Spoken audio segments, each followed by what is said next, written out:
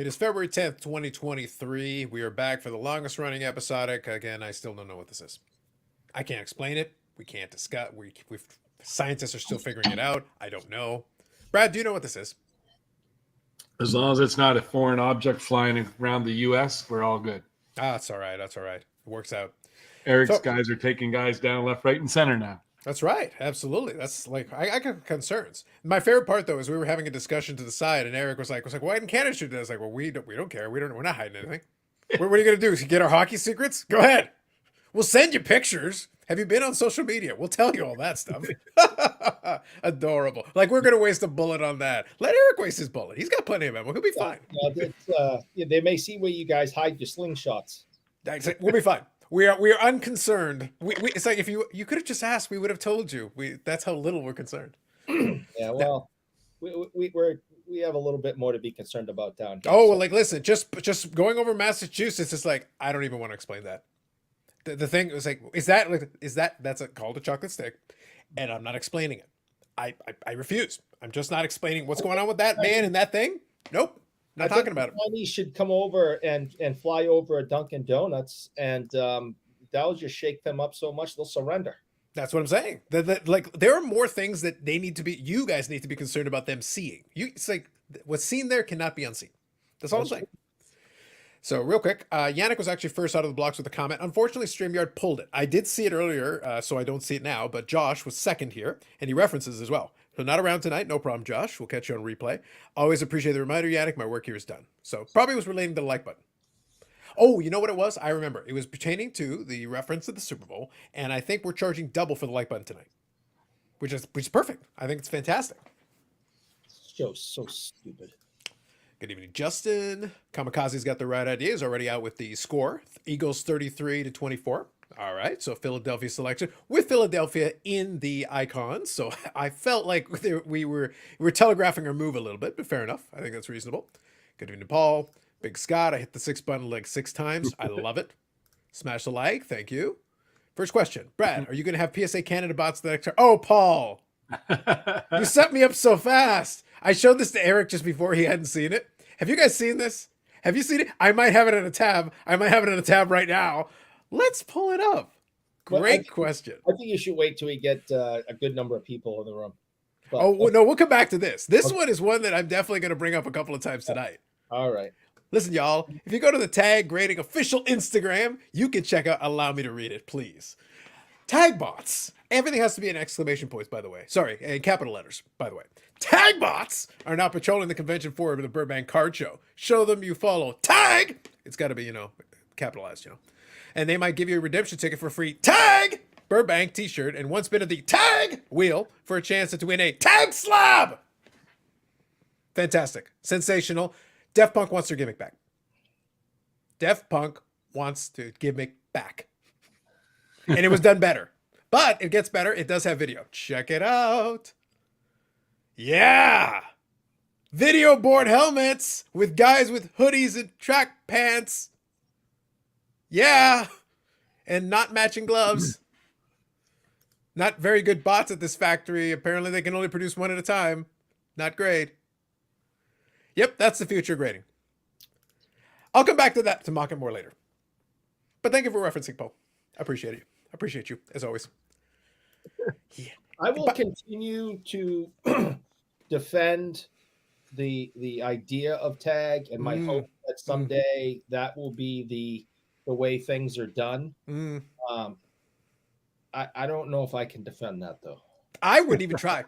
I would genuinely just immediately like white flag a surrender and just like I'm don't. Yeah, there's my mother, who we know does listen, has always told me that unless it's Beckett, she says that if I have nothing nice to say, I should not say anything at all. So I think I'm going to listen to my mother on this one. I think it's fair, and in honor of that wonderful promotion, it's coaster time. Good times. Provided me directly from the tag bots. You can choose whether it's the tall one or the short one. Your call. Makes no difference.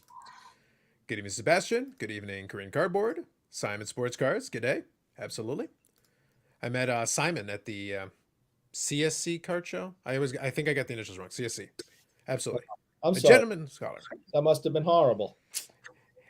It was wonderful. Everyone appreciated it. Uh, A gentleman and a scholar.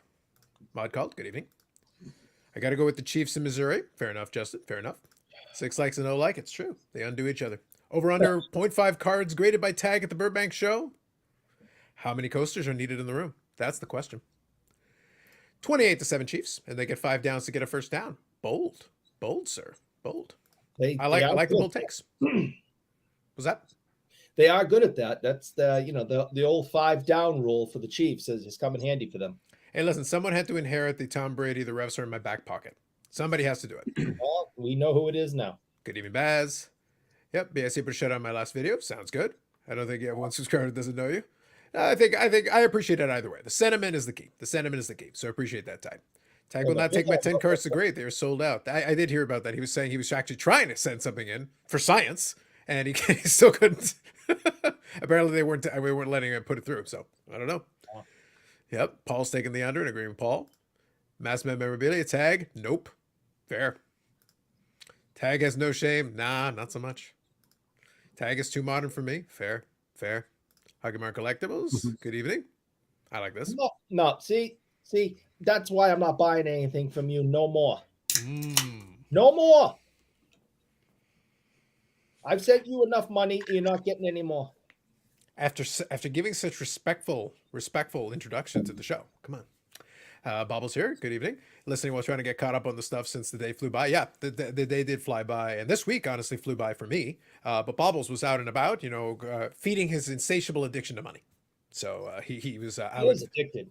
Yeah, it's insidious. It's crazy. Probably went to like 4 auctions, probably like bought up 5 storage containers, went to a card shop, bought a box of something, ripped it. I mean, well, I sent him a YouTube link to one of my favorite like flipper channels. There's a couple out of Florida that does a lot of stuff. They've actually been very successful. I like the channel. I watch some of the episodes, their vlogs and stuff. They do very well. They do a lot of vintage T-shirts and stuff. Like they do very well with thrifting and that stuff. I enjoy it. Like it's a genre. Again, it's like anything else, right? YouTube, entertainment or information. For me, stuff like that, it's just interesting to watch. But if you're somebody who's interested in that kind of stuff, like Bobbles has definitely gotten into kind of I won't say thrifting per se, but like thrift stores are an avenue with which to get stuff that you can flip. It's arbitrage, right? You find something and you say, actually, that's probably worth more than what the price tag they put on it. You go and put it in a different venue and sell it. Good old fashioned arbitrage. Company has to make money to be a good company, but they will not take my money. Maybe one day they will take submissions. Perhaps. Tag has a new description of the slabs. Minimum slabs graded. MSG? No MSG. Look at you, Baz. Look at you. You have $500 to resell. Are you buying one sweet card or multiple $50 to $100 cards? I'm in the multiple cards. I've always done well with lots. I feel like you can get great value in lots. Negotiating one great card though is a totally viable strategy. For me, getting a lot gives me an opportunity to make some money on each card potentially, or a couple of cards could be a really good score and you get it as a bundle, and that $500 gets you more value. That's how I've kind of approached it before. That's kind of my thought. Brett, any thoughts on that one? Yeah, again, depends on what it is. Yeah, I'm 50-50. Could go either way. Yeah. I just go with the math for me. I just find sometimes, like, I actually have a lot that I was looking at. It's like, and I was like, I really don't want to spend more money necessarily without taking some in. But I went and looked at it, and it was funny enough, $500 what they're asking for. But they have a best offer, and I'm sitting there like, but there are 50 cards in the lot. And I was like, I know a couple of those are way above that $10 average. And I'm sitting there like crunching numbers in my head. I'm like, if I offered 400 and they took it, all of a sudden I'm starting to do like the number in my head. I'm starting to crunch and I'm like, I could probably make that profitable. But it's kind of, you have to look at the lot. That's why I say I like lots for stuff like that myself, but to each their own. I think you can make a pitch and argument either way. You're muted, Brad. That was a profound thought you had, but it was. I said if you double that, it'd be a no-brainer for me.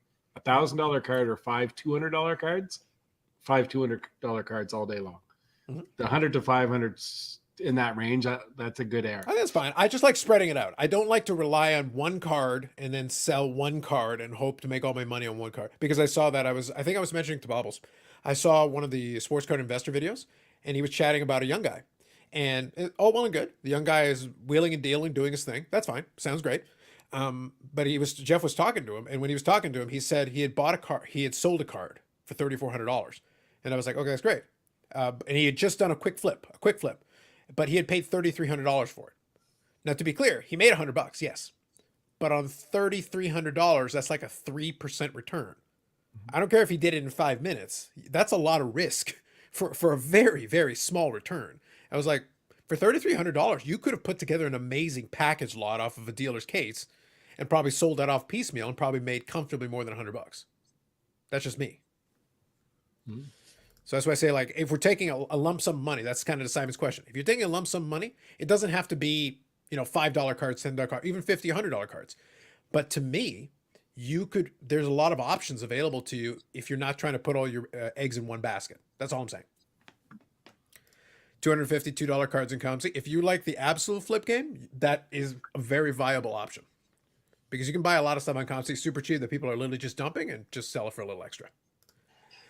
But it does take time. That's a volume play. Question: was tag created just to sell the tech? That's what it feels like every time they do some of this stuff. That's what it comes off like. Good evening, Tom. A Big Scott says Eagles 27-17. All right, a lot of Eagles love. Okay, gotcha. The miss is going to have a heart attack. Her Kraken has been struggling since the All-Star break. That is unfortunate. So, Bobbles, is she watching at the moment? That's what I need to know before I make my next comment. Actually listening to this. You're trying to figure out if you should be incurring the wrath of Mrs. Bobbles. So you're trying to figure out. Yes, because I want to know which way I should go on this fork on the road. Because if she's not listening, I got plenty to say. If she is listening, I just want to wish her a wonderful evening. Wow, the duplicitous, two-faced nature of you, Bougie Eric. There's quite a bit going on. Oh, there. She's not here. Oh, then here we go. Then Kraken's not winning. Kraken is my least favorite team since they came in and they beat Boston and gave them their first home loss of the season. So the Kraken can go pound sand and jump back in the ocean and take their little expansion team and just go for a swim in the Pacific. They're dead to me.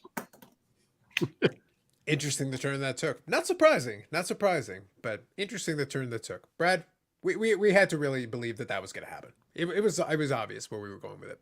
I agree. So, Matt here, good evening. Chiefs 31-28 per NFL script. We do want to adhere to the script, so that is important. They ran into Devils and got their Kraken kicked in. Look at you, Paul. Look at you. Justin says, sometimes an NHL team needs a kick in the ass, Bubbles. That is true. I'm running out of room because of the quantity of the $5 to $100 range, so totally that side of it with you. Yeah, you don't want to overdo it, though. I don't want to fill my house with stuff. But I think there are opportunities in some of those bulk lots. I've done well with those over in the past. But again, you got to be willing to take a certain risk with that, too. But you are spreading it out a little bit. UGA 65, TCU 7. Not really a prediction. Just enjoying back-to-back national titles for my alma mater. Enjoy it, Carlisle. Enjoy it. Time stamped. I'll be sure to share the message. Excuse me. I was only kidding. I have a great amount of respect for that team and franchise. With Ronnie Franchise running it up in the front office. Big fans of the Kraken. I wish them nothing but the best of luck. Indeed. Anything else you want to dig yourself into, Eric, before we move on? We got 4 hours. I'm sure. Oh, we got time. Yeah, we'll come back around to it. There's plenty of time. It's a good warm up. It's a start. I have not yet mentioned this evening that I hate bread, so that's out of the way, and we can move on from there. The opening ceremonies have gone in. Go ahead, Brad. He was being nice to me. I was rather impressed. No, you were confused. I was. Yeah, that's it. I was confused. It's been such a long week. Like I'm so tired. So I jumped off somewhere. It's like right now I'm not my usual stuff, but I wanted to jump on for a bit before I get since we're talking about Kraken. Oh, there you go. Nice. So so this is the team juniors. Okay, so what? Obviously, what's the big pull? I know Connor Bedard, but I'm just saying, like card wise, parallels, memorabilia. What are you talking about here? Yeah, there's auto jerseys, there's exclusives, high glosses. There's a whole whack of stuff in there. So all right. Super excited. Gotcha. All right. And So how I'm much gonna were the try boxes to- running for? What was the moving for that? They're selling for like $400 now. Jesus. Okay. But yeah, I don't. last year's are selling for like 800. Well, isn't the cup like 1,300? Yeah, It's up there. The cup's going to be more like 1,500 Canadian. I believe it. Yeah, yeah. Yeah, 1,500 Which is Canadian. which is nuts. If you take the amount of cards in a pack, in a box, you're behind the 8 ball all the way through. Yeah. I don't understand. Now, obviously, we all know I don't collect modern and blah blah blah, and I don't chase prospects. We all know that. I don't understand why a person would dump a ton of money trying to crack these boxes to get a Bedard card. I'd say that 5 times fast.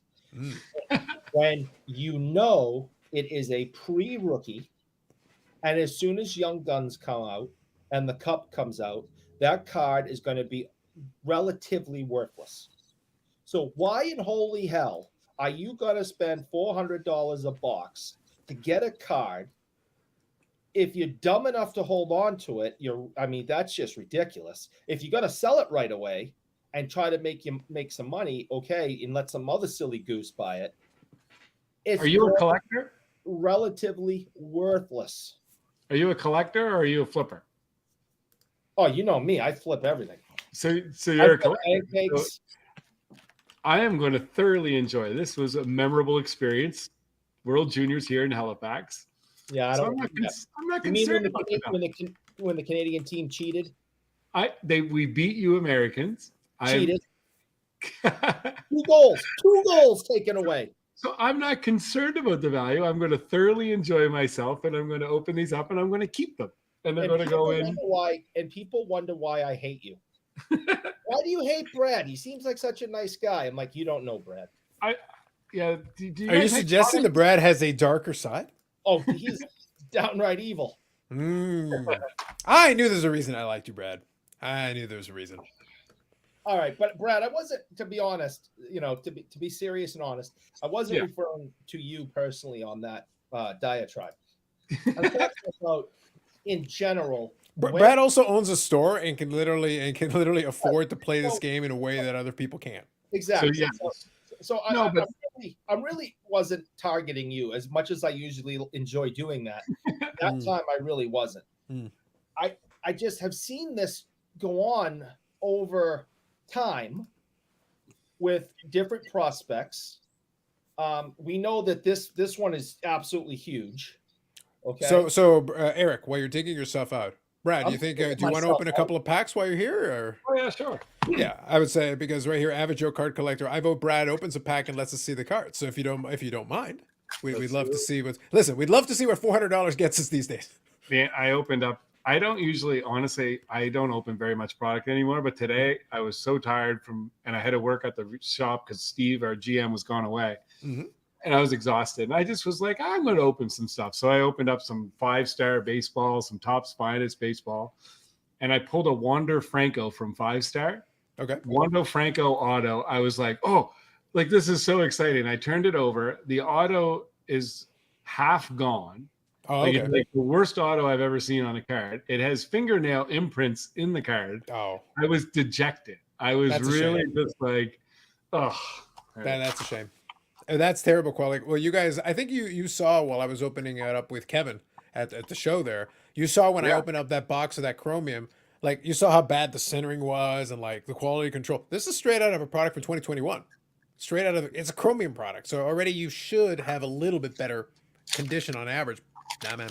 Roller lines, refractor lines, all kinds of stuff going on there. Not great. All right, so here we go. Hold on. You get the kit. Yeah, he's got the Connor Bedard there. Yep. Connor Bedard, base card, but still. Looks like it could be a PSA 10. There you go. So, Mass Man member says sell smart to the chat. You pulled the kit on your first pack. Base card, but still, I like it. I'm going to do the set. Bob Jackson here was the Wander card hard signed. Yeah. Let me grab it. Sure. Yeah, no problem. Yeah, I figure if Brad has it around, it's always interesting to see. Like I said, I'm too rich for my blood and not something that I'd be interested in, but I'm certainly interested in checking it out. I'm curious. Back in the day, you could open a pack and still enjoy the cigarettes if the card sucked. That's way back in the day. Yes, Carl. Way back. We got to go a little bit further back, even before Bougieric. Yeah, Hard to believe, but there were times before then. I mean, I grew up with at least getting some gum, but no cigarettes. Gum is a strong word, sir. I'm Yeah. not sure if gum is what I would call it. Pink pieces of cardboard. Yes, basically, with like some powder on them. Yeah. Oh, that powder was so. That's what I'm getting at. Like, I think gum is a strong word, sir. Yeah. A lot of stuff was so bad. And even when it was, quote, fresh, it still was You have to bad. just tilt it. Not just tilt it so the back, the bottom is forward a little bit. Yeah, it's a little hard to see. It's overexposed. I know, right? Yeah. Too bad. Oh, wait, there we go. I can see it a little bit. Yeah. But like the top part of it, like you can't really tell, but the top part of the autograph is like faded. Looks like it's gone. Yeah. And there's like 2 big fingernail imprints in it.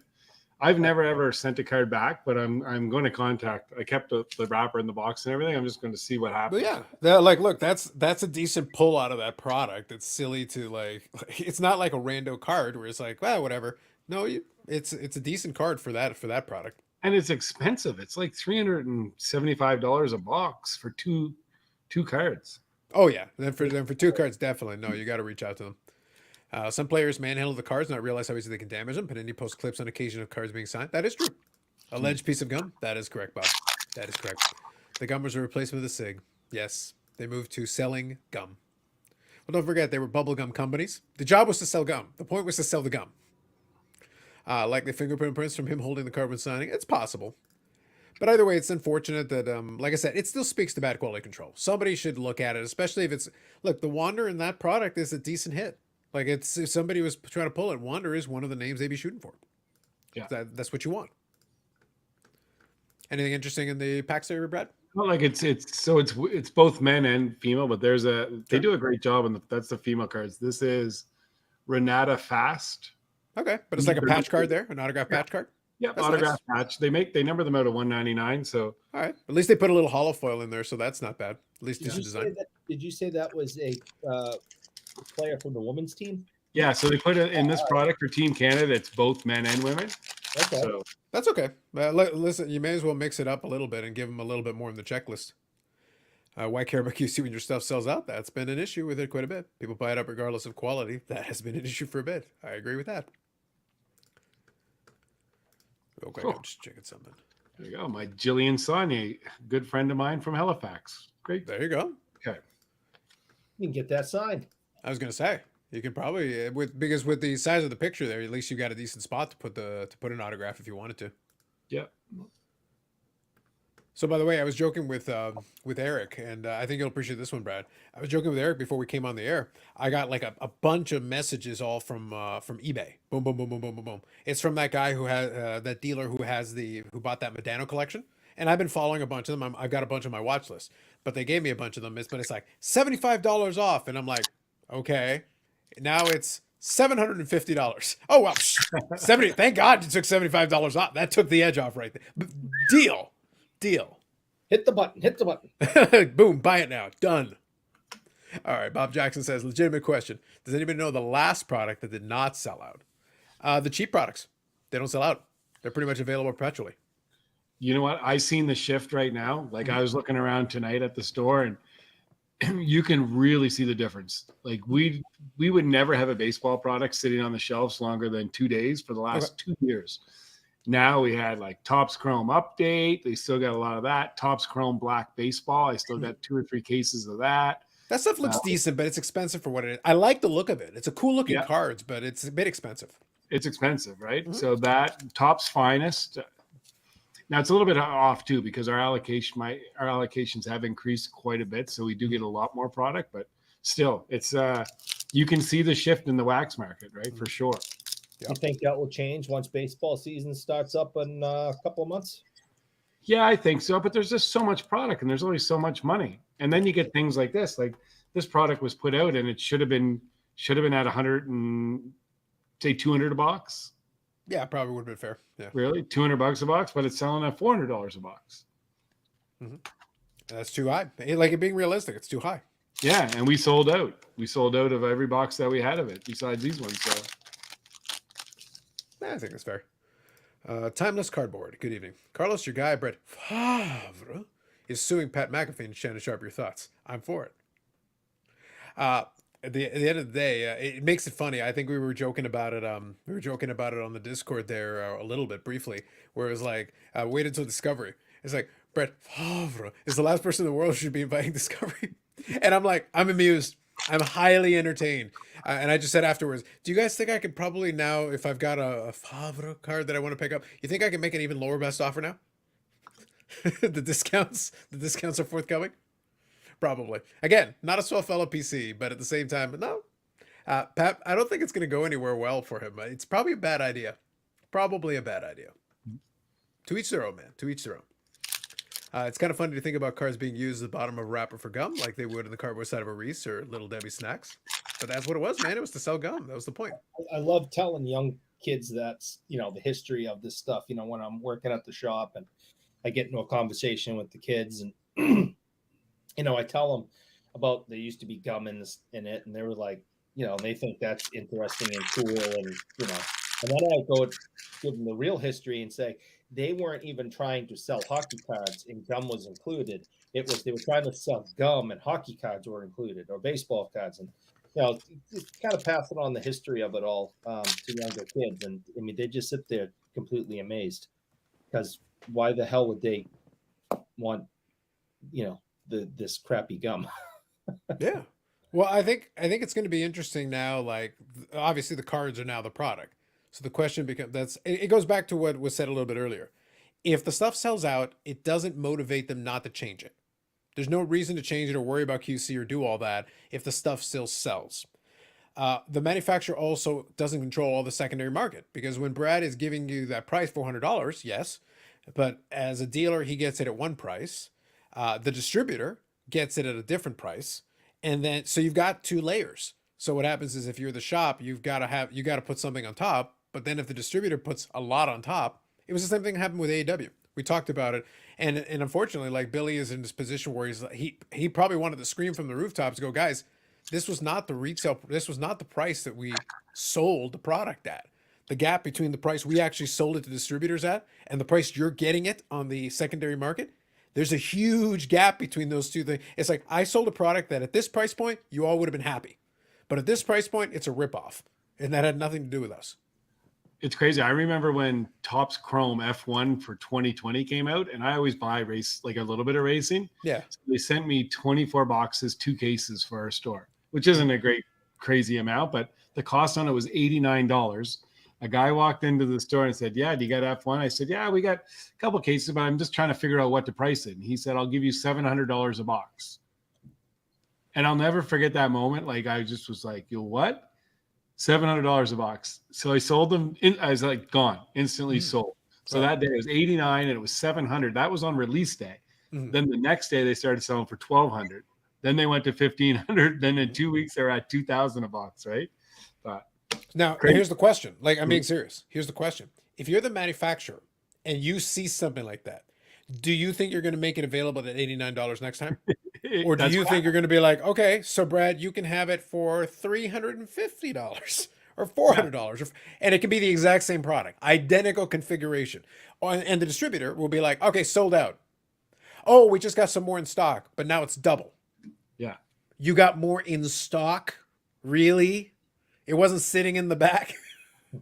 Mr. Distributor Man? Are you sure about that? And then you look at Topps Chrome this year, F1. I think it went to 220 or 230 a box was cost. And I still got, say, if I got another 2 cases or 3 cases of it, I still got a case and a half and it just doesn't sell. Yeah.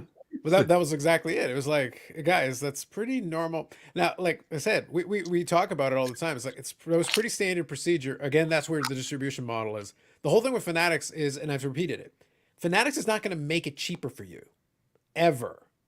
What they are going to do, and what's going to make it real interesting, is how much of the pie they're going to take for themselves, and still the end consumer is going to pay about the same as what it cost them before. They're just going to take a bigger piece of the pie. So Kamikaze says there's a chance serial number on boxes doesn't that what's inside doesn't help. That's been going on for years, man. There's literally blowout posts going back 6-7 years where people kind of figured out the code inside the box. It wasn't an issue then. Now it's an issue again. It's like, okay, but that's been known. Also, correlation patterns, where in a case a certain box is that happens to have a hit. That's been known for years on a lot of products. Not every product, but a lot of products. And people figured that out. And then the oldest days, it was the correlation pattern on the cars themselves. When the 86 Fleer Jordan thing happened and the influencers were opening up boxes and people were like, this is weird. How do they know it's weird? Because there's an established correlation pattern. Well, Fleer didn't make that available to people. People figured it out. They're like, it's this card and then this card and then this card and then this card. It's a certain numbering sequence. Well, that's a correlation pattern. You can figure that out, right? My favorite correlation pattern was Johnson, Johnson, Johnson, Johnson, Johnson. Bob says, oh, we just filmed 4 more in the warehouse. It's now 300% more. Facts, sir. Facts. 2020 was such a unique year. F1 hadn't had a mainstream set with a print run since 1992. Paul's speaking the words of the F1. I know. That's his thing. Blair Turnbull, another Nova Scotian. Oh, okay. Player. Yeah, another base card there? Yeah. Did they have any parallels in that one? Yeah. Oh, there's a ton. There's a lot. Okay. Is it like one every couple of packs or? Yeah, I think like there's a ton of exclusives. There's a whole bunch of different things. I'm trying to get it organized here. No worries. Do your thing. I'm just going to read in the meantime here. Billy's Card Corner. Good evening, everybody. First time getting to really catch the stream live, but I've watched the last few while I was at work during the week. Glad you could join in. Thanks for popping in. Maybe if Brad bundles those boxes with cigarettes, he could turn over his inventory faster. Facts. It's going through here. MTG was notorious for driving up initial wave prices because holding half or more back crashing in next waves. Yep, absolutely. Very true. There's also real interest. Imagine basketball not having a product with a mainstream release for 3 decades. Not quite 3 decades, but there was a long gap between, what was it? There was a gap between 61 Fleer. So you had a gap between 57 Tops and 61 Fleer, a gap between 61 Fleer and I want to say the Tall Boys. I don't remember what year that was. So there was a gap there. And then they had another gap before, I think they went from 81 Tops to 86 Fleer. I think that was the next one. Obviously you had the star cards as well, but 86 Fleer was the next like regular-ish product.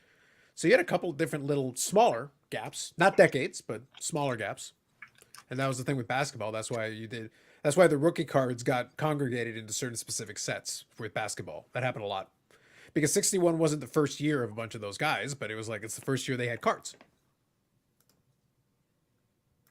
Tall Boys 6970. Thank you, Bubbles. Appreciate it. Yeah, I knew like even though basketball's not my forte, I do remember like conceptually some of the gaps in there, but yeah, so that was like an 8-year gap there. Imagine all the players that started playing in the middle. I think that's Kareem's rookie card was the 6970 tall boy. I think that's right. Yeah, that's right. The Kareem is a tall boy. That's true. Yeah. So is Cowens. I think is the Dave Cowens that same year. I think it is, but it could be. Was he the first guy to get a 3-pointer in the NBA? No, that was Chris Ford. Again with the car guy. Are we sure about this? This sounds like you're just making it up now. I'm gonna need to hit up the Wikipedia on that one. R.I.P. Mm-hmm. Let me scroll through here. Yep, Lou Elsendor. Thank you, sir. If this was 1911, Brad would be smoking a pack a day. Probably true. From 0304, 0506 gap in hockey cars was brutal. Yeah, there was a bit of a gap in there. 0304 though was a really good year of products. They had some nice. We were joking earlier, and we'll see if we can bring him on later. I've reached out to him, but I'll do quickly your segment. Where in the world is named Cardinal? Go ahead, Eric. Oh, good Lord. This week's episode of Where in the World is Named Cardinal. Name is traveling the globe on a press tour, trying to hawk his upper deck cards that he participated in making and with Upper Deck Company for Indigenous hockey players. I think he's in Prague at the moment. I think his next stop is somewhere in Switzerland. I'm not sure, but he hopefully soon he'll be able to join us on this little tiny show and talk about the hockey cards he helped Upper Deck produce. Yeah, we'll definitely see if we can manage it. We did talk about it way back when it had been conceived, and he had started, I think, chatting with Upper Deck to work on it. But now that it's come to fruition, I think it'll be interesting to see what comes of that. We'll be definitely happy to check it out. Well, he has to come back from Europe first, but hopefully we'll definitely see what we can do. For us. We'll definitely see what we can do. Jerk. Hey, listen, man, it happens. Works out. Now, here's what's going to be interesting for me. Talking about 03, 04 to 05, 06, because then you had the lockout, And the lockout obviously messed things up. So that's obviously a big one. But, it happens. It happens. But like I said, 0304 was really good products. I enjoyed that. But then, yeah, I think I want to say 0405, Brad, was the year where basically there was almost no product. Because I think that was basically where they had a lockout year. Because I know Medano's checklist that year is 35 cards for everything. All variants and everything, which is, and at that point, his checklists were 300 plus cards per year. Yeah. And all of a sudden it's down to 35 because, again, they released almost no product. So there just wasn't a lot of stuff out there that year. Then gave us the great double rookie class of 05. Yeah. Yeah. And then obviously 0506, then you got the double rookie class to your point. And then all of a sudden things took off again because you got Crosby Ovechkin and boom, we're off to the races. Nice subtitle text, Eric. Oh no, I've seen it. Not only all right, he's got it all. He's got it all in the semi-ridges too. Oh yeah, ready. All right. So what's the front card? That looks like, is that like a sub? So the one in red, the front one. Oh yeah, perfect. Yeah. So is that like a Starkling insert or a standout. subset or was that? Yep, subset Starkling standouts. Ah, Bedard. Very nice. Okay. I like it. Very nice looking card. that looks all right. Yeah, I like Then it. I got the other one. This is like a red variation of the base card. Oh, okay. So that's what it is. Bedard. And then Bedard has two different base cards. Well, he might even have three. So I like when they do that. That's actually a good idea. And then I got two other Bedards that have ding corners. Yeah. So, It's interesting enough. It's okay, but like $400 a box, that does feel a little cheap. It feels a little light. It actually feels like basically a flagship product, but for Team Canada. yeah. So you got one. I'm just going to pull out those. and you could sell all those for big bucks tomorrow at the store. I'm keeping them, Eric. I'm a collector. I understand that. I said you could. As a non-collector, you wouldn't understand. Check your subheading, man. Not my fault. I see the subheading. It speaks truth. Back in the day, it was your whole name. Now it's your subheading. You are this far behind Brad on my hate meter. Oh, I can do better. I can do so much better. I strive for more. That year saved modern hockey. There you go. We'll wax this Brad opening. Fair enough. Sorry. Yeah. So what is the product called? It's just like Team Canada, or what? Yeah, what is the specific? Team Canada Juniors 2022. Okay, it's Team Canada. And Juniors. it includes Team Canada women besides the juniors. So Yeah. and then you got four jersey cards Okay. in the box, which is In a nice. box. And all game used. Okay. Then I got the jersey patch auto. Yep. And then I got three cards that are pretty cool looking, numbered out of 149. So that's Matthew Nord, but I also got Adam Fantelli, who's just looks pretty good. I think I might send that in for grading. All right. Not bad. Not bad. I'm just debating if I try to do like I'm going to do a base set, but I might do, I don't know. It all depends what happens, but I'm definitely doing a set. I'm not going to do the autograph patch set, that's for sure, because Bedard's, unless I pull a Bedard, because Bedard's just too much money. So I think it's fair. I just struggle with the price point. Like it's rough for me. I don't know. We'll have to see with that one. I'm not sure. So let's see here. By my comment that in a relatively short period of time, the prices on the stuff's going to fall through the floor. So, see, well, I think this product, the prices will maintain and they'll actually increase a bit because it's very limited. It's not a lot of it out there, and you're not going to have Bedard in a product again until potentially Series 1 Upper Deck, if all goes well. So the Connor Bedard hype, what cards is he going to have? These are the cards that are going to be in the market right up until the start of the NHL season. Now, I agree with you. Once the NHL season starts and his young gun comes out, that changes everything. right. But the other thing that it might be a little bit different is it was such a historic performance that he put on that this is kind of, it's cool. People are going to remember Bedard in the World Juniors for breaking all the records and doing what he did. So we'll see.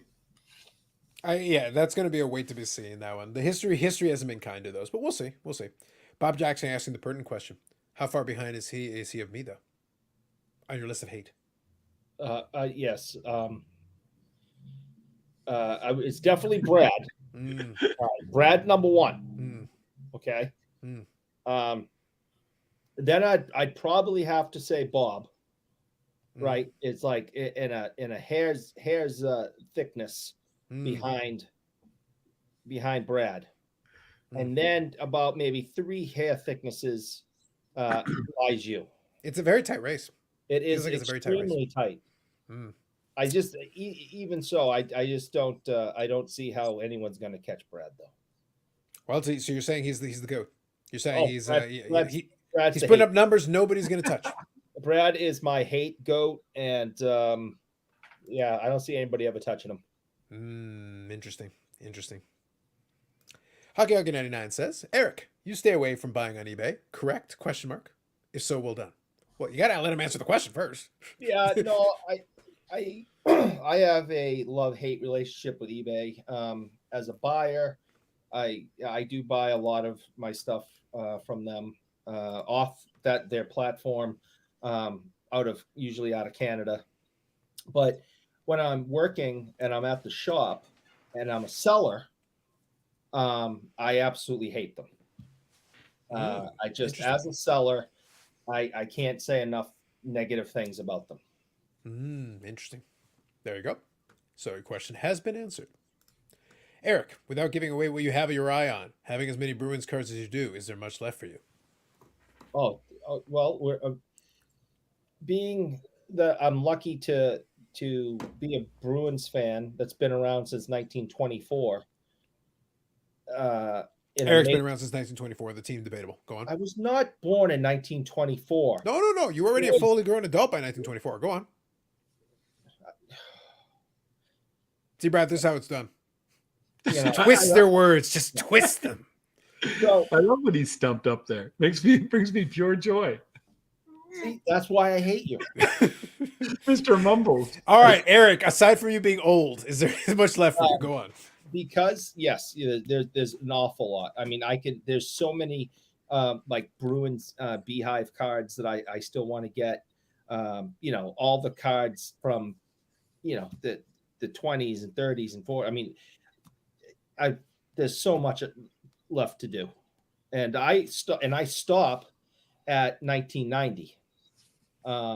So from 1924 to 1990, it's unlimited. Yeah, there's at least $20-$30 worth of value there in Bruins cards. That's at least $20-$30 easy, and maybe even American dollars. And maybe I'd be able to purchase the $20 or $30 worth of Bruins stuff that I have to get to fulfill my collection. If jerks like you and the IRP and Big Scott and Bobbles, and you don't keep stealing all my goddamn money. But it's going to a good cause. No, it isn't. It's a wonderful cause. No, it isn't. Wonderful cause. All right. I have indulged hockey's fascination with you enough. Moving on. Kathy, good evening. Hey guys, how's your dad doing, Carlos? Doing well. He is improving. He's still in the hospital, but he's steadily been improving. He is still annoying people, so that's working out well. And apparently he's eating well, so that's good. So it's we're making progress. I did get an update today, so far so good. They're pleased with the progress. Steady improvement. We're working on it, but I am keeping an eye on that. I get some hobby news. Go ahead. I got some hobby news to share. I don't know if anyone in the chat might, or some people might not care, but Steve Sloan's last day at PSA is today. So really? Okay. Yeah. So he, I'm not exactly sure. We were emailing back and forth, but today's his last day, and he's on to some new adventures, which I'm not sure of what they are. But he's kind of like the last of the old guys, I guess you could say. Not saying he's old, but I'm just trying to remember. Steve operated a little bit of time as the president of PSA, or no? He was president for quite some time. Yeah. So I thought so. So he had stepped down from being president, but he remained with the company in a different capacity, kind of helping them out with it. So this is out of the organization entirely. This is actually out. Gotcha. Yeah. Correct. That's what I wanted to clarify. I was pretty sure he had been president a long time, and then he stepped down as that, but still hung around. And I know he was on the PSA Canada podcast and stuff, so he was still doing stuff with them. Yeah. So he was on the he was head of marketing, I think. He had moved on to a different role. That's right. He was with Upper Deck before he started. Makes sense. Got it. Perfect. Well, there you go. Real quick, I'll get caught up here on these ones. I had to point out to this. It's like, well, somebody's got to be his fan. And Justin's his fan. That's why I got questions about you, Justin. Moving on. Bob says, nice to know I'm in good company. Facts. Eric is so full of hate. Who hurt you? Everyone, including the raccoons. Bob says, you just said you were around since 1924. I heard it too, Carlos. That's right, Bob. Absolutely. When 1995 is considered vintage, will you expand your Bruins buying? Probably not. Disgrace. Pure disgrace. I Hit the don't like button so Eric pays. Pay up, Eric! Exclamation point. Shut up, Bob. Just a jerk. Eric and Bobby Burrell have a hate on for post 1990 cards. There must be good Raymond Borg cards from the 90s. There are tons of good Raymond Borg cards from the 1990s. A lot. I kind of like, sound like I can't get my foot out of my mouth at the moment, but I do have Neely and Borg cards. But I don't have Joe Thornton cards or Sergei Samsonov cards or Bergeron cards or Do you have no Marchand cards? I don't have any. Not even all-time great Anson Carter? There might be a base card in a box somewhere up in the attic. But I liked Anson when he was here as a player. I thought he was great. I'm saying. Listen, I collected in the 90s. So when I was flipping through, I saw Anson Carter and I saw a bunch of different players on those teams. It was very interesting. And I thought it was wonderful that he came back, put his Bruins jersey back on, and represented Willie O'Ree on Willie O'Ree night. Willie's obviously he's very old. I believe he lives in California. COVID was still, a really big deal. But when they retired his number here in Boston, number 22, they had, Anson Carter come out to represent him and raise the banner. And I thought that was wonderful. So I'm a fan of Anson. And I think he's doing a great job on TNT and NHL Network and stuff. So we got some questions coming up here. I'll quickly zip through a couple of these. Bear with me. Thank you, Justin. Let me quickly scroll through. Brad breaking the news. True. Carlos, how many old school candy striper jokes does your dad share with the nurses? We can't count that high. And I'm not talking how Eric can't count that high. I mean, like, we really can't count that high. I've got the supercomputers working on it. We'll find a number for you. I'll get back to you. So this one, Brad, did you see the Sports Car Radio intro yesterday? I scanned through some of that. I didn't actually pay attention or catch the intro, but Hockey 99 seems to enjoy it. I know they had a rap song that somebody made that they were talking about. I don't know if that's what you're referring to, but otherwise I didn't catch it. Did you see the Sports Car Radio live stream at all? Nope. Yeah. So there you go. Answered your question. I do actually have a Ray Bork autograph. Took me a while to find on eBay. Everyone always spells his name wrong. Facts. I'm surrounded by them at the moment. Lucic. Eric, what about the Reggie Lemons? This one there. That's the closest one to grab. The rest of that's post 1990. I had him sign that the other day for me. We are currently in post 1990. So Hockey's assertions about you are lies. Interesting. Reggie Lemlin's rookie card was 1981. But you have more recent cards of Reggie Lemon. That's the official pronunciation. Go on. Yeah, he retired in 92. And there have been like jersey cards and etc. made, autograph cards, and which is still post 1990. But Hockey's original comment was that you hate post 1990, refuse to acknowledge it, and yet you have post 1990 cards. Listen, I don't want to play anymore. This game is stupid, and I don't want to play anymore. I quit. Listen, it's not my fault that Hockey 99 is spreading lies about you. I'm trying to correct the record. Brad, I'm trying to correct the record over here. I agree 100%. We cannot accept this. Mumbles was having a hard time today. Shut up. Are there still companies out there that buy back other companies' sports cards, stamp them, and reissue them as buybacks? Well, minus the stamping. That's basically what Leaf does. They have a repack product. No Jim Carrey cards, Glenn Murray, Steve Shields, PJ Axelson. Going for the deep cuts. PJ. Loved PJ when he was here. Going for the deep cuts. Bergeron, Marchand, Char will be Hall of Famers. Eric should give it the program to start collecting. Now you're telling him to collect post 1990. Ray Bork, wasn't he a spokesman for Campbell's Pork and Beans? Possibly. Hockey 99 says the rap song was great. It's like, the rap song was fine. I if it's the rap song, then I heard it. This is like athletes who do comedy. Oh, you're hilarious for an athlete. That was a great rap song for a non-rapper. But sure. What was that thing Bork was holding? The Stanley Cup. Hey, we supported him. We threw a parade for him when he won it and retired and came home. He still lives about 20 minutes away from me. I see him every few months, and he's one of us. Mm. Didn't Chara start in Boston? No, Started in started Ottawa, with the didn't he? Islanders. Oh, the Islanders. You're right. His rookie card is the Islanders. That's true. Islanders, It was Ottawa, brief though with the Islanders, right? Very Boston. brief. Yeah. So it was Islanders, Ottawa, Yeah, Ottawa. I Boston, remember. Washington, Islanders. Yeah, the Islanders one. I completely forgot about that. I'm impressed. Good I job. mostly remembered his stint in Ottawa early on. That was the one that I remember associated. But you're right. Yep, on the rookie card, he is on the Islanders. I'll start off with this one. And I don't Eric. have a rookie. Eric, where do you stand on grapes? How do you feel about the fruit? They eventually become raisins. I like green grapes more than red grapes. Do you have someone to feed them to you? Is the important question. Well, I see if my mother wasn't listening, I would make up this big lie about how my wife waits on me hand and foot and feeds me grapes. But if I said something like that, But if you wanted more truthful, you could say she throws grapes at you. oh, she throws lots of things at me. There you go. Grapes could be amongst those things. Shoes. She really likes shoes.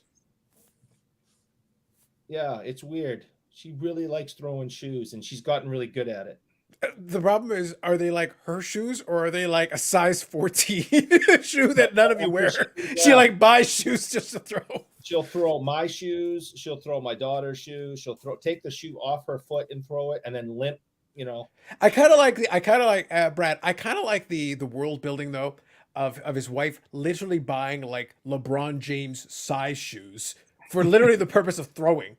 No one is ever going to wear them because no one can in the household. But it's literally like, what's the biggest shoe I can find? Do you have them in clogs? She has one of those Shaq Reebok pumps from the 90s, and it's in Shaq size. Case. Yeah, it's in a glass case, and it says "break glass in case of emergency." Mm. So, when she really gets pissed, she breaks that out and throws that at me, and I wake up 2-3 days later. I think that's fair. Can I time out Eric? Tempting, man. Tempting. Paul, use the power responsibly, but I trust your judgment.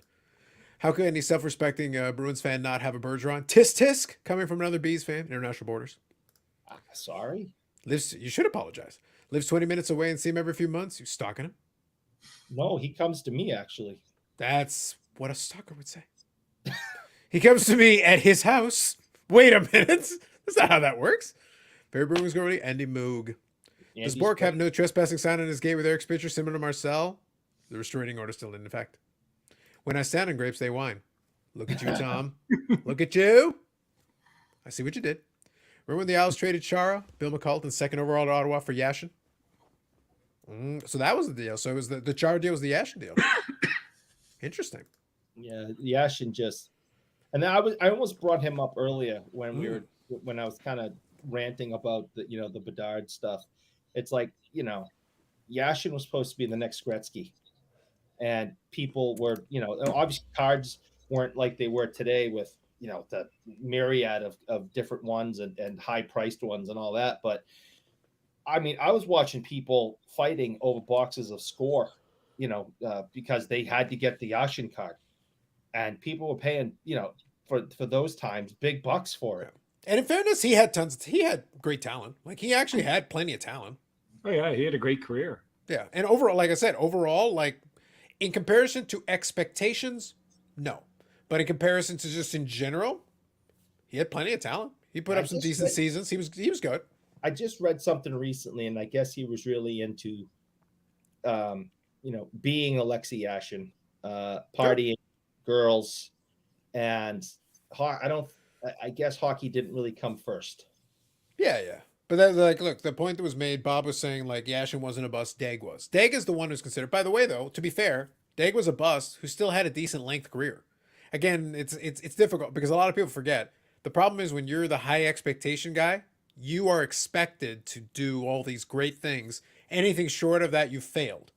But you consider it in general, it's like, but think of how many guys try to get to the NHL and maybe have a cup of coffee, and that's the best they can do. Or they get really close. They play high level. The amount of people in this country who have played high level hockey and never quite made it to that level. We have a lot of fun. We chat with Brad. We've seen the pictures and everything. In order to get to that position, Brad had to play a lot of excellent hockey. at a lot of different levels. So it's like, Brad, you can kind of speak to this. There's a lot of really good players who will never play in the NHL, but they were really, really good players. And you put them in the rec league with a bunch of folks and they school them, make them look foolish. Yeah, no, absolutely. I always said there's a lot of luck in being in the right place at the right time and the right fit with the right coach. And I say that when I talk about 60 to 70% of the players in the NHL. You have your top 5%. They're there just purely based on an unbelievable talent, work ethic. Like they're just the elite of the elite. Mm-hmm. And then you have another level, and then you have the rest of them. And if you have the right opportunity with the right coach, the right fit, you can just make a career at it. And there's just so many guys that don't. Yeah. And I say anyone that played one game in the NHL, hats off to them. What a major accomplishment. Just one game. Like, did you hear what Panger said the other night on live TV? Probably because it was probably not because it's down here, but he said that his first practice with Chicago, he knew he didn't belong in that league. It just, I mean, he had like, I think we had at that point he had Savard was there. I think Michel Goulet might have been there at that time. I mean, he went down a list of like Hall of Famers. Like I think Chelios might have been there. I lose track of exactly who was there at that time, but he said, I mean, after 5 minutes in practice, he's like, I don't belong in this league. Yeah. You know what? I remember when I was at the San Jose Sharks rookie camp and afterwards was the main camp and the guys came out, Makarov and Larry Onoff came out on the ice and I watched them guys and we were on the ice and they were just kind of passing the puck back and forth, doing their own little thing. And they were at the end of their career. And I had that same type of a moment where I looked, I was like, whole other level, like there's that uppers, like, it's crazy how talented that these guys are. Yeah. Well, that's the reason why, like, look, again, the whole thing with the show is that we'll have our fun, we'll have our thing, but also some moments of lucidity. And then when it comes to stuff like this, like, yeah, they're a bust. There are people that don't quite get to what the level of expectation, but it's like, I will remind you, even Alexander Daigle, as much of a bust as he was relative to it, still had a career in the league. Was still a multi-time 20-goal scorer. He had a 20-goal season late in his career, I think, for Minnesota, if memory serves me. I might be mistaken on the exact, but I remember. But look, he still was able to score 20 goals in the National Hockey League years after he was no longer a highly touted prospect. He had already been, cast aside as an official bust, and still was able to have a decent career, make a living doing it professionally. You could do worse. There's a lot of guys who tried really hard and couldn't even get that far. Yeah, absolutely. So the kid had to have talent at some point for somebody to believe that he was at that level to then draft him that high. And sometimes they still get it wrong. So it is what it is. Real quick, I'll answer this one. We're seeing videos out there saying the market is stabilizing. Eric, Brad, as card store operators. Ooh, you're operating the store now, Brad. So you're operating the store, Brad, and you're operating the store, Eric. You now run the store. Some days I feel like I'm operating the store. Well, now you're operating it. So where do you stand on this? And Carlos is a respected hobby critic. Oh, look at him trying to butter me up. I'm watching you, sir. I'm watching you. As a respected hobby critic, where do you stand on this? So look, you guys first. As the operators of the card shops, as the operators, please. It's like, please, Mr. Eric, as a hobby operator. Has the market stabilized? Are we still doomed? Are we going down another 800%? Is the end nigh? I think a lot of it's going to have to do with the recession. I think if the recession was not happening, I think, again, I don't want to sound like a jerk here, but I think my predictions from last year would be 100% accurate, where they, I said the prices couldn't hang there forever. They were going to come down, but they were not going to come down to the point of pre-COVID. They'd still be above. And I still think that is the case. So I still think we're doing, yes, you're a wonderful human being. So I still think that we're in a good place because we're still better than pre-COVID. Mm-hmm. Can I make one quick point just to piggyback off of that, just to kind of help with this a little bit, just to help it along? The market is a misleading term. There is no the market. because they're different. These different categories, these different niches, and they operate a little differently. They're not directly connected. There is correlation, but there's some stuff that sells for pretty much about the same as it did a year ago. Pretty much about the same as it did 2 years ago, 5 years ago, 10 years ago. It really hasn't moved, really up or down in either way. Really crazy.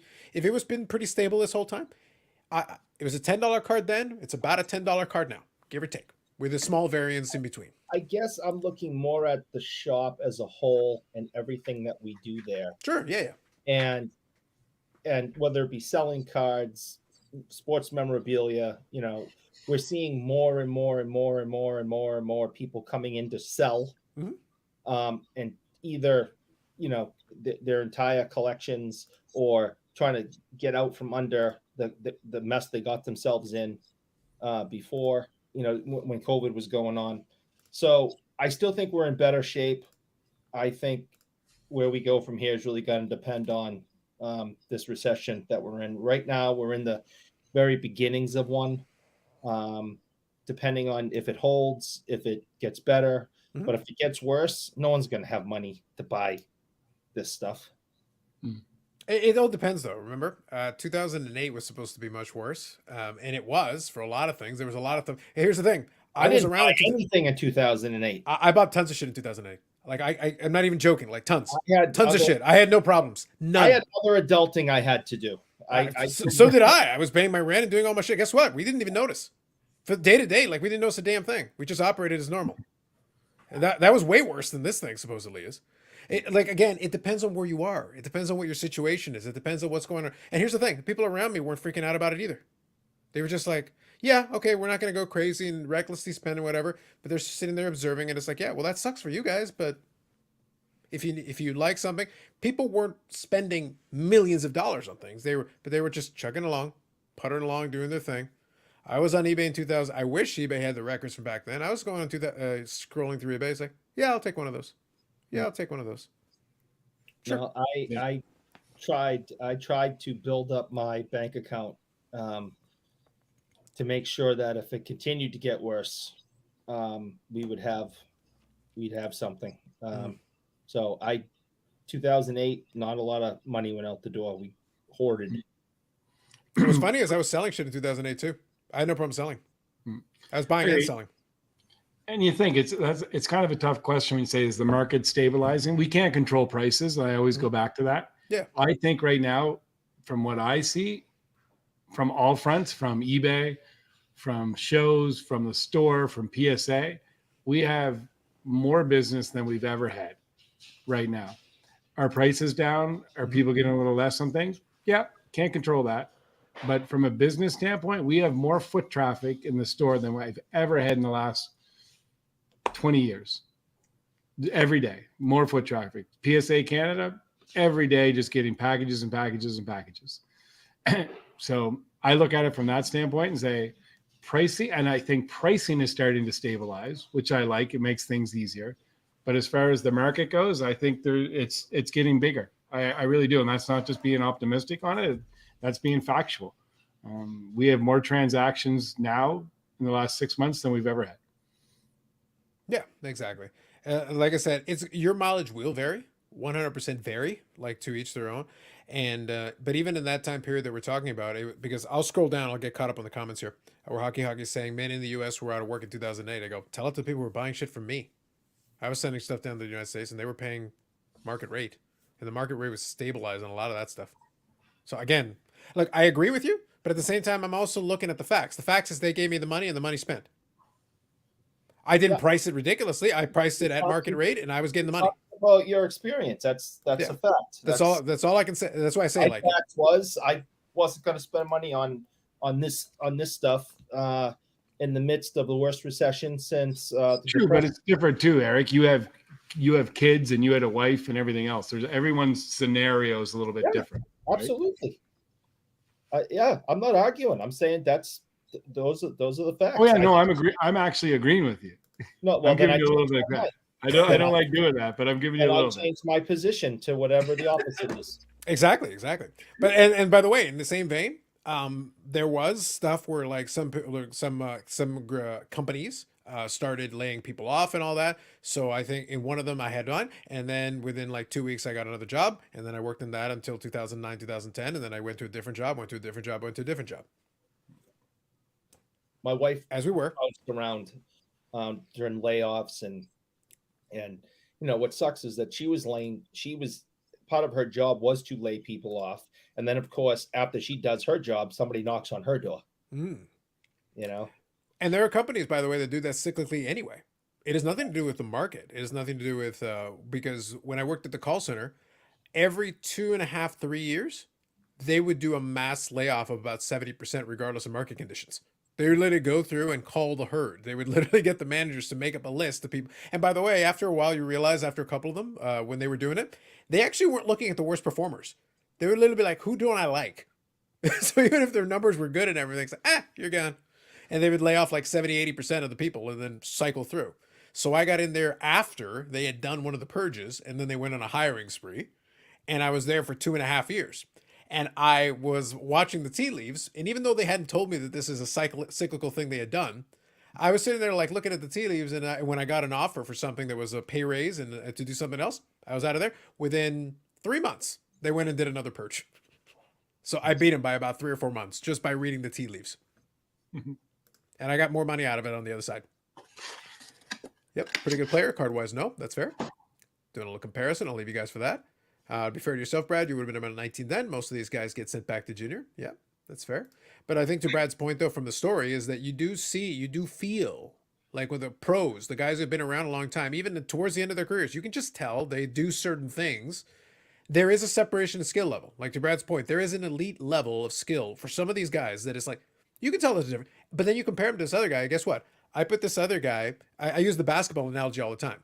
I take a lot of these scrub NBA dropout guys who are barely G League. I go take them into 1CA against your weekend Warriors and they embarrass them. They'll posterize every single one of them several times over. And it's like, what? It's like, how are they so fast? How can they do all these things? Because they're still a top tier player. The fact that they're playing against the absolute top tier players and struggling is because there is still a gap, a separation in talent between these other guys. Yeah. What is the cool, innovative thing you've seen a card store or a card show do? I heard there was a card show in California that had robots. Oh, you beat me to it. I wanted to be the one to bring that up. Robots, guys. Robots. Digital masks. Robots. So I'm still trying to figure out though. When you posted that picture up there, Carlos, I was reading the comments. Did you read the comments in the picture? I'll pull them up here. All right, so let's look at robots for a second. But I was reading. We got the tag old robots. So first one is Big Three Hockey, which by the way is associated to tag. Correct. Just to be clear. Three fire emojis. Not one, not two, but three. Thrice time fire emojis. That's big time. It's serious, man. Then we got Erica Deer, 3 robot emojis. Love it. Then we got wanted to great cards, but you guys took forever with helping me. One dude and so many employees with no line. Literally, I was second in line, waited 35 minutes left after that. Apparently, during the lunch break. To their fairness, Tag did respond to that. And last one, I like it, creative, ! Reaper rips. And that concludes our comments. It's a lot of engagement. Eric, why didn't you like it? Did you like it? No, I didn't like it. And next time they do that, I will get on there and I'll say, please make sure next time you have matching outfits because it looks silly. Could you also give Daft Punk their gimmick back? That'd be wonderful. So that's the answer, DR. Let me give that one some thought, though. It's a good question. Let me give it some thought. Real quick, I'll read a couple of these. Let me get caught up. The market is pretty dead on eBay. Searching closed sales on major Hall of Fame star cards that routinely sold in the past 2 or 3 years. Very few sales. I sold my 54 tops Gordie Howe. It took me like less than 24 hours. What'd you price it at? Literally, it took less than 24 hours. I got an offer. Easy. Sold. Done. I'd say I sent it to a better place, but I sent it to Hamilton. So I sent it to a place. Better is debatable. You should have sent it to Massachusetts. Well, if you had paid the freight, Eric, I would have sent it to Massachusetts. You got to actually pay for it. They actually paid. There is one nice feature of the eBay collection that took all different categories. Main issue, raw gets lumped in with grading, and it'd be a much better tool to track sales. Fair, Tom. That was the many US router work in 2008. Yep, I get you. Let me scroll through. Independent of fees. If you sell something for $10 today that you bought for $10 in 2020, you've lost about $2 to inflation. That is true. That is true. But that's why you want to make sure that, like I said, it depends on the items. It will be across the board. You're seeing less volume. Yes, that is true. But if you price the stuff correctly, I had no problem selling some of the items. I've sold some stuff on ComC this week. I actually had another ping earlier today that another one of my cards sold. I actually set it the price high. And by the way, it had best offer. They didn't buy it now. They took my price. My price was actually a little bit high. I actually was a little aggressive for it. And I was like, okay, well, if you want to pay the full, and they paid it right away. Okay. Off to Ohio you go. I'll send it over. No problem. I'll get it now. You know what we talked about last night, Carlos? I had 230 auctions end last night on eBay. Just started them all at $4.99. They were all autographed cards, either certified by JSA or PSA. But if you wanted something fun, Eric, if you'd like to do something fun, it's pretty interesting. It's a very random mix of autographed cards. Just go into AMG Collectibles and look at the sold listings, and you see like from Gary Bettman to Gordie Howe to Andy Van Hellemond, the referee, and you'll see the pricing. Like all of a sudden, one like Willie Stargell, just a regular card, went for $57, and then Andy Van Hellemond, the former referee, went for like $7. But it's kind of amusing at the end when it all ended. I went through the list and I was just like, wow, like a Chris Pronger signed up for that card, went for like $65. But you see Mike Modano went for $6. Okay, so like where do you? It was interesting. It's very fun to take. If you got a second, take a look at it. So yeah, you're just trying to get me on your site to steal my money. Yes, basically yes. The entire premise of this entire hobby for us is to steal your money. Yeah, that's what I'm in it for. Yeah, Brad. Like let's just put our cards on the table. That's what I'm here for. Yeah, 100%. Oh, Eric, you really like it. You should check this out. Oh, yeah. Next thing I know, yes. All facts, sir. Front yard, sleeping under the tree because my wife changed the locks on the doors. I believe in you, Eric. I think if you apply yourself, you can get all the way to the van down by the river. I believe in you. I think you can get there, and you can be a motivational speaker after. That'd be amazing. I appreciate your confidence in me. I believe in you. I believe in you, sir. International Border says, I worked at the same company as you, Carlos. I was at HQ. We used to call it the spring thaw. Yep. And there are companies that have these cycles, man. Like it's a real look. I don't ever want to downplay it because it is traumatic. I have been laid off and I have been fired. Fortunately for me, very few, one each, not like multiple times each, but one of each. I've been fired and I've been laid off. And we got laid off or we got hired for a position they didn't quite were ready to do. So they literally were like, we shouldn't have even hired them. Oh crap. And then they just fired everybody. And then they're like, so what do we do? Hire some people later. They didn't even have enough spaces, computers, to have everybody do the work. So they actually couldn't have us do the work. And then afterwards, like, well, you guys weren't doing the work. It's like, how do you expect us to do the work? We're not trained to do it. And you didn't let us actually do the work. I was like, okay. So at that time, I just did whatever I was asked to be like, okay, I'll just collect the paycheck until you guys fire me because we're clearly not doing anything here. So I guess we'll do it. Just a matter of time there. Good evening, Orlando. Did Tag hire Daft Punk? Exactly. Baz gets it. After they retire from music, or the writers from Seattle or Portland? Maybe all of the above. I think Indigenous rookie cards might have made CTV news. Very likely. He's been making the rounds. No, he did. He actually. Okay. He did. CTV. Got it. He did. Floating head to get his head reattached as a billboard? Maybe. And now he's big timing us because he's a big stupid jerk. I think his big timing is because you've insulted him so many times. You think that? I think you were downplaying your responsibility in this. You really are. Huh. Just maybe some accountability, Eric. Maybe some accountability would be good. Perhaps some self-reflection. I just think Name's a jerk. Interesting.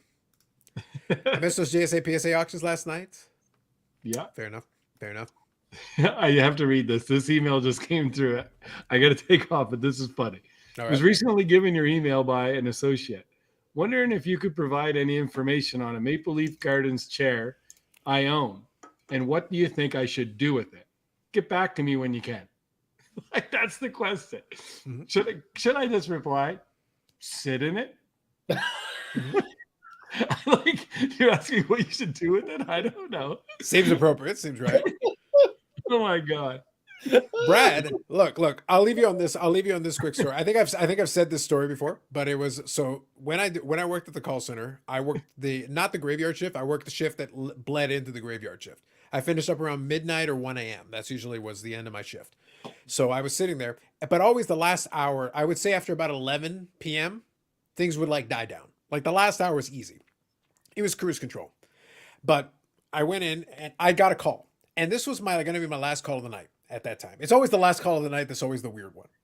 So a guy calls in, and I still got about 10, 15 minutes. So usually if it's the last call of the night-ish for me, I'm like, I can milk this for 10, 15 minutes. Just take me to time, and then I'm out of here. I'll punch out and leave for the day. So guy calls in.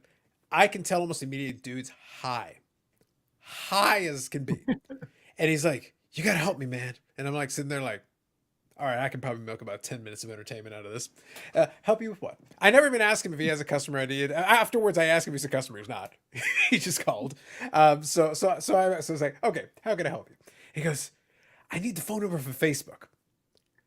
I'm working tech support at the satellite TV company. Satellite TV.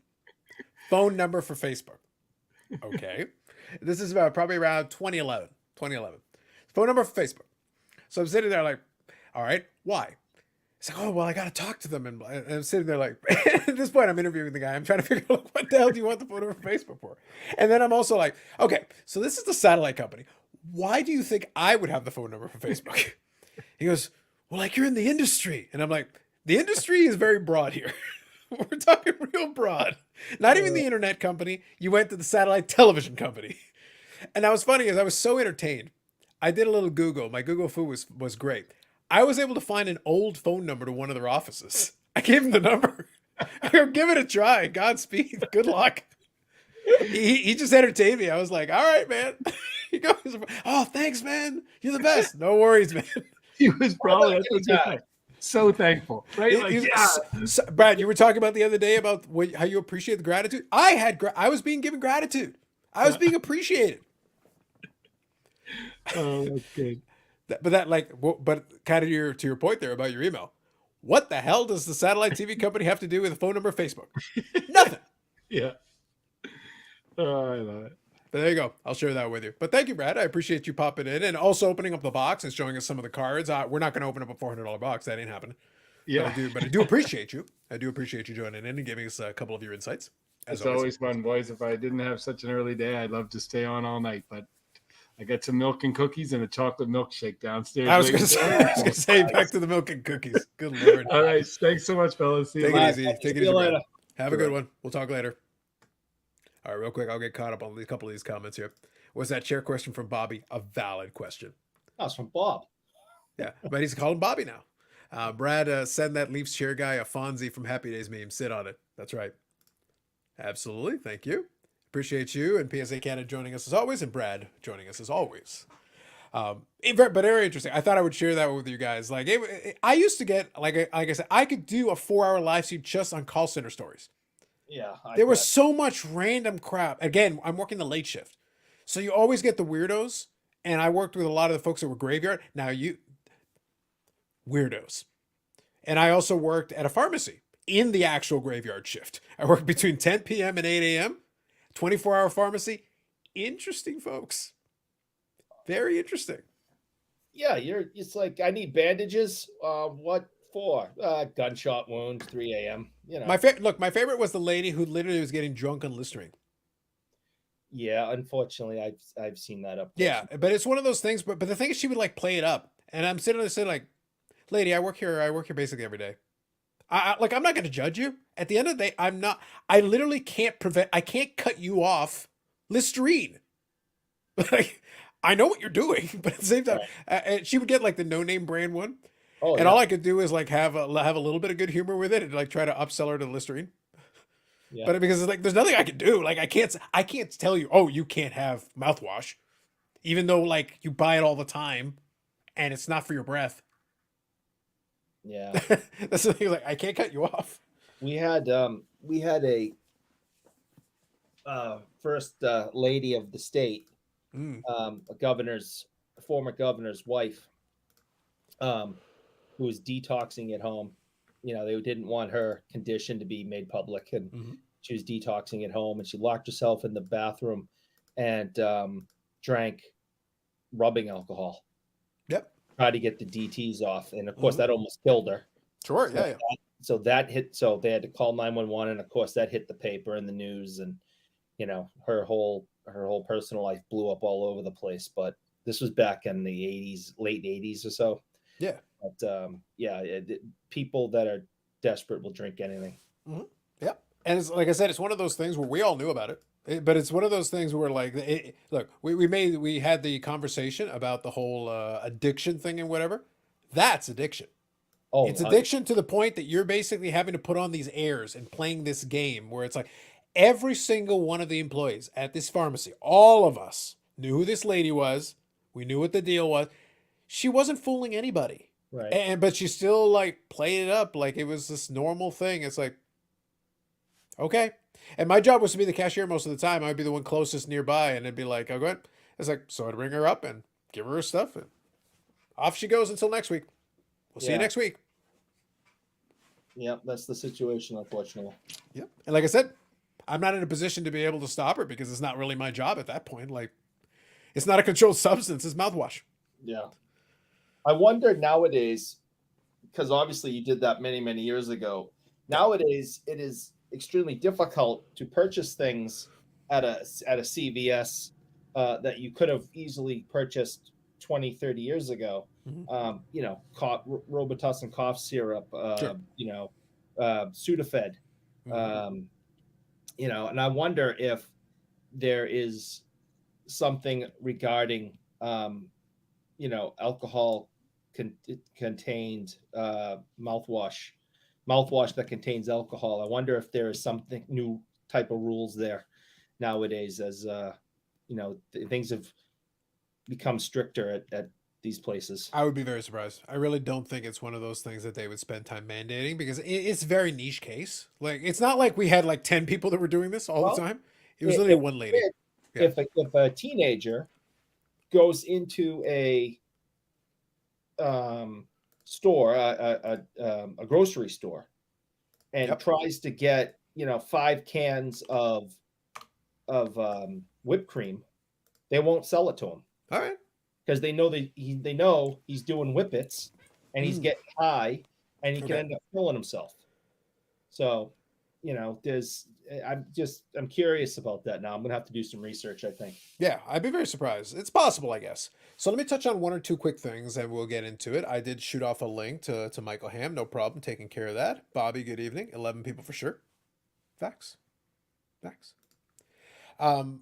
I did want to mention though, we were joking about it a little earlier. I've mentioned to you guys Lucas, Tigers, and Bronze. I want to briefly chat about this one, and then if Michael Ham joins in, we can start into the Super Bowl conversation a little bit. I did invite him just in case because I know he's a football guy, so I thought we could have a little fun with that conversation. There you go. Nothing wrong with buying 10 cans of whipped cream. Nothing wrong at all, Bobby. Nothing wrong at all. No, for me and Bobby, there's nothing wrong with it because we're just gonna put it on ice cream and have a. You're going to put on your chocolate stick. Don't lie to the people. Whatever. It's going to be a good time. There you go. But unfortunately, teenage kids are doing something different with it. Oh, there you go. But Lucas, Tigers, and Bronze have their podcast. They've been doing that a while. And I sent Eric a link so that he could see it. Now, it's not really a critique thing, but it's kind of an interesting thing, a funny thing. Also, given that we have the fun we have on the show with it. So the guys announced that they're now sponsored by Beckett. And they're going to have probably group subs and all kinds of stuff. But in and of itself, a sponsorship announcement, no big deal. Fine. Good for them. Whatever works for them. Awesome. But the way they phrased it amused me. And it was just the way they decided to present it. They presented it as a strategic partnership. They're going to help Beckett. And I'm sitting there like, oh, the jokes. You think the tag robots, the tag bots was amusement for me in jokes. It's like, you're going to use your strategic partnership as a podcast. It's like, well, you guys, the audience, will give us feedback. People have been giving Beckett feedback for years. There's plenty of feedback we can give. We're not hiding the feedback from you. Real quick here. If you're good, just give me a thumbs up there, Michael Ham. Awesome. Good evening, sir. How are you? Can y'all hear me okay? I can hear you okay. How are you? I'm good. Awesome. Sounds good. How are things going? It's been crazy at work, but other than that, very good. Sounds good. Let me quickly get you in on this, and then we'll chat a little football as well. But I was mentioning just before you came on that obviously we've got a lot of different folks. We've got a lot of different folks that do sponsorships, and like I said, I've been on record as saying I'm cool with that. Whatever. If you get it, hey, awesome, congratulations. I have no issue with that. Like dude, I have zero issue with that. I would be a hypocrite to suggest otherwise. But for me, what I was looking at was in the Lucas, Tigers, and Braun guys going. By the way, just letting you know that your video is kind of cutting in and out. So Yeah, I know. I'm going max headroom over here. Oh, we brought up the reference. I like it. Well played by you. But let me kind of ask this question. The sponsorship part, don't care. It's perfectly fine. I just enjoyed the angle they decided to take on it, calling it a strategic partnership, and also suggesting that suddenly now they're going to be the impetus for Beckett to improve its situation. Where it's like, guys, we've been telling Beckett as a people, as a collective community, like, guys, here are your issues. Here's all these different things that we're concerned with. Fix that. I don't know what Beckett can do to drag themselves back into the light as the way they are. I mean, it still feels like whoever they got in to head it up still isn't doing anything. They don't want to change. They're not trying to be competitive. They're doing everything wrong to try to make their company great again. And they're not doing anything groundbreaking. They're not offering anything so cheap that people say, screw it, I'm going to do it anyway. That's kind of what they need to do, I think. I think they just need to basically, even if they're just breaking even, they just have to do it in order to get their name back out there. Because what SGC did was, hey, more of our cards are going to be in slabs. It's going to be in front of people. They're going to start to think it's okay. Yep. Then the price will go up. It's really simple. It's simple marketing, and if you're not losing money and you're doing well, then go that direction, and then you just wait for the market to change over time. Right. And I think a lot of that it makes sense. I will also give SGC a lot of credit because last night SGC did a live stream. So Peter from SGC did a live stream to break our cards. I saw it. Yeah. And I thought it was really well done because it plays right into Peter's strengths. He is an excellent front man for it. I do. Like I said, the glitching is actually very interesting. I kind of enjoy it. But it's a new app I'm trying out. The filters are working, man. The filters are working.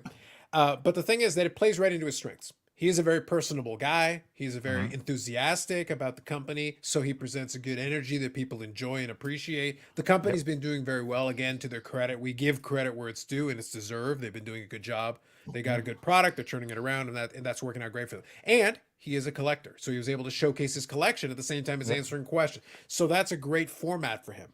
It makes it feel personable to somebody who's running the company. Puts himself out there, answers questions. He's not afraid to say the competitor's name. Those type of things make you like them more. But at the end of the day, until the price point matches PSA, it doesn't matter, and the hobby decides that. But the only way they can do is just keep getting it out there more and more and more and more to where it just feels normal and okay, and then competitive. Right. And the other piece of the puzzle is also, and it's something that I think he's done better at now, is that Peter does tend to promise stuff a lot. He's gotten better at it though. He doesn't promise too many things now. He'll allude to stuff and not specifically give a timeline. I think the latest piece that he talked about is they're going to do an app, which I think is a great idea. I think PSA's app, the two app combination, is one to look up and one to do with the registry stuff. You have to have an app in today's age. You just have to. And I think so. It's a good idea for them to add on to it, and I encourage them to do that. I think that's very wise.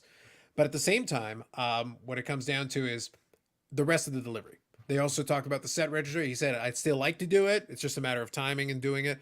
And they also want to get out there and putting what's it called? They basically want to go out there and put more content to kind of promote their own stuff. They want to do a podcast when they move into those spot, which could be good because again, it plays into his strength, right? It means that people can hear from you, and that's good. That makes you more accessible than the PSAs and even Beckett and all those guys. Like, it doesn't matter. Lucas, Tigers, and Barnes can try to act as Beckett's mouthpiece, but that's it. You're acting as a mouthpiece, whereas opposed to you got the actual CEO who's going out there and being physically present. You can see the guy, and when you see him at a show or whatever, oh, that's Peter from SGC. It's a much easier connection. Let me quickly read a couple of these comments here.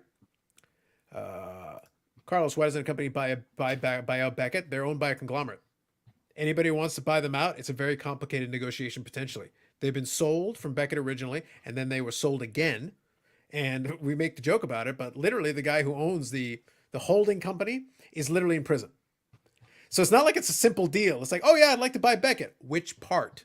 Oh, you want to buy the grading arm? You're going to need to take this other part. But wait a minute, the media arm is like worthless now. Nope, you're taking it all.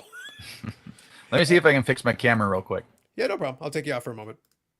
But it's one of those things where it's not as straightforward. Like, being serious, it's not as simple as, oh yeah, I want to buy Beckett.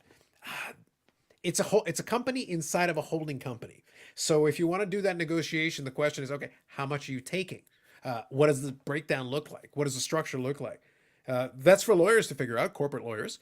But at the end of the day, it's not a simple snap your finger. Yeah, how much money for Beckett? And then you have to, wait until visitors day to get the paper signed. Complications, man. These Yeah. are issues. No issue sponsored, but make sure to inform the audience of sponsorship. Oh, to their credit, they're very transparent about that. However, again, they were saying super nice things about SGC when they were a sponsor, and now Beckett is their favorite. They're going to bring it back to greatness. So Yeah, we'll see about that one. I watched the video that you sent me. I have absolutely, I don't know the first thing about these guys. Seem like good guys. Would you say Gage or Cage or Yeah, so it's Cage Lawyer who goes by Cage, and then Andrew is the other one. So he was saying many of the same things I've said over the years of Beckett used to be something special.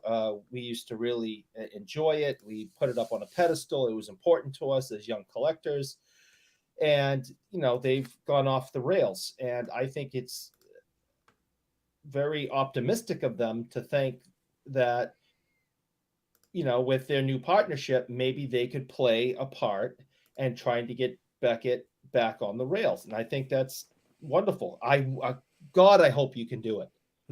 Because remember, I hate Beckett because I love Beckett, right? I hope you guys can do it. Please do it. I have no faith in these people and the company of Beckett that they're going to allow you or anyone else to right the ship. You feel like you got it, Ham? You good? All right, so let's give it a try. I think it was great hearing from you guys and being so optimistic and saying, we're going to have feedback from the chat and we're going to pass that along. And, we're going to give special exclusive discounts to people. And we're really going to be a really strong partner with Beckett and have close ties. And hey, that is awesome.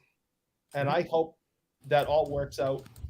And I hope that, people in the chat or you guys in working with them see things and can help them redirect the ship. But I have no faith that they will allow you to do that. They find your lack of faith disturbing. I like the Paul's throwing shade at Michael Ham's internet. I like that. Taco Bell internet, man. That's the Paul special. Actually, it was because I had my camera through a pass-through because there's not enough plugins on my laptop. So I switched it out with the mouse, so the mouse is still working. So that's all that matters. Nicely done. Nicely done. Third live stream this week. That is true. Bring back the Sunday stream. This week it'll be a Sunday stream. I hear there is a football game at the end of the season on Sunday. I may want to do a live stream to discuss that afterwards. Just saying. Throwing it out there. Just imagine the nightmare a Beckett app would be. True. Oh. Bobby says, right on, Michael. An app is where it's at. I've heard rumors there are apps out there. True. Bobby, you should look into that. You should look into an app. I think that's a good idea, Bobby. Try that. Bobby, listen, buddy. I think you should look into something like that for yourself. I think that would be perfect. Like it.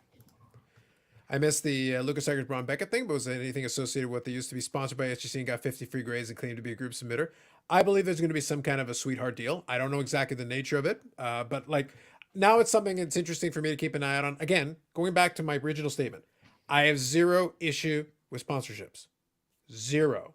As long as you're disclosing, you're transparent, do your thing. We talk with Brad on here all the time, and you guys know, I'm on the PSA third live stream this week. The reason Hockey said that is I'm on the PSA Canada live stream with them. I'm compensated for that. I've been transparent about that from day one. And if you ever ask, oh, are you compensated for that? Yes. Yes, I am. It also says I'm the host of it in my Instagram profile. It's right there. Check it out. So I try to be as clear about that as I can. Hopefully it's clear, but it doesn't bleed over into this show. My job on this show is not the PSA fanboy. I want to give SGC credit when they do a good job because I think that live stream is really good for Peter, really good for SGC. Bobbles is an SGC bulk submitter. We have him here all the time, and we enjoy his contributions. Owner. Well, that too. But the point, though, is that I repeat what I've always said. There is a place for these various ones in the hobby, and there might be one that works better for you, and whichever one works the best for what you're trying to do is probably the best choice for you, whatever that is. Or maybe none of the above are the best choice for you. Maybe the correct answer is album pages, top loaders, or a one touch. Whatever makes the most sense, do that. Go with my blessing. Hell, even the younger dude moved to Florida to be closer to SGC. Facts. Carlos, have you ever considered doing a daily podcast? No. I could, but I really don't want to. What kind of fish is that behind Michael? What kind of fish is It's that? a snook. Oh, It's a snook. Yes. Well, they're only found in Florida and the United States. Florida and the United States? No, in the United States. Oh, in the United States. I thought you said and I was like, so you've officially been segregated now. You are now a sovereign nation.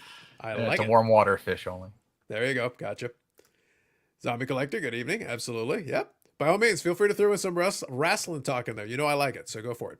Are these sponsorships a term? It helps Eric get excited. He loves it. Listen, Big sweaty, muscly men. Well, I collect dentist cards. And little tiny bikini bottoms. Yeah, I only collect the women. Well, I figured that would excite you. You like men in tight Lycra outfits. I can't argue with that. That's what I'm saying. So shut up. All right. Are these sponsorships a term-based sponsorship? I believe they're about a year. My understanding is I believe they'll sign on for about a year, give or take, and that's what it looks like it's been because they were literally with SGC, I guess, for about a year. So I'm guessing the second one is for about a year, and then maybe after. Look, they also had a sponsorship with HGA, just to be clear. their history of picking third-party graders, SGC, like we said, is very good, but again, it's more like, did you really care about SGC before you took on a sponsorship? Again, SGC is doing a very good job, just to be clear, to be transparent for everybody. But do you like SGC because they're doing a good job, or do you like SGC because they're paying you money? Question mark. Okay. And then now we like Beckett. Okay. We also liked HGA until that became indefensible. And then you have to walk away from that one. Run away. I just, I agree with everything you're saying. And I think that goes for everybody, not just these guys. You pay me. I love your stuff, and I've already offered for the Fanatics Overlords. Yeah, Ham, if they cut the check, I will sell out so hard, man. Oh, yeah. It'll be all Fanatics everybody all will day sell long. out. So everybody hard. has to sell out the first year at least. No matter who they offer it to, you have to. That's what I'm saying. But what I like about their video is that they admitted that Beckett's a mess, and they want to be a part of trying to fix it. I don't think they're going to, because I have no faith in Beckett, but at least they're not like, this is the greatest company that's ever been, and it's perfect now, and everything's wonderful, and it's rainbows and lollipops. No, they're saying it's, they're a mess, and we want to try to be a part of fixing it. Okay, I respect that. I think that's awesome. Good luck. Beckett's a person that or a company that just believes they don't have a problem. Right. But the problem is everybody else. And that's their problem. Yeah. And like I said, I will give them more attention and more credence when they can, at the bare minimum, acknowledge the issue with the counterfeiting slab thing. To me, that feels like a straightforward thing. Like, I get there's been a lot of time. I didn't forget about it. Like, you guys do something. At least show that you're trying to do something to address a very legitimate issue. Maybe they need to go to rehab to hatch out their issues. Oh, they can Eric? Me. I want to work with them. I bet you would. I got to bring them their reality, as we say. That's right. There you go. Let's get this question for Michael here, and then we'll talk a little Super Bowl here. So Michael, I see you make a lot of comments over the years. Ooh, he's seeing your comments over the years. That's quite a track record of comments. What hobby content grinds your gears? The only one that actually annoys me is what AIH does for the most part. All right. So just to be clear, so I separate myself because he loves me. Yeah. Just to be clear, he loves me. But look, this is the words of Michael Ham. Please, you explain why. Yeah. Just even the way he delivers everything. I can't take him serious. He's always digging. He's definitely bringing that radio shock jock value to his little on-screen pod video cast YouTube channel. Mm-hmm. I don't care for what he does and the way he does it. He looks for things and he just stirs up crap without true information. He gets information from all these other people outside, which how does he know they're telling him the truth?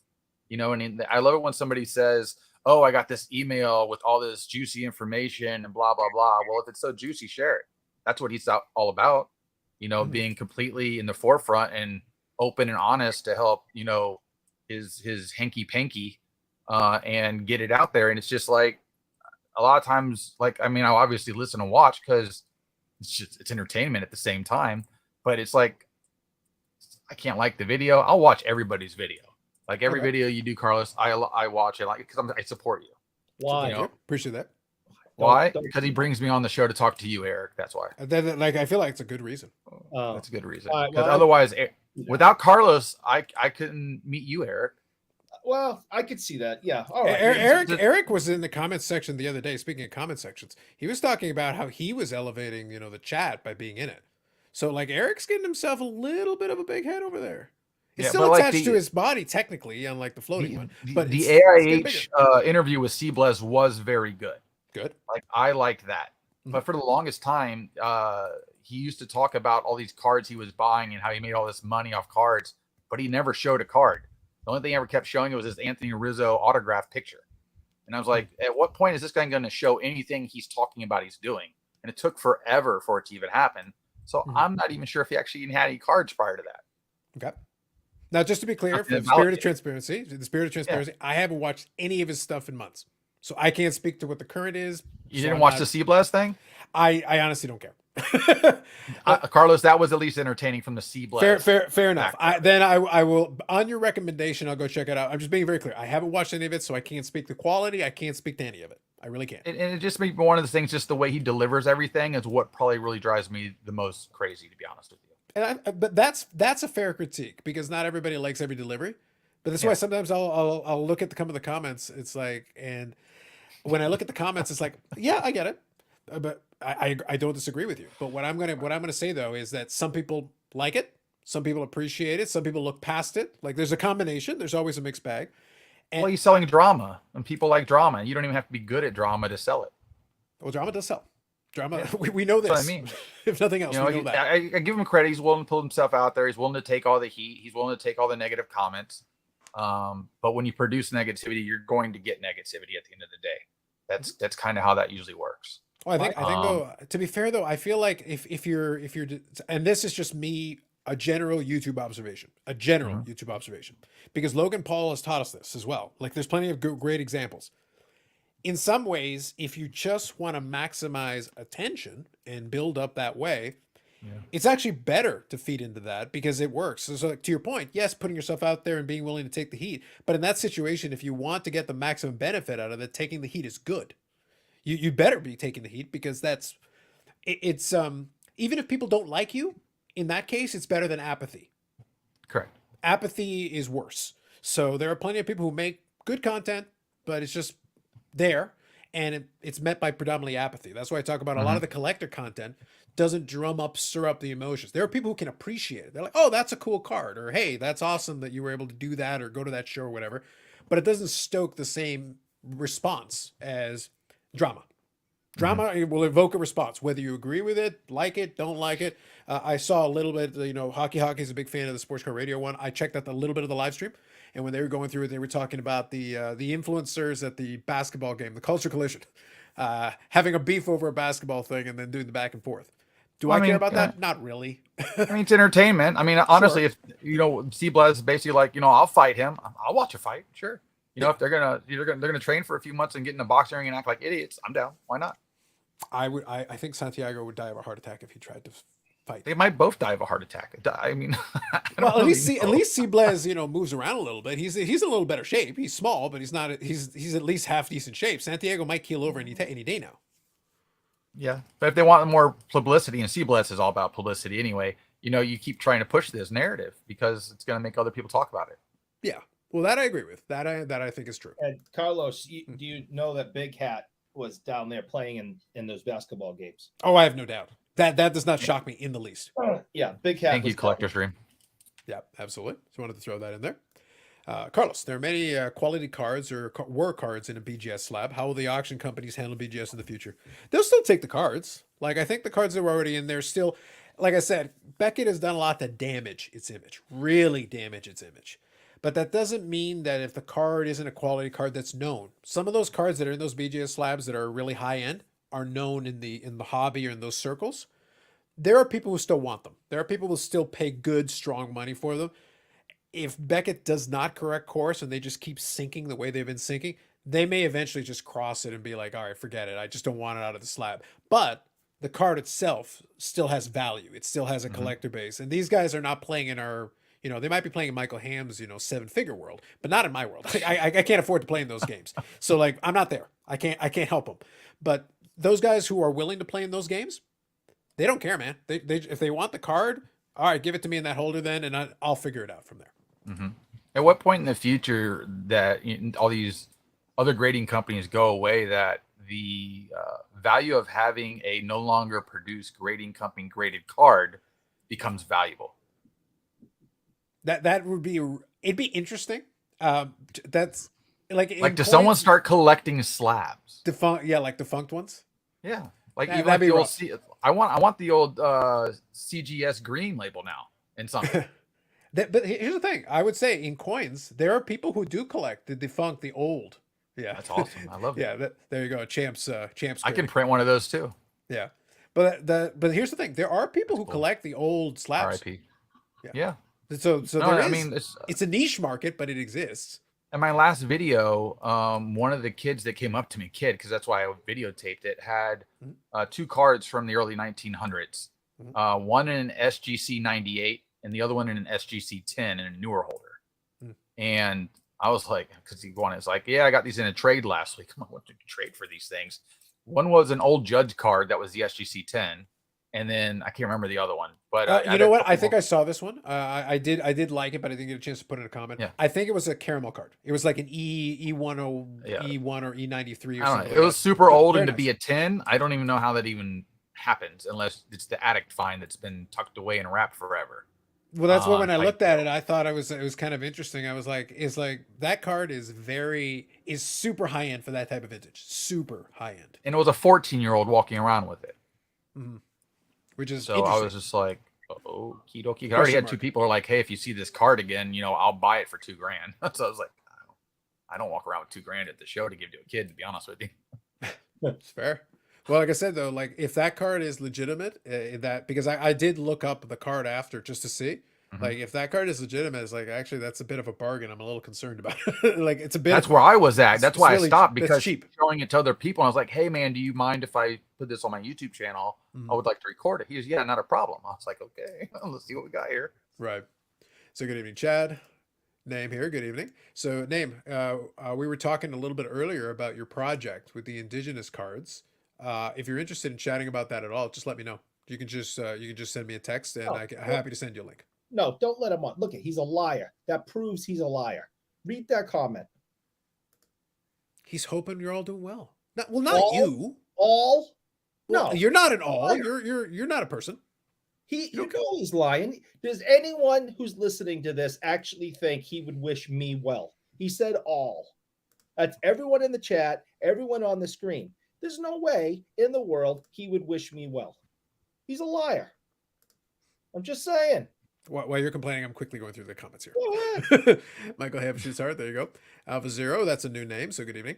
You were thinking about talking inflating balls. Tom Brady already retired. BGS cards, especially 90s to 2010 basketball, still realize strong auction price. Absolutely. Yep.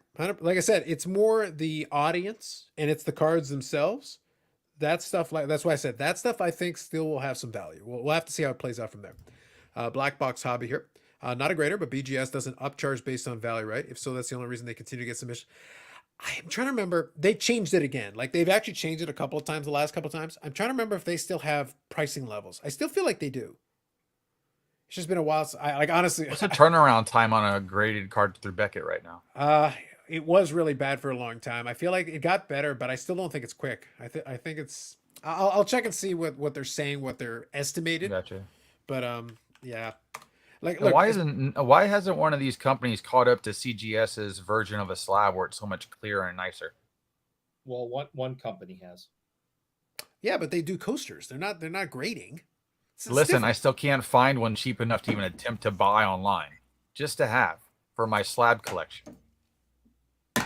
Great coasters. Okay, so I'm checking it out here. So, they do have max value. Yeah. So like the collector special has a max value. So right now, like say $22 a card, $18 without subgrades. The turnaround time is 40 to 60 business days. So That's too long. That's kind of, yeah. I think turnaround times have to change overall. Like 30 days is almost a nightmare to wait for something to come back in today's market where everybody's trying to turn and burn.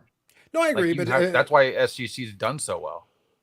They have to a point though. Like I said, it's capped off at a certain level because at this It is. point, I joke with Bobbles that like at this point, SGC has the market it has. They've done very well with it. But I joke with them. It's like, dude, it could be like 1 hour photo. It's not Yeah. gonna change that much. Literally, Peter could fly down and hand me my cards in a velvet bag, and it'll only do so much. Like it won't. Well, remember, Tag wants to do, where you can pretty much grade your card in a machine. You just kind of give it to the machine. It sucks it in like a dollar bill. And then, a minute or two later, get a grade, and then you got a slab. Once we get to there, we're good. I can't imagine a better idea. But the company that did half of that. Oh, the one where the one where Card they did score. Yeah. Yeah. They didn't slab it for you, but they did everything else. But they did say at one point they were thinking about getting slabs that you could do. That's what somebody needs to do. You need a vending machine. I mean, a guy here owns a meat market. He has a meat vending machine outside of his store that is cold, and you can go up at any point and go get yourself a ribeye that you can take home and cook. At the Toronto Expo, we have a meat guy. I feel like I've just come up with a way to beat him.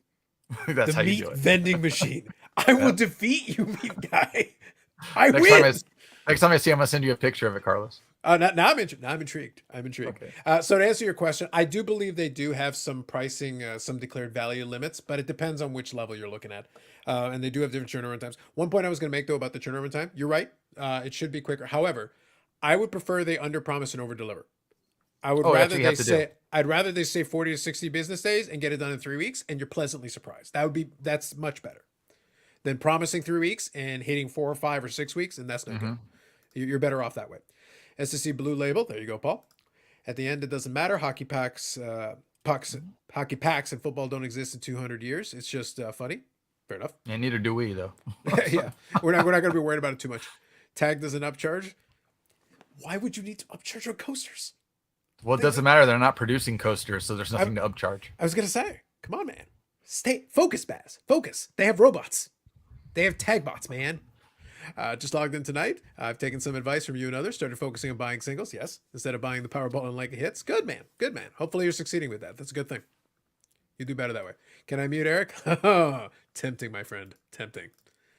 100% agree about AH. Fair enough. Part 2. eBay best friend got all of the Topps 2022 curler autos. Okay. Never been happy. Don't know why I didn't do so. Good, man. Look, I'm in favor of whatever makes you happy, man. if that works for you, fantastic. I'm happy for you. Don't forget about the beer nut guy at the expo. Yes, ask Menzie about it from the 90s. Listen, if we can get the vending machine going, we can put a lot of these guys. Look, the food section, Eric, you know this. The food over there was super overpriced. If we can get the vending machines going, they can do all of this stuff. Can make bank. It's like, hey guys, how'd the show go? Amazing. The food was way better this year than last. That is true. They did do a better job this time around. That is true. I issue some negative story, runs with that without much proof. Sometimes nothing more than conspiracy theory at the root of it all. Well, I think literally he's doing a live stream tonight that is literally a conspiracy theory. I think that's in the title. Like I was scanning by and I was looking, and I was like, oh, well, you're going for it. Or maybe it was tinfoil hat. Maybe it was tinfoil hat is the way it was phrased. It is tinfoil hat. I remember seeing that. Yeah, so he's leaned into it like it's part of the brand at this point. Like I said, Munchkin is what he's doing. Yeah, like I said, what it really comes down to is, like I said, he doesn't like me because I didn't say nice things about his content, because I didn't like his content. I didn't enjoy it. But at the same time, my answer to it was I didn't enjoy it, so I stopped watching it. I was like, this doesn't interest me. Don't enjoy it. So I don't just kill him every single week because I'm like, why?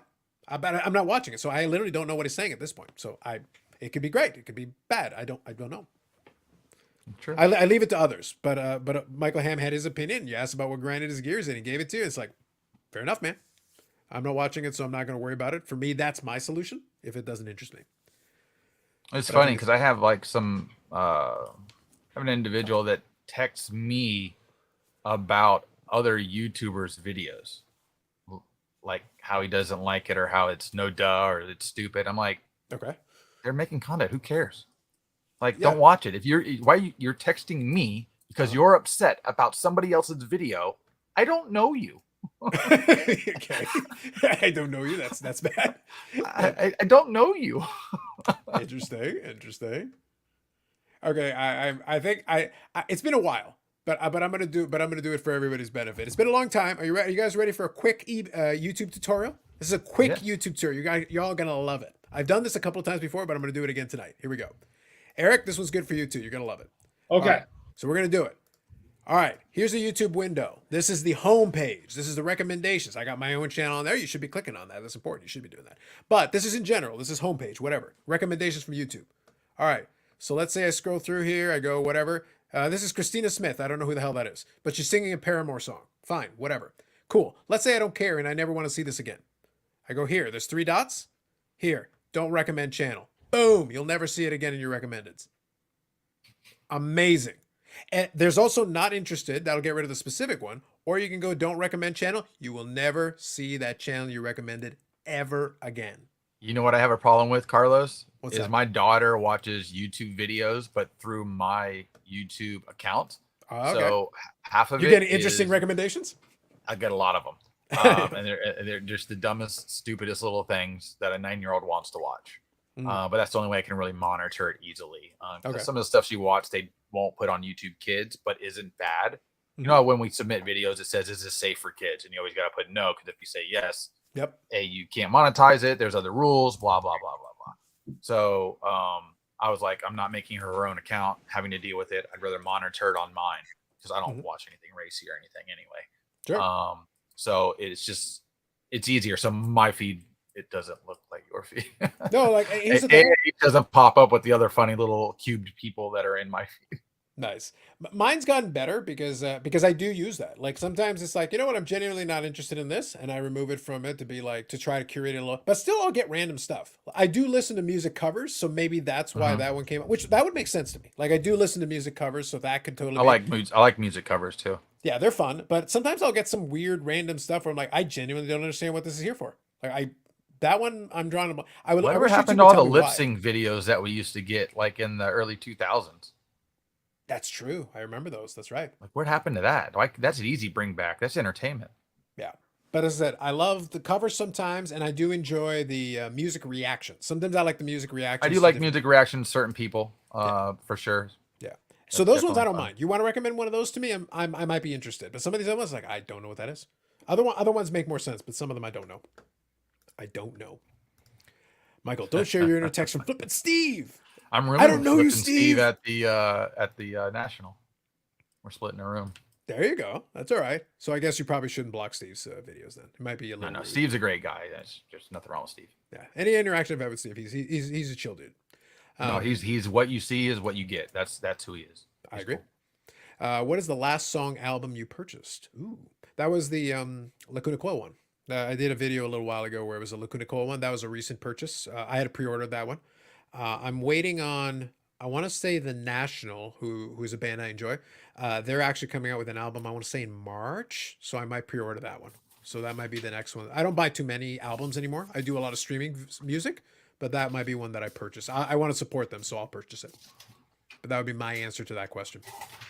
Bougier, The last album. Shellac Records for you? This one's a little. Aha. Yeah, Nice. I got that one. I bought a bunch of albums the other day at a yard sale. Oh, wow. New Kids on the Block. All right. I got it here, baby. Poison. There we go. Okay. I got like Alright. 50 of these things for $10. I was like, For that price, that's fine. Yeah. Goodbye. You're doing okay on that. I still have a record player too, so Yeah. I can know, actually I listen own to as them. But Eric, so Shellac Records, big band. Like, what was the last album you purchased? Oh, it was Google it, kids. I'm saying he's old. Lawrence Welk plays the Okay. hits. Plays the hits. Okay. Yeah. Of course. Is the hits an instrument back then? They hadn't invented the hits yet. The hits was literally the hits. Ow! Ow! Ow! Exactly. Slap your egg at different tones. Yeah, there was lots of bubbles. Interesting. Very interesting. Fascinating. Thank you. That was the last album I purchased. There you go. It was awesome. I'd be curious, by the way. I'd be curious for you guys if you guys want to answer this as well. I always enjoy these topics because they're kind of it gives you a bit of a taste of folks in the audience and kind of where their tastes lie. Like I said, that Lacuna Coil, I've been enjoying some of their stuff. I picked it up. I know Paul is a huge fan of Lacuna Coil. He enjoys that one. The National is one that I've enjoyed. That was a recommendation I picked up from a YouTube channel, and I started listening to their stuff and I liked it, so I rolled it into my streaming. But I like supporting them, so I will buy the albums when they come out. Shocked you didn't have any cyclocross video recommendation. Eric promised me more death. Until I get my death, I'm not interested. Right. I sent you several. Crippling injury is not good enough. He's still alive. Several videos and still frame pictures of last week's cycling races to show people so they get a better understanding of why I love of your wussy pansy sport where no one died. Why don't you show them at least, because I don't know what the video rules are, but show them at least the still frame. No, I'm not showing them shit. You bring me death or I'm not interested.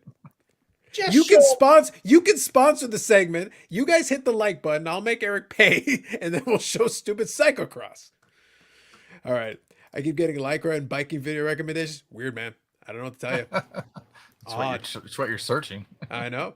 Paul, hit don't recommend channel to a lot of card guys months ago. Yep. Is Eric sad that Burt Baccarat passed away? He is sad that Burt Baccarat passed away. Who isn't? Eric's favorite band, Boston, has to be.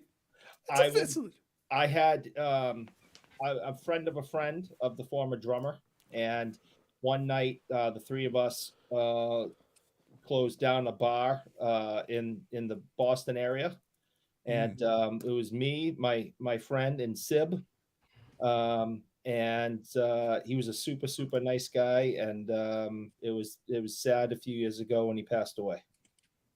Fair. This comment is also fair. I just want us all to take it in and absorb it. Yes, Baz, correct. Now, Eric, do you cycle outside, or is this like on like a bike that you're just? He's got a tricycle. He's got a tricycle. He's got a tricycle. I got a basket and a big flag in the back. you probably should get one. That might be a good idea. I am a very extreme mountain biker. Mostly. When I look at you, I think. So you're not wearing the wind-rated spandex.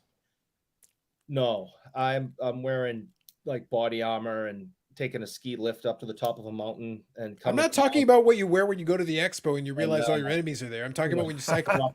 dropping off cliffs and jumping road gaps and stupid stuff like that, which is why I continue to hurt myself and end up with hip replacements, and why I ended up finding this stupid show a couple of years ago, because I hurt my back so badly that I was in bed for a month and I had nothing better to do except play on YouTube. And I found this wonderful card show that Bobby Burrell was on. And then you killed him. And then he said, sick bastard. And then he said, oh yeah, and Friday I'm going to be on this other stupid show. And I said, all right, I'll have to check that out. And well, the rest is history. Joke's on you. That was probably on a Sunday at that time. The Friday came later. It's like, joke's on you. You're even getting the date wrong, probably. Yeah, it's probably true. I remember watching those Sunday shows. Friday. Those were classic, man. They were way too long, though. Way too long for Sunday night. Terrible idea. You're doing bad idea. 6 hours on Friday, 6 hours on Sunday. I'm like, it was such a bad idea. It's like Ham. It was the worst idea ever. I used to do these live streams on Sunday night, and it would roll into Monday. A terrible idea. Yeah, that's rough. I mean, you think about it. We won't even have card shows, not even during football season, because of football. Like, that's the reason they do Friday and Saturday shows here. Yeah. Well, the thing is, at the time, like, really nobody was watching. We had some people that would tune in, but it wasn't like we weren't losing people to football. Let's put it that way. I got you. If you wanted to watch it, but we had a very loyal crew, and back then it was like 5 and 6 hours. Nowadays, I kind of cap it off at like 4. Like, I'm like, that's enough. That's a good solid show. But it used to be like 5, 6, and I think 7.5 was the record one. That was the longest one we ever did. Oh, we need to have a challenge now? We just need to have a longer show? Here's the thing. I could do it, but Dakota literally just kept going for the sake of going. And in the 8.5, I think he did an 8.5 hour one. And I was there for the last 3 hours. I was there. Of course he was. Of course he was. Absolutely. Oh, he doesn't even know he's on. Exactly. That's my point. And the thing is, to be fair, just to be clear though, point of order, I was on the last 3 hours of that 8.5 hour show. I just showed up and I went and I hung out there with him for the last 3. I was like, all right, why not? So I haven't been on a live stream with him yet. I've just been in the chat. I haven't got to go back and forth with him for a little while. It's interesting. It's I fun, like to but poke it's the bear. It's easy. Yeah, absolutely. Eric still rides a bike with a banana seat. Hockey Barn also did say Shania Twain's Queen of Me album. She was signing signed ones on her site for $14.99 Canadian. I bought 6.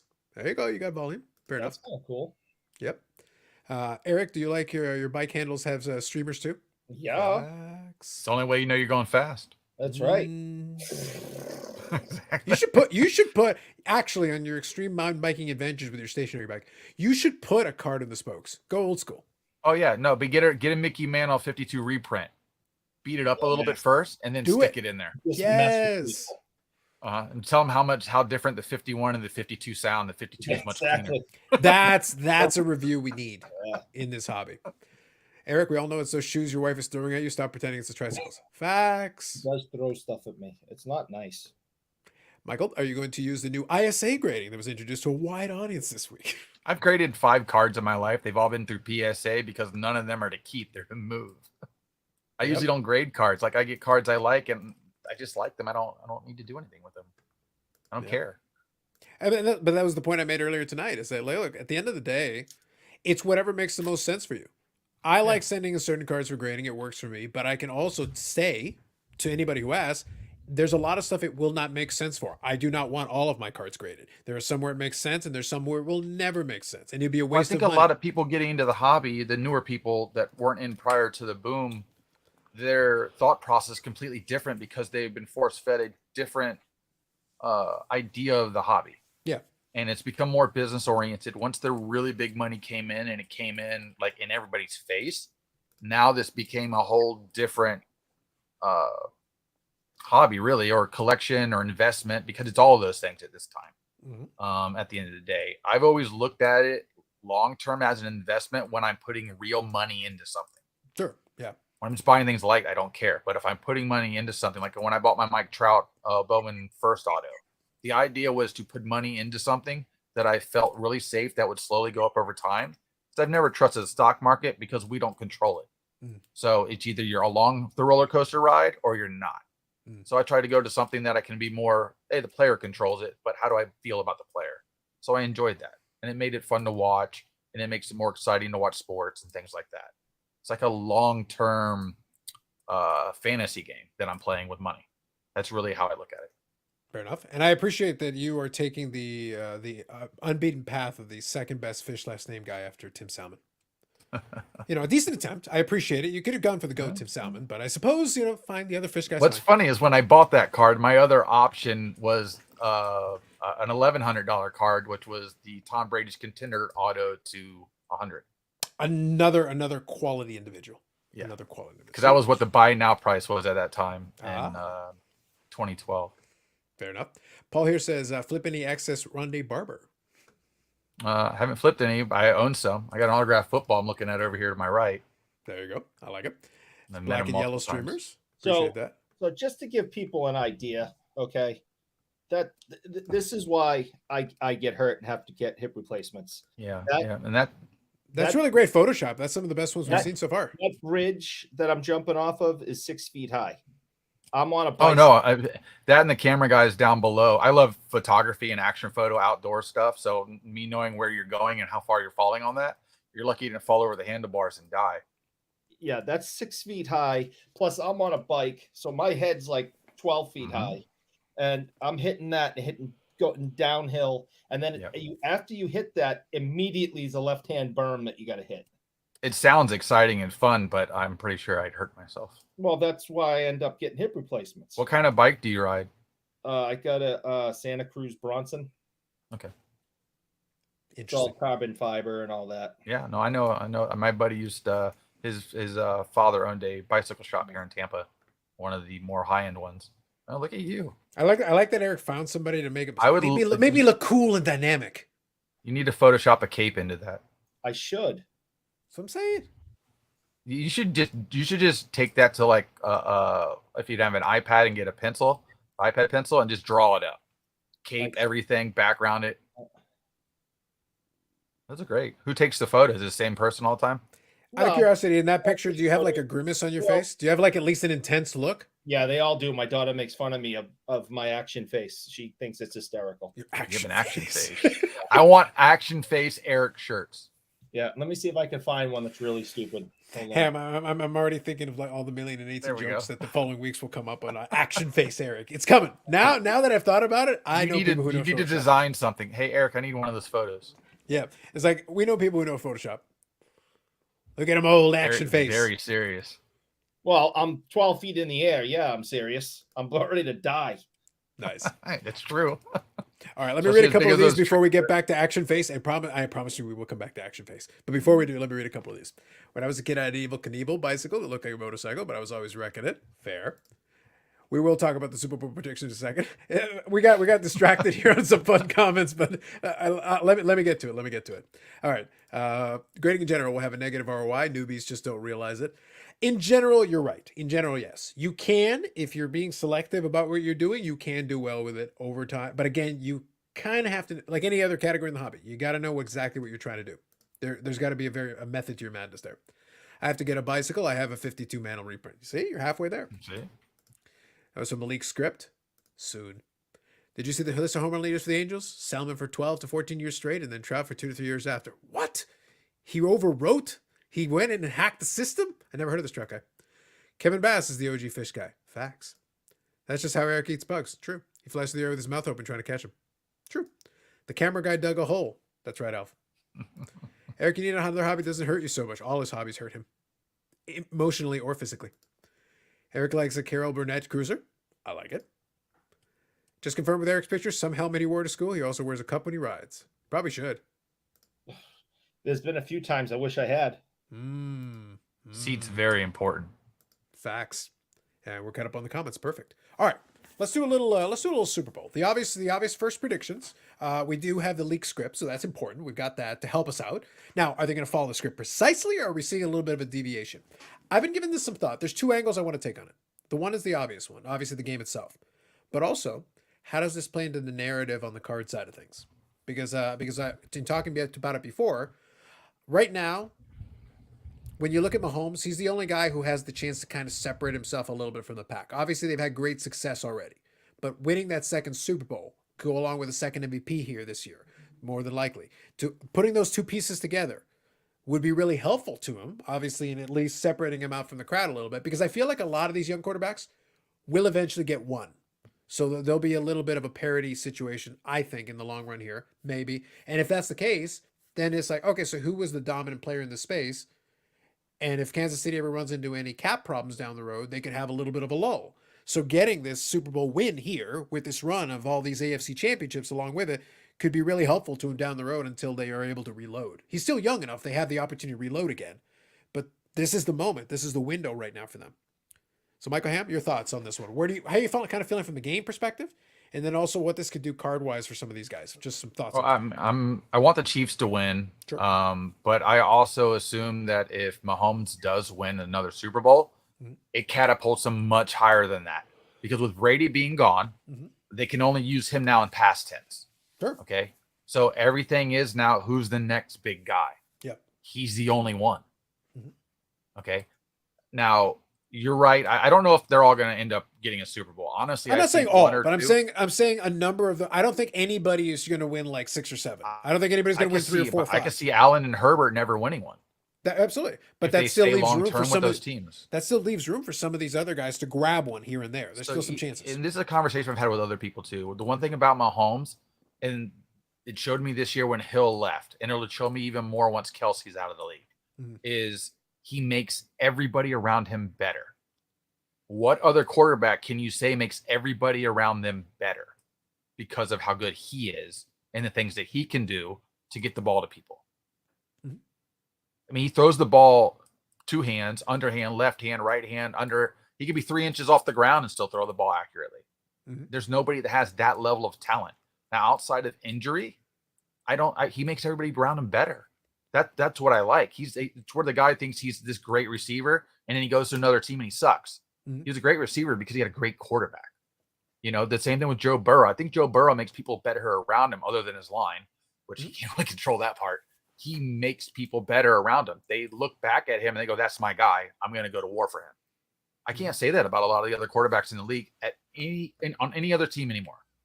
And I just see this one guy right now that just looks like the guy that can be the Brady crusher at the end of the day if he plays long enough. I think to me that makes it, and I know a lot of Philadelphia Eagles fans, so it's not my issue right now with this current Super Bowl is I think it's more. I'll answer it this way.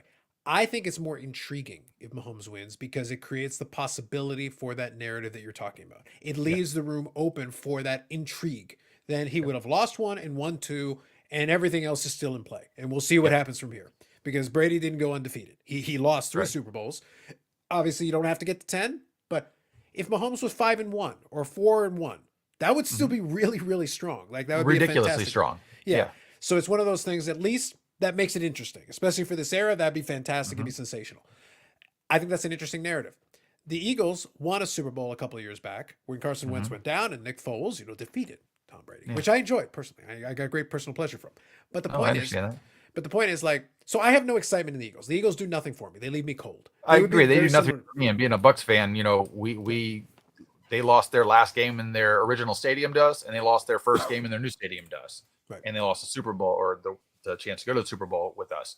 But the Eagles and even Jalen Hurts, like, I don't know how high Jalen Hurts cards can even go, even moving forward after this, even if they win, because he's not that guy that's going to be passing for 350 yards a game. He's not going to run for 2 touchdowns on top of it. Mahomes is that guy. You know what I'm saying? At the end of the day, I'm still going to compare him back to the guy that I assume's the best quarterback at that position, because quarterback rules, especially in our environment, a hobby, it's quarterback first and then whoever you like second. Really, that's where it comes down to. Yeah. And like I said, the main reason I'm saying, though, that the Eagles thing leaves me cold is it leaves me feeling the same way that I did after last year's Super Bowl when the Rams won. I had no moral objection to it. I had no issue with it, but it wasn't interesting to me. It was just like, okay, it's there. Yeah, fine. But if you weren't a Rams fan, nobody outside that even cared.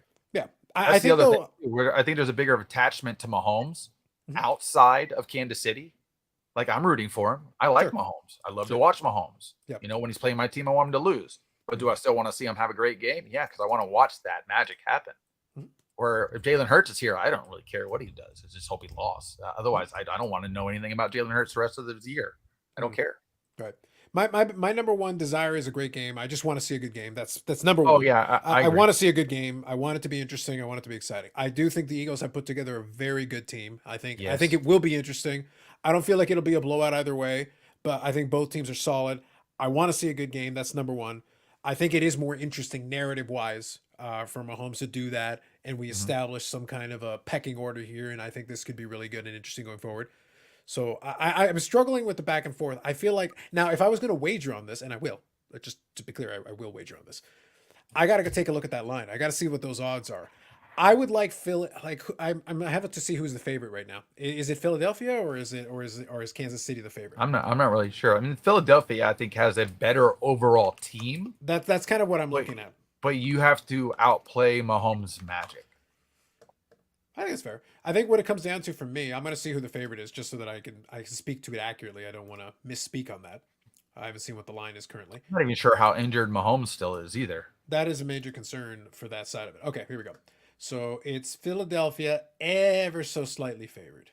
Not by a lot. It's like a point and a half. It's almost a pick all day. Yeah. I'll take Kansas City up anyway. So yeah, if Kansas City is the underdog, then I would look at. Basically, I was looking at whoever the underdog was, and I kind of prefer them. Like in this game, I would kind of at least consider the underdog, but it's so slight. It's a point and a half. It's nothing. Do you crazy. Prop bet at all?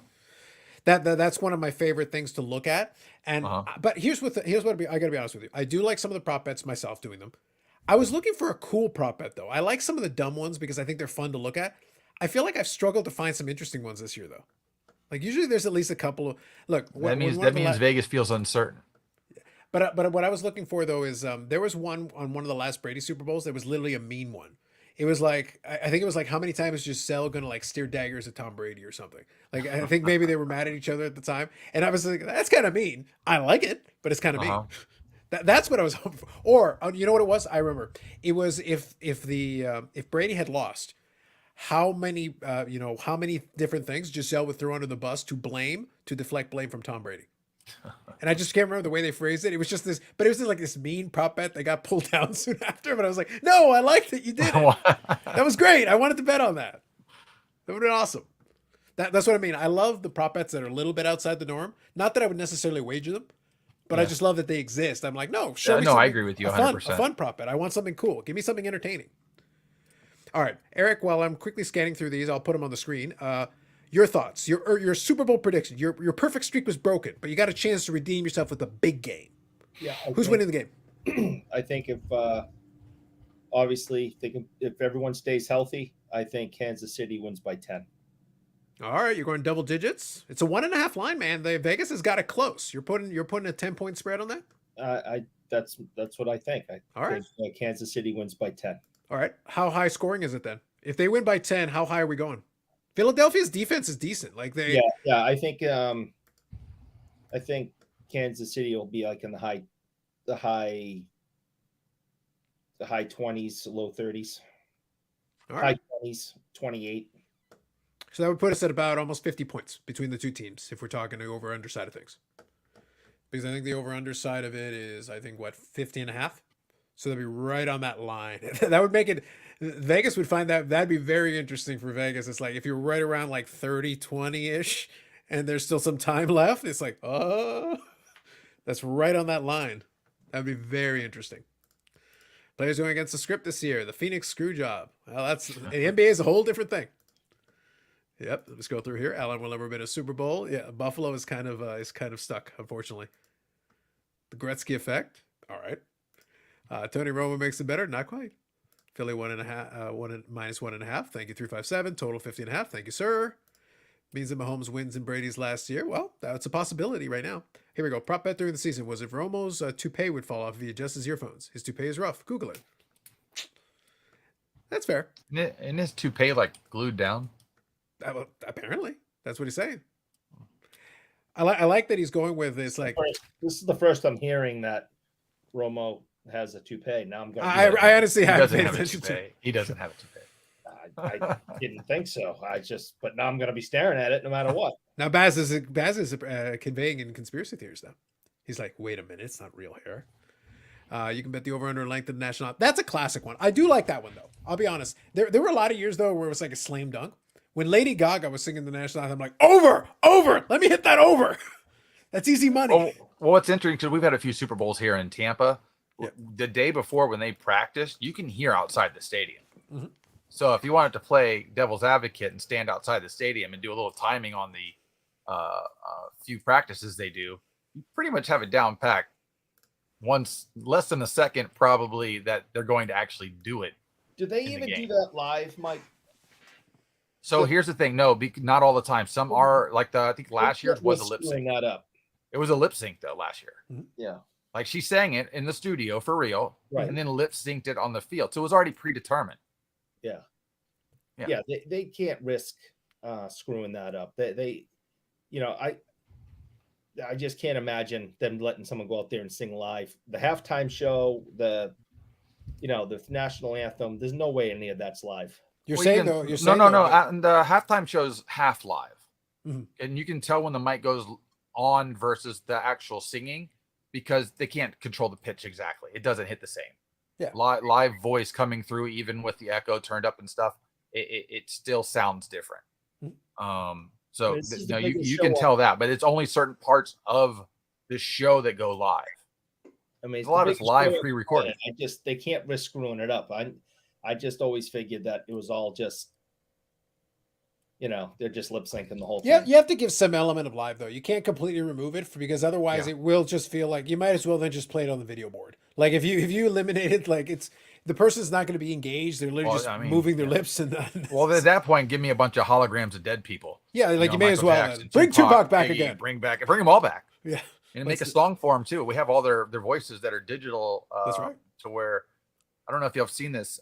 It's going off script a little bit here, but that they have the ability to mimic your voice to its perfect pitch if you're a singer, and then reproduce a song with somebody else singing it as that other person. I believe that. Yeah, there's been a lot. Technically, somebody else could sing a song like Michael Jackson. They will then ping in Michael Jackson's actual voice with the AI, and it'll be Michael Jackson singing it basically sound-wise. You just made me think of something. That much. You just made me think of something. This would be a prop bet that I would play, but it'd be a multi-year prop bet. Years until we have the Chat GPT halftime show, where Chat GPT is the one doing the halftime show. That's probably next year. That's what I'm saying. But that would be a prop bet I want to make.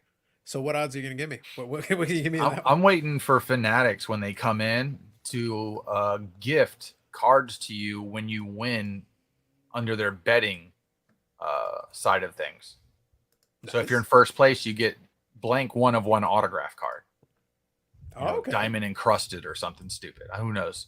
Or Right. actual game used.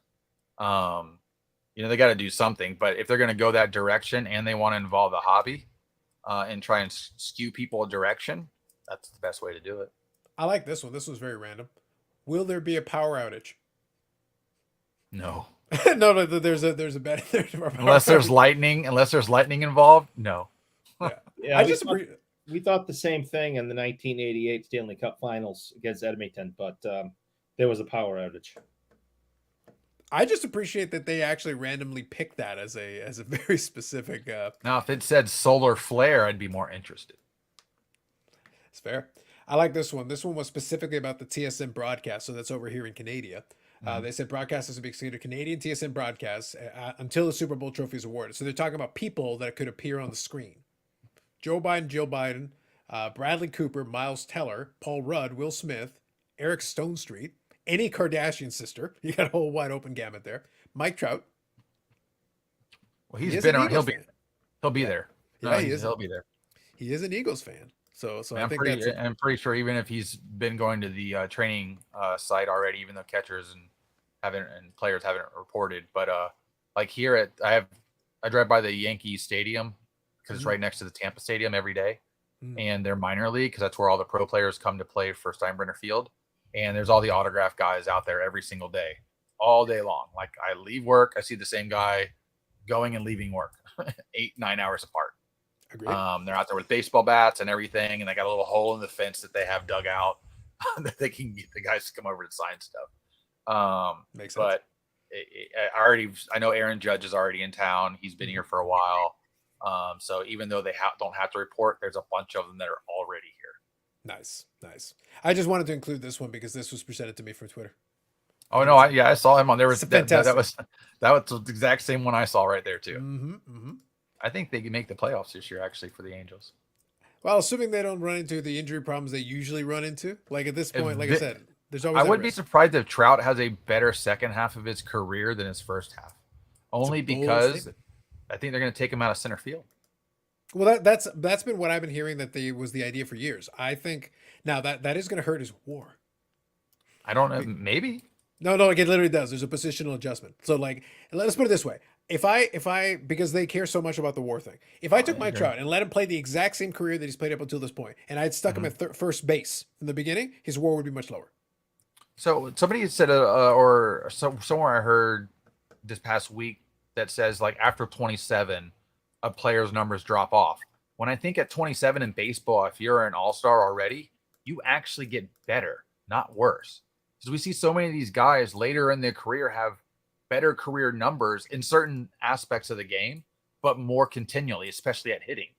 And now that the shift is going to be gone, I mean, like I'm literally going to go look for people that hit into the shift more than anybody else, and then look how good they are and maybe go buy their rookie card. Because guess what? That shift's not there no more. So that guy that used to bat 230, it might be batting 330 this year.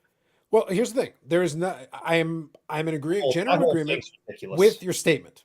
What has always come down to for old fish boy is that everything you say could be true, and then he swings his bat and tears up his knee just after spring training. Doesn't even play a game this season. It's irrelevant. It doesn't matter that you remove the shift. I agree, but I think he's just going to adjust his swing and just change the way he's doing everything. He has the power without having to have all the power. Yeah, well, he that's has the thing. Contact without having all the contact. Well, his contact is okay. Like that's always been one thing that I thought was really overrated. Is that his contact is like he's a guy who can hit 300, but he's not a guy who can hit 330, 340, and he's never been. With all the walks he gets, I'm like, I feel like your average should be higher actually. Yeah. But he's a good contact hitter. Like I'm not saying no, but he's good. Not like the majority of players that lose contact is because they're swinging harder. Like you can still swing hard, but when you swing harder than you're hard, that's when it's like anybody else. You're gonna miss. You're not gonna hit the ball where you did. By the way, Lamine James is already on it, Eric. Oh, thankfully, good for him. Awesome. That's the future NBA outfit too. Oh God, have you seen some of the ridiculous crap they're walking into stadiums with? I love it. Yeah. Oh, I love it. He's a professional. Why don't they have 80s night and just start wearing all the short shorts again and everything? Oh my God. Hey, give him a chance, man. Maybe they will. The guy wore like a beanbag the other day. Like a beanbag chair or something. He looked ridiculous. So listen, just real quick. I know I'm not a baseball guy. I hate baseball. It's the dumbest game ever made. I've heard this allegedly. I don't know. When we talk about the 86 Red Sox, you have plenty of passion for it. You hate baseball more than golf? I'd rather watch Nobody would rather watch amateur golf. I'd rather watch amateur golf with playing with No, Ham, back in the day when I was rooting against Tiger, I watched all the golf because I was literally sitting there. I had the group of contenders that I would root Now hold on. for. When Tiger played golf, that was different. Yes, but That I'm just was saying. a different age. That was like the 80s, early 90s basketball to me.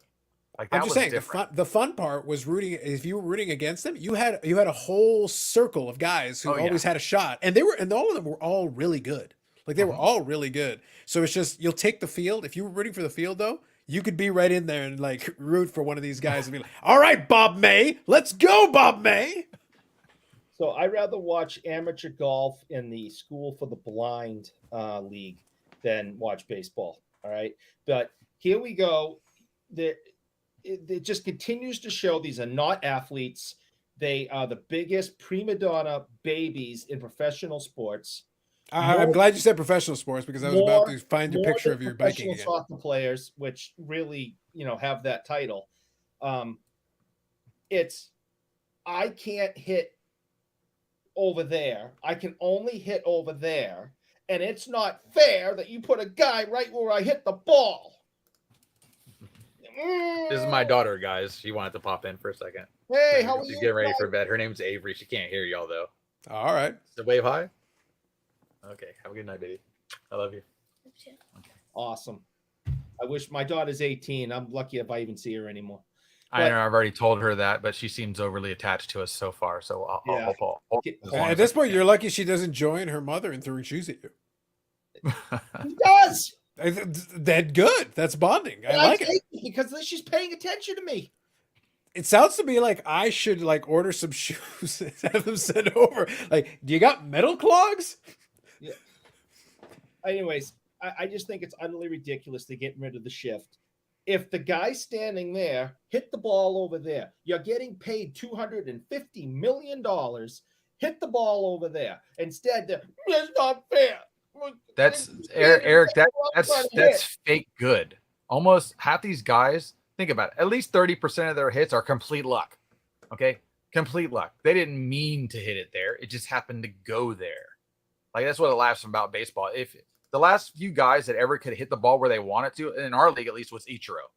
Okay, prior to that, Wade Boggs, Tony Gwynn. Yep. They put the ball wherever the hell they wanted. They didn't care where you threw it. Yeah, well, their style, and to be clear, though, they were throwbacks to kind of the old school, like the Ty Cobbs and those guys. Yeah. Because the thing is, in order to do that, though, you cannot be doing that with a power swing. You have to be doing that with, it's kind of a slap swing. Yeah, slap hit. What's funny is if you, like when Wade Boggs played here in Tampa, because he was born here, he went to same high school I did. When at batting practice, he would just launch bombs the whole time to warm up. Mm-hmm. Like he had no problem lifting the ball and hitting out with power. You know, his 3,000th hit was a home run. That was deliberate. He did it on purpose. Mm-hmm. So it's just that's how good he was, though. These guys today aren't that good. They can't just be like, I'm going to spray the ball to the left. No, they can't do that. They just like they hope to. They can't bunt anymore. They can't steal. Nothing. They all suck. The worst player is getting paid more than Boggs did. Oh yeah, but I mean that's just time. And these guys. I love that we're invoking Boggs when my buddy, I had him on the channel, Wade Boggs fan. Yeah, I saw that. And he's a great guy and a fantastic collector, amazing collection. I paid attention to baseball when Boggs was in Boston. I was actually paying attention to the sport back then. So I watched him have 200 hits a season, year after year after year after year. He never said, well, you can't stand there. That's where I want to hit the ball. You can't stand there. He would love if those type of guys, if you do the shift on them, they would just make you stop it. They would just be like, I'm going to hit it over here then. The key is your point. If the guy is one of those guys who's slap hitting, who understands the art of hitting that way, Yep. it would literally be like, no, the shift is great. Then you've just given me a space over there to hit it, and then if you go back, then you give me a space over there to hit it. Then Yep. wherever it is you're not, that's where I'm going to put the ball. So if I'm going to put it in play, I'm just going to hit it where you guys have left a gap, wherever that is. And Barry Bonds wasn't that type of hitter, but he became so locked into what he wanted and how he could hit it. I don't know if you ever heard the story when Christian Yelich, the year he won his MVP, like the only year that he actually hit well, he did that because Bonds was his hit coach. Mhm. And the first thing, there's a whole thing about it, but the first thing he told him to do is, hey, the pitch is going to be here. I want you to hit it off the plate. Mhm. And he goes, what? He goes, hit the ball off the plate, like right off into the plate. He goes, I can't just do that. He goes, let me show you. Hits it off the plate. And then he'd be like, I want you to hit a foot off the plate. He hit it a foot off the plate. And that's what he taught Christian Yelich to do, because he taught him back control and placement through a pitch. Yeah. That's all he was doing. Just old school baseball that they don't teach anymore. And also, but he also had tremendous patience. Stuff Like for one other thing is, like, steroids or not, when Barry Bonds was at his apex, he demonstrated tremendous patience, because he would literally like, this is not a good pitch, I'm not swinging at it. This is not a good pitch, I'm not swinging at it. Okay, you gave me a good pitch, I just hit it 500 feet. I wonder how good he would have been without that armor on his arm, because he stood straight over the plate. Like he's like, that's a whole nother you're thing. throwing in my wheelhouse, or guess what? I'm not going to swing. Oh, these guys wear guards on the top of their shoe, Mhm. guards on their kneecaps, guards on their elbows, their wrists, and now they have the face thing that comes down and protects their face. But again, we got to keep talking about Boggs and that generation. It was just like 10 years earlier they made them wear hard hats. Yeah. That's all they had. And maybe Eric, as a man who gets shoes thrown at him, are you going to suggest that people should have less protection? That they should not protect the cranium? No, what I'm saying is you can now crowd the plate and You sneak can. in there and not worry about getting hit. Where Bob the Gibson player- isn't coming out there. Yeah. the that's true. players in the past couldn't cheat like that. Yeah. It's just another example of today's baseball players sucking. Why don't we just let all the players do steroids and just see how good a human can be? We did that already. No. Let it loose. We did that already. I still argue for that for the Olympics. They couldn't. It was possibly fake hurt. hidden, but It's like I lobby for that for the Olympics. Go for it, guys. because in 30 years, 40 years, we're going to have robot Olympics. We're not going to have people doing it. Ooh, it doesn't even maybe matter. that's the tag end game. They get That's very robots true. for the Olympics. And listen, I love, deep down, Bob's great, but Bob, are you freaking kidding me? The velocity's more now. Well, it is. The top end guys throw harder.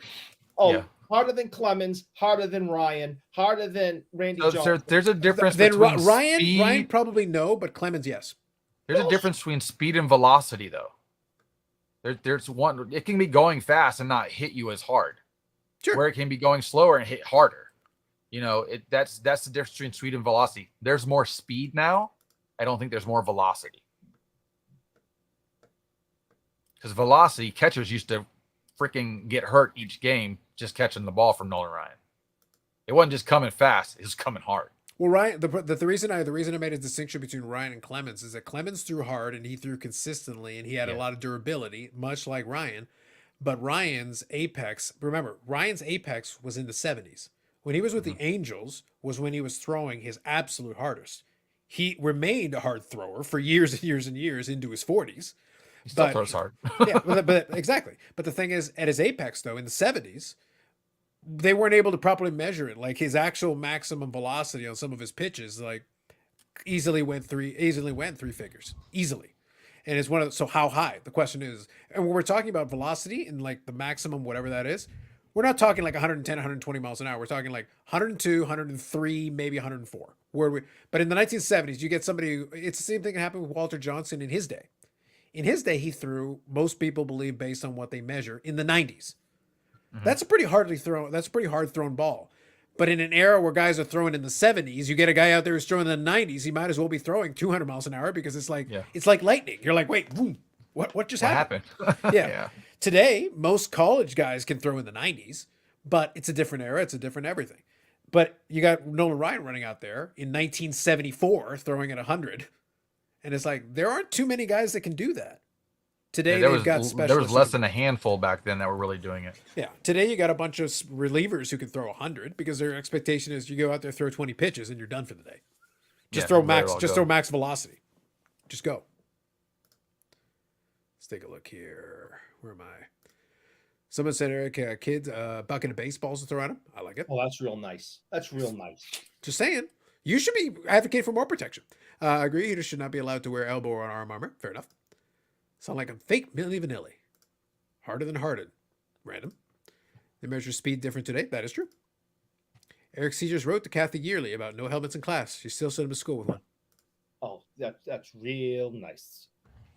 What a bunch of boy, I tell you. I told you, you're making friends and influencing people. You keep this up. I'm not going to do this anymore on Fridays. Yes, you are. You're going to do it on Sundays. Oh, I just want to put him on there for his own show on Sunday and be like, you know what's grinding my gears? It's like, Carlos, are you even hosting this? Nah, man. I'm just sitting in the back watching. It's AI. Chat GP, what is it? Chat GPT? Is it Chat GPT the thing? The AI that's thing? what I keep hearing. It's I three don't initials. The name escapes me though. It's Chat something. But I want to say what I've been doing GPT. for like a week. I don't fully understand it, of course, because I'm 1006. But that's some new AI program or something. I don't know. Yeah, I just want to say, look, if Chat GPT will sponsor the Sunday show, I'm for it. As long as I can just sit back and watch it, I'll do it from there. That'll be fun. Yeah, Ryan threw 84 when he was 60. Yes, he did that ceremony first pitch where he still threw with good velocity, but he was in his 60s. Yeah. How they recommend the movie Fastball? Yeah, I think that's actually on YouTube. I haven't had the chance to go sit and watch it. I used to work at a video store, so I saw everything that came out. My understanding is it's good. I heard it's really good. It's actually pretty decent. The greatest pitcher in baseball history was Roy Hobbs. He was also the greatest hitter in baseball history. He was, but we're talking about pitching at the moment. So fair enough. He's no Ohtani, but he tried. Carlos, is Pinnacle the best set for collecting star athletes of the 90s? Pinnacle made some nice sets. I'll say Pinnacle made some really nice sets and some really nice cards. The Fleer brand made the nicest stuff at the end of the day. If you look backwards right now, especially with the inserts, because the inserts were huge back then because they were rare. Mm-hmm. That's what made that so fun back then. Here, let's see where to go. Here, I got this the other day in the mail because I couldn't pass it up. But it's Fleer Ultra, nice. Yeah. Yep. So this is, but you can get the Reggie White autograph out of this. Right. But it doesn't mention it on the box anywhere. Right. At all. Maybe on the pack. But all in shipping, this was $20. Yeah. Well, that's the reason though I'm struggling with him saying the 90s. The problem is you're talking a full decade. And like I said, Pinnacle, I will co-sign on late 90s Pinnacle. Towards the tail end of their run, they were putting together some amazing sets. Like the whole totally certified stuff. I love that stuff. Mm-hmm. To me, that's really great. Yeah. I think they did amazing. So like those sets hold up for me. They're like top tier. You get your great players in it. There were some other ones though that were really good. I guess it depends though on what you like. I saw one where I shared the screen grab, and I don't remember if I have it, but it was, you remember the Circa Raves? Mm-hmm. Yeah. So there was one where somebody on Instagram had 3 Circa Raves. I think it was Circa Rave, the one that was out of 150. They had the Jordan, they had the Griffey, and they had the and I think they had Dan Marino. So whatever they had, but they had 3 of the best players in the 90s, all Circa Raves out of 150. But they're all beautiful cards. They had them right beside each other. There's not 150 of those cards around anymore. That's exactly it. But I'm saying like they're beautiful cards, and you're picking 3 like top tier guys in each sport. Like I said, Jordan right there, no question, nobody would question that. And Griffey in the 90s, Griffey was one of the top guys. And I think it was Marino was the football guy, but I forget. Or it might have been Peyton Manning, actually. It might have been Peyton Manning. Either way, though, there's some fantastic choices there. Amazing. The 3 of them together, though, that's an awesome 90s collection of GOAT level players in all 3 sports, and a beautiful parallel to boot. Yeah, I mean, my thing is I really love the Leaf certified stuff. Sure. I mean, I don't know if you saw my Instagram where I had this Don Mattingly's my favorite player. That's a great one, yeah. All right, so it's numbered to 5. They made 3 versions of this back then. They were kind of ahead of the curve. They made the Mirror Red, the Mirror Emerald, and the Mirror Gold all have a 1 to 5 variation. So technically there's 5 reds, 5 emeralds, 5 golds. And then it would go the next series up where you'd have to 150. but it wouldn't be an autograph. It would then be a relic. So they would change the version of the card with the number to do that. So the next, if let's say it went to 250, it would be a bat, no longer a jersey. Right. And what was also nice back then is just because it was low number, it didn't mean it had the nicest patch piece in it. It was just random throughout the collection. So you might have a card that's, let's say, printed on the back to 350, and it might be number 179, and it's the nicest patch. They didn't care where they put it. It wasn't, hey, it needs to be in the top 5. It was just randomly inserted into the production run and then slapped on it. So it creates a special value for the card, and it has nothing to do with the actual number on the back of it. I like that. It was always, you could get anything, because you'd still flip the card over. You never know what you had. You just knew there was a number on it. Oh, I agree. Like I said, there was at least some effort there in that 90s into 2000s period. There was a lot of interesting stuff. That's why I say they were competing against each other is why. Like there was an actual competition. Yeah. But like I said, though, the other piece of it, in addition to competition, though, is they had their own in-house manufacturing capacity. If you're going to compete, know why this is so hard to make, though. Go buy a damn Cricut and cut some damn cards. Like, I don't get it. I'm serious. Like, I understand the laziness and not wanting to spend the money. If it's mostly a cost thing. It's mostly a cost. They made more money the last 2 years than they probably had the last 20. There's no reason for it. I don't get it. It makes no sense. The people make these custom cards for people. I make my own custom cards, and it's just like, it's not that hard to do. Like, how can you not make something on a massive scale when this is all you do for a business? How do you not have an in-house version of this? At any given point, you can just make something. I don't get that. Like, I don't get it. The cost can't be that different. I don't see it. I do think there is a reasonable, it's one of the, look, your point is valid, but all I would say is this. Like, if you're talking straight business, you just said a moment ago, they've made more money in the last couple of years than they ever have. Yep. And they did it without doing that. So buying it in-house, even if it added $1 to the cost, why bother adding $1 to the cost? You just made the money without doing that. Well, what stopped them from making more money recently? Not having their own printing. The hobby's not getting smaller. It's only getting bigger. So at the end of the day, they need to be able to control what they're doing. I think Fanatics is going to end up either buying one or just making one. They're the most likely candidate. With their resources, they would be the ones to buy one of the suppliers. They would be the ones to look at whichever one of the suppliers they like the best that has the stuff they want and buy them and then take over the capacity. And by the way, they could sell some of that capacity to the other guys and make money on that. That's what they're going to do. I guarantee it 100%. Totally. Yes. But when, what's the gentleman? Is it David from Upper Deck? Who's the guy that you have on that does Upper Deck stuff? Oh, Billy. Yeah. All right. And I was kind of not being mean, but being a little forceful, and he was being honest though. He's like, listen, they don't want to spend the money for it. It's like, so, and this was going back to the metal and how he was talking about how the metal, they do a decent job of it now, but it's not as good as it was for those key 2 years where every card had like an art form to it. Yeah. And that's what I want out of metal. Even if it's just, that's an insert form of it, at least give it to me somehow. But don't give me like a mirror background with a little bit of shading and it looks like a sunset. I don't care. I want a hand coming around with a ball on fire and this thing exploding in my hand when I move it. That was awesome. Every card felt like an insert. No, for sure. That's what's so nice about it. No, I agree. But look, I'll give you a quick analogy that plays into kind of one of the sets we'll talk about. And I wanted to make sure I read through a couple of comments here. Hockey Barn said Rinku Singh is the one who's Veer Mahan. That's right. $1 Million Armor pitcher. That's very true. Josh here is there. Good evening. Absolutely. Good evening, gentlemen and Eric. Love it. I love that you created the custom sign, so I appreciate that. See, manufacturing capacity. We appreciate that. Paul says, won an auction for a Marshall Falk, a Puma patch for $14 a few weeks ago. Wasn't always marked prime or super low number parallels. Very well done, Paul. Well done. We'll get into Hockey Hog's question in a minute. But I'll give you the analogy. I've used this analogy before, but it's valid because it plays right into what you said. And it involves with Billy as well. And he knows this. And like I said, he's very transparent. Like Billy's not BSing. No, I greatly appreciate his transparency. Yeah, he's doing the best he can to answer your question to the best of his ability, but he does work there. So he's like, he's not going to throw his company under the bus. That's not fair. And like, he likes his job. So but he's just transparent as he can be. I use the analogy, the example of the AW products because I've been enjoying those and I chat with Billy on those, specifically the AW Spectrum. Some people didn't like the Spectrum product. It was a bit expensive, whatever. But here's the key piece to your point from a second ago. The design is a little bit bland, but it's okay. However, when you're doing the parallels, There's an autograph parallel. What is the autograph parallel? The same design, slap a sticker on it. Okay.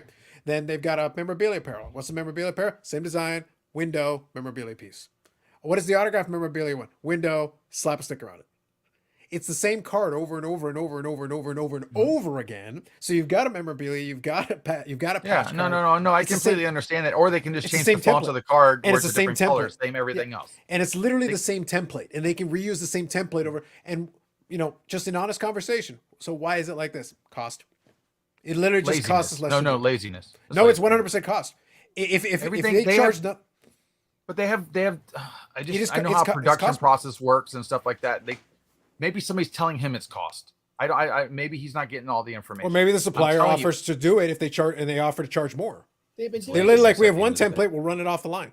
They've been That's doing lazy this though. since the 90s. This isn't new, and that's one of the reasons. I mean, there was a lot of reasons, but that's one of the reasons I stopped collecting in the 90s. Because why in the world am I trying to hunt down 5 of the almost exact same card of Ray Bork? There's freaking 5 of them. They're exactly alike. Just pick the best one and enjoy it. Made no sense to me. Except this one had a blue foil. This one had a red foil. This one had a gold foil. And the rainbow. Yeah. Stupid. But it's just I don't want to make you upset, Carlos. What's the difference between that and a registry? Between that and the registry? The registry. You're just trying to collect a collection of something that's different, even if the card's a different person. Sorry, I'm not following. What you were talking about? So a rainbow, for instance, how people like to collect the rainbow. Yeah, right. It's technically the same card but different, correct? Well, it is literally the same card but with a slight variation. Yes, but different, correct? Yeah. But what he's talking about is a rainbow, basically back then. Almost what I was just talking about the Mattingly, where there's 3 versions of it in the same color, the same numbered amount of cards. There's 5 of each color. Yep. That start off the beginning of the autographs series. Yeah. Basically, is how that worked for that. So if you wanted to collect one because you like that specific color or that team, cool.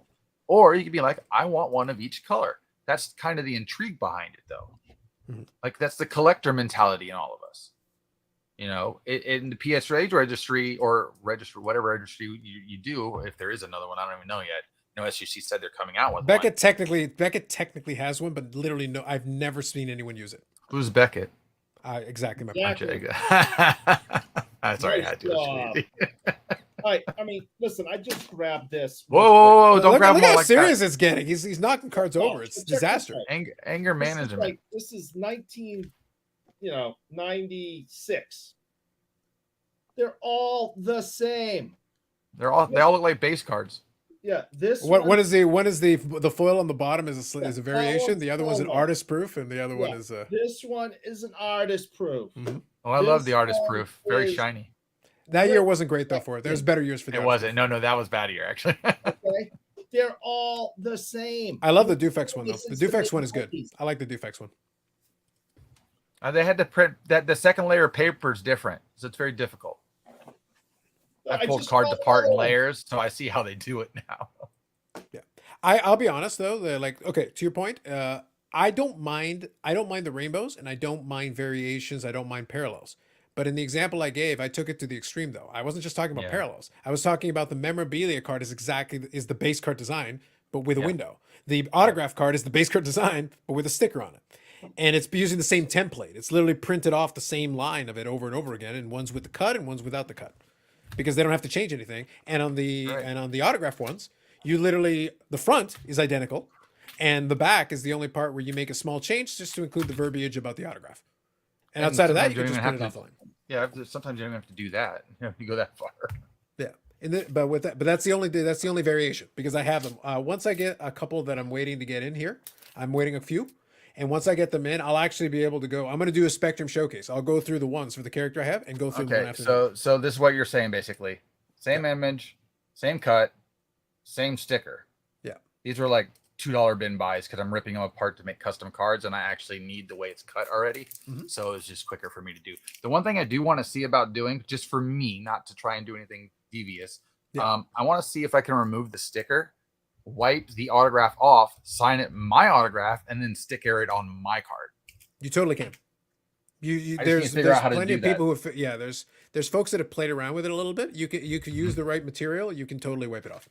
So like here's a card that I'm making now, Mm-hmm. where I took the hat that I'm actually wearing in there because it just got too nasty over time. Right. Nice. And it's my Buccaneers hat, and they don't have a logo like this for any Buccaneers card ever, actually, because I just guess they haven't grabbed an original Bucko Bruce jersey from somebody that had a logo on it. And the last one probably would have been John Lynch or Rondé Barber, because those are the last two guys that were in that color, because Warwick Dunn, when he came in Mike Allstott, his rookie year, was the last year we had those jerseys. But I've never seen that logo in any Buccaneer card because I look for it nonstop. Mm-hmm. I think that's fair. Yeah, like I said, for the most part, we're in agreement on a lot of those pieces. The only part that we're going to disagree on, because you'd have to get a manufacturer guy to come in. I understand that you know about the manufacturing piece of it, but here's the deal: if you go to the vendor and you say, "Hey, I'd like to do this, and give me a different front on these," okay, no problem. Here's the cost. And if we don't do that, here's the cost. And then you're sitting there like, okay. So the problem is you're relying on the vendor. You're printing it through the vendor. So if they tell you, okay, we can do it, but it'll be cost plus 10%.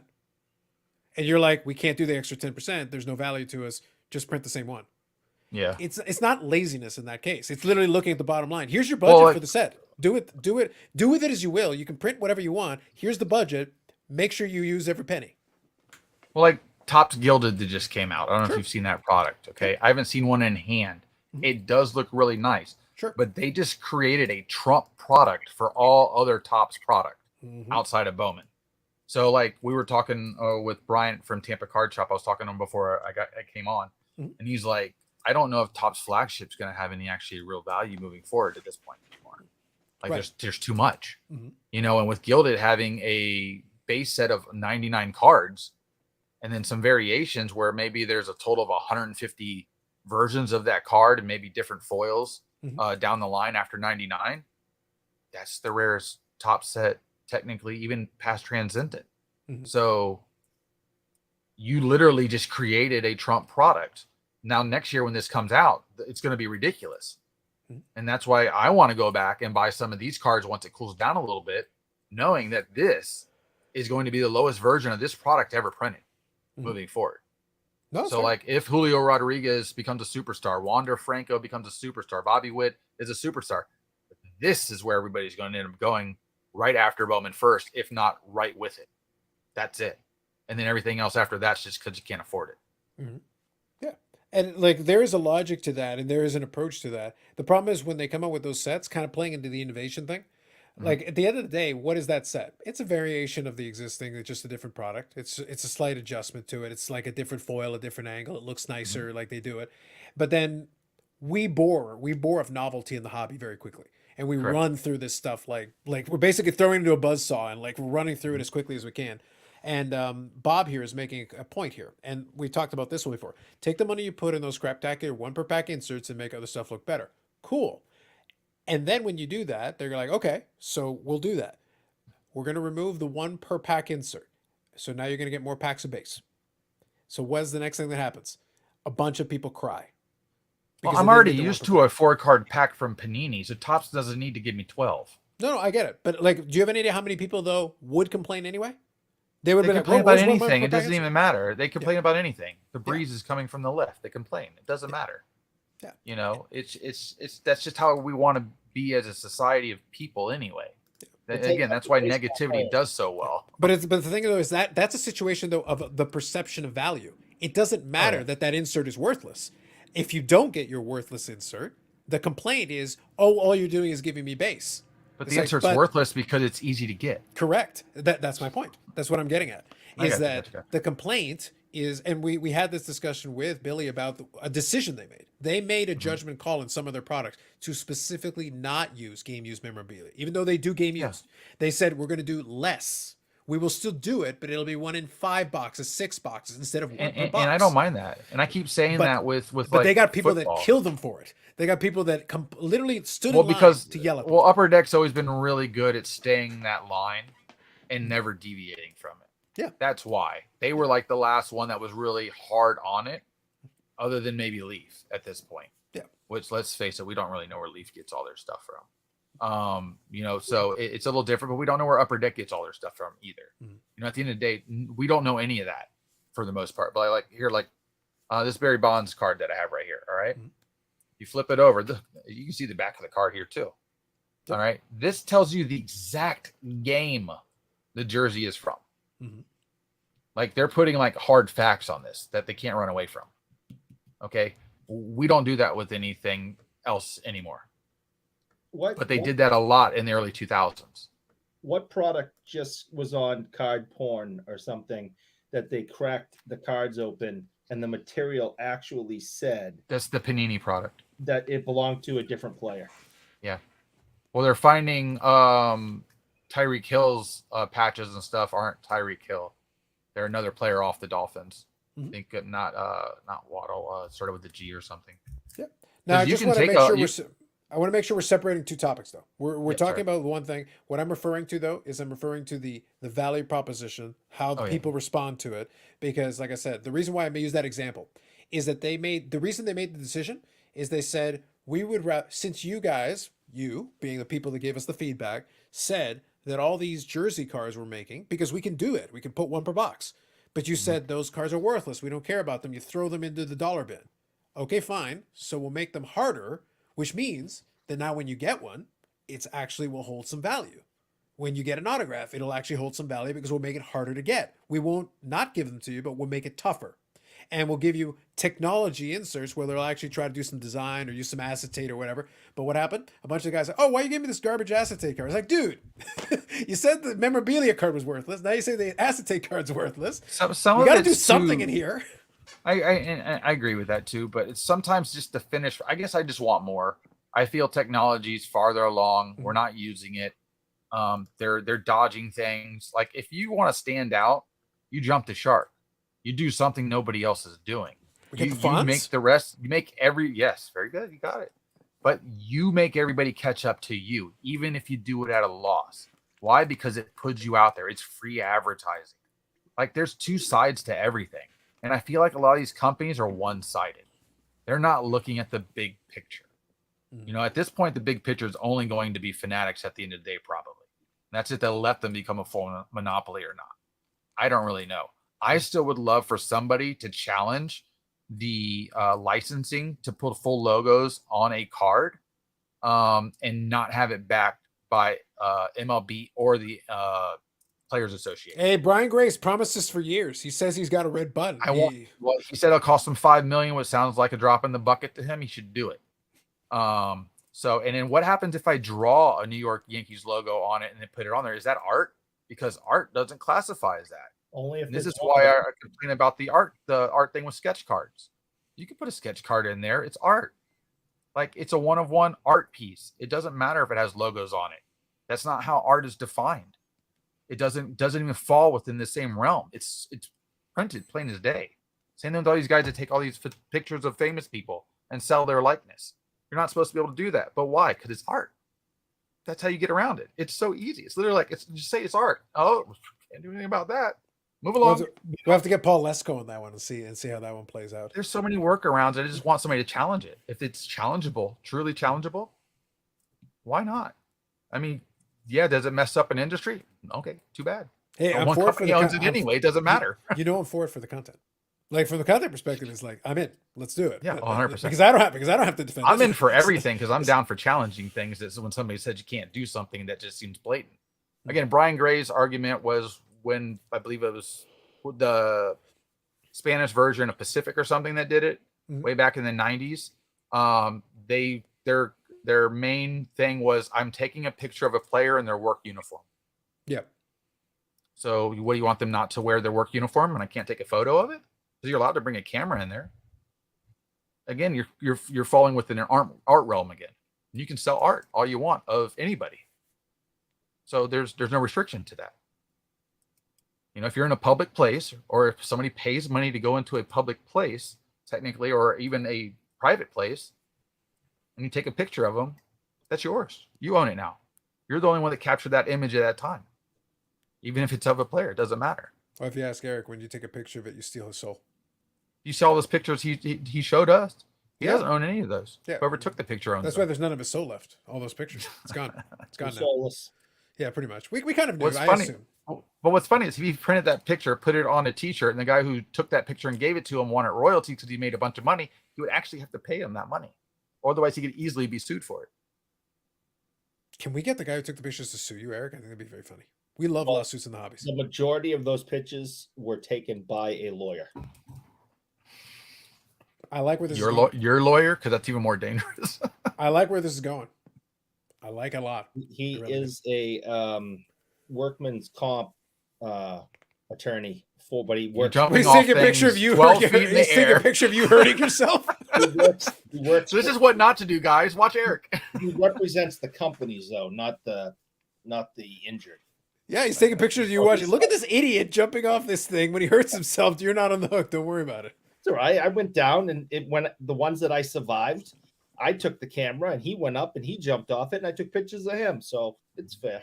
I think this year is going to be the most interesting year for our hobby moving forward. This is the turning point. Like, this is where things change a lot. And we figure out if it's going to be for the better or worse, and does it encompass more people or less? But at some point, I get concerned that it starts to price out and over confuse the purist and only brings in the big money. That's fair. No, like I like that you took a provocative look. Here's the thing. Like I said, I appreciate you, and I appreciate a lot of the takes. It's interesting to me, and I'm happy to have the back and forth and discuss it. I like that you took the content. I like that you took the interesting, contentious approach because I think that's fun. I think that makes it more interesting. So, and I'm good with it. I think that's great. Like I said, I have the fortune, and fortunately, I've been able to chat with folks that are in there. I know they're under certain constrictions. Again, we don't have the full picture, unfortunately. Like, I'd love to actually have the full picture and really be able to say definitively. I think my opinion, strictly my opinion, I think Upper Deck is in a good position. I just don't think they're as financially strong as they were in their heyday. I don't think they're in a position to be able to push their weight around the way they once would have been able to. And the reason I say this, the specific reason that I'm citing, is we already said that these guys are all using vendors, third-party vendors. I believe, though, that when it comes to the third-party vendors, there's a certain amount of time that they have in the printing machines. And I think Panini and Fanatics have the financial resource to be able to say, you print my shit first. You put my shit to the front. That's why Panini is releasing stuff, no problem. That's why Fanatics is releasing stuff with tops, no problem. And people are like, why is Upper Deck stuff slow? Why is it taking so long? And it's like, it's literally like, they will print it eventually after Fanatics has gotten their stuff and after Panini's gotten their stuff. Now, do these companies at some point change the timeline for when stuff comes out moving forward? Do we ever get back on a normal schedule? And if not, is this the new schedule? And the reason I say that is one of the things, especially with most rookie product coming through Panini or even Tops for certain aspects, is with the game used, is they don't have enough time to get it into the product to produce it. When I think, especially for Panini, I think the greatest idea would be, okay, don't use the game used jerseys for 90% of the product. But let's say Flawless National Treasures has actual game used jersey from that year, and it being the last two products created prior to the new stuff coming out. Right. That would at least create value to something. No, for and sure. Then start calling all the other game fake player, whatever, just call it vanity patches and make all of them bangers. Like make it all aesthetically pleasing and just better as a serial number goes down. Because for some reason, I don't know why, not outside of hockey, because hockey, obviously Upper Deck does a fantastic job with patches and eye appeal and stuff like that. And I think there's a lot more patching logo on a hockey jersey than any other sport. Yeah, like even like I wore the jersey last week. And even just like the one I have, you know, Fanatics probably is asking for it because it's been worn by someone. So if they ever do hockey, you know, I might have a jersey for them. But even the crest on the chest is this gigantic. Effectively, It's the whole thing is patch. It's same with the lightning stuff. There's so much stuff. You got shoulder patches, and that's not even counting numbers. Like, so, and it offers you all these opportunities, and you can use the fight strap. Like, you've got all these different components that are a little unique, a little different that you can use. And I think that's what benefits Upper Deck with having so many nice patches. That's right. Is because there's so many available. Or in some sports, you don't have that quite available to you, and a lot more players don't just give their jersey away to them at the end of the game. Yeah. So that's just. But how many of those patches off that jersey can they get? Yeah. and that 300. and I mean, and that is game used. And Yeah. in hockey, we generally don't have that issue. Like it'll say game used because it is game used because they but can access the jerseys. there's very rare logo oriented patches for basketball and football through Panini. Mhm. And if there are, they're always cut just wrong enough to where you're like, man, if you just would have moved this over an inch, it would have been perfect. Mhm. It's like, does anybody even think about it when they're doing it? Where I think Upper Deck, they think about it. These other placers like just slap this thing on there, cut it in half, and this machine comes down and cuts it in 400 pieces. That's how I feel like it happens in my head. Yeah. Well, that's the situation where, like I said, it's not a case where I'm going to defend because at the same time there is critique and there is criticism to be had. But I do know enough people I can only speak for Upper Deck because that's the only one where I do know some people there. I do know they care. It's not that they don't care. They're trying, but they also understand that there are some restrictions on it, but they do hear the noise. Like they're on the forums. They do like look and they like. I just feel like each company has an inner circle that's so tight that the next level of people outside of that don't even know half of what the other group does regarding the company and how things are done. Right. And Panini, I swear to God, that there's a guy chained to a wall like Sloth from the Goonies, and they just feed him baby Roos, and he can't get out to tell secrets. Like, and I think Fanatics figured that out. Do you think they're hiring? This might be your gig here. Baby Ruth? That's what I'm saying. Like, I might have an opportunity for you if the Beckett thing doesn't work out for you. There might be a chance. I like your chances. Let me read a couple of these because there's a couple of good comments here. If you photograph Eric eating chocolate stick, would it have his action face? You're damn right it have his action face. No, see, this is my problem. Hold on. About your action face? No. It's not that people in the chat have been busting me all night long. Okay? Deservedly so. It's the fact that my mother is listening. She has not once piped in to defend me or to ask these bullies to stop. All right? Weren't you a guy a moment ago was complaining about the wussiness of doing your dramatic reenactment and everything, and now you want your mommy to stop them? No problems, checking in and asking you, hey, Carlos, how you doing? How's your dad? Right? She had no problem with that. Okay? But people love Carlos Sr., Eric. They care about his well-being. And making fun of me all night and hurting my feeling. Okay? Your one feeling, yes. I have one. And she has not piped up at all and said, leave my baby alone. Stop picking on it. Nothing. All right?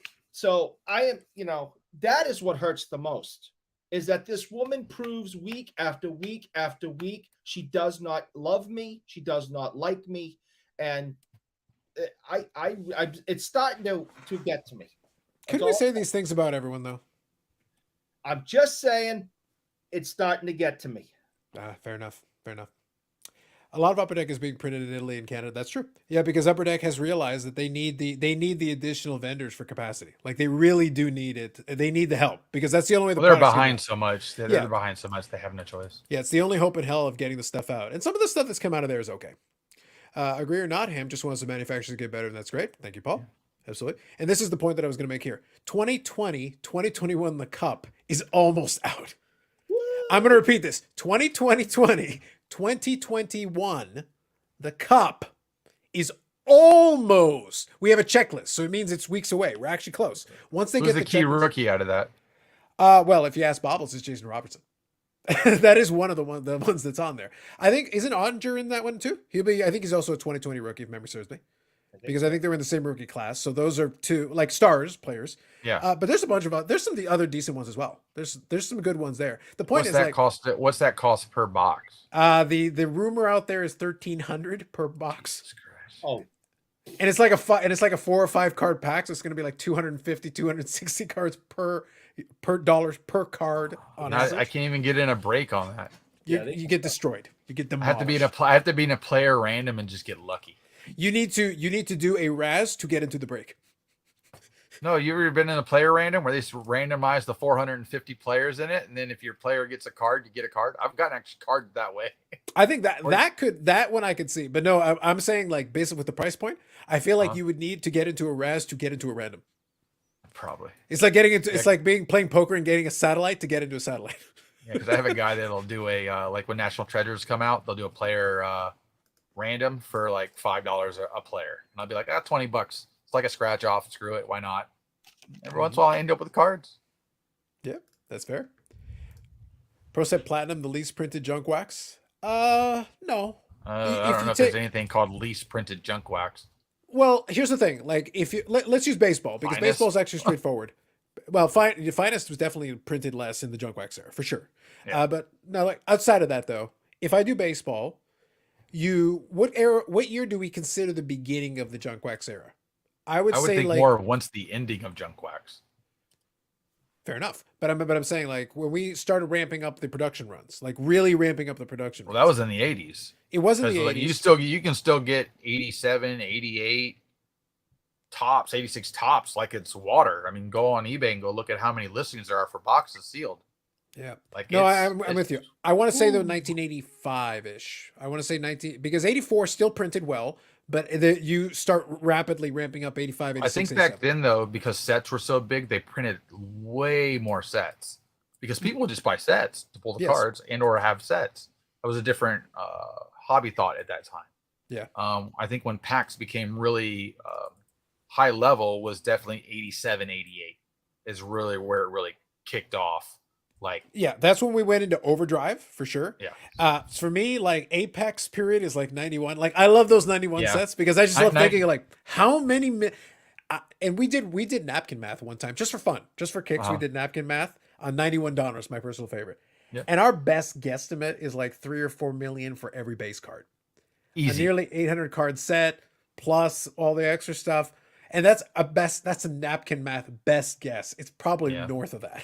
No, Like, I north can of agree that. with that 100%. It was obnoxious. That's But when that's- they just kept printing. Hey, we're getting low in the warehouse. Hey, we're just gonna make another 4 million boxes. Who cares? So yes, the print runs were ridiculous. They But were. The But most they kept printing. But Mhm. yes, but the most ridiculous thing is when they started getting into like 1994, 95, 96. I mean, can we even remember all the different card companies and products? Pinnacle had several, right? You had Score, you had Upper Deck, you had Wild Card. you had Yeah. Ultra. But that's when the hobby was going so good. It's just like what we just went through, where all these new companies come in trying to jump into this huge craze and this heavy amount of money that's being thrown at it. We're in that exact same thing. It's just a little different because it's involving so many different aspects now versus back then was a way different. It was much more singular. And that's when I left the modern collecting is another company come out and there'd be another box to collect and another chase. And it's like, I can't do this. I was in my 20s. I didn't have the money to That's when player collecting got blown out of the water. It became difficult to actually do. And at the time, the thing that I was collecting the most at the time was Gretzky. Yeah. Okay. Now they didn't have jersey cards and $1 million cards. No, but he was in every insert.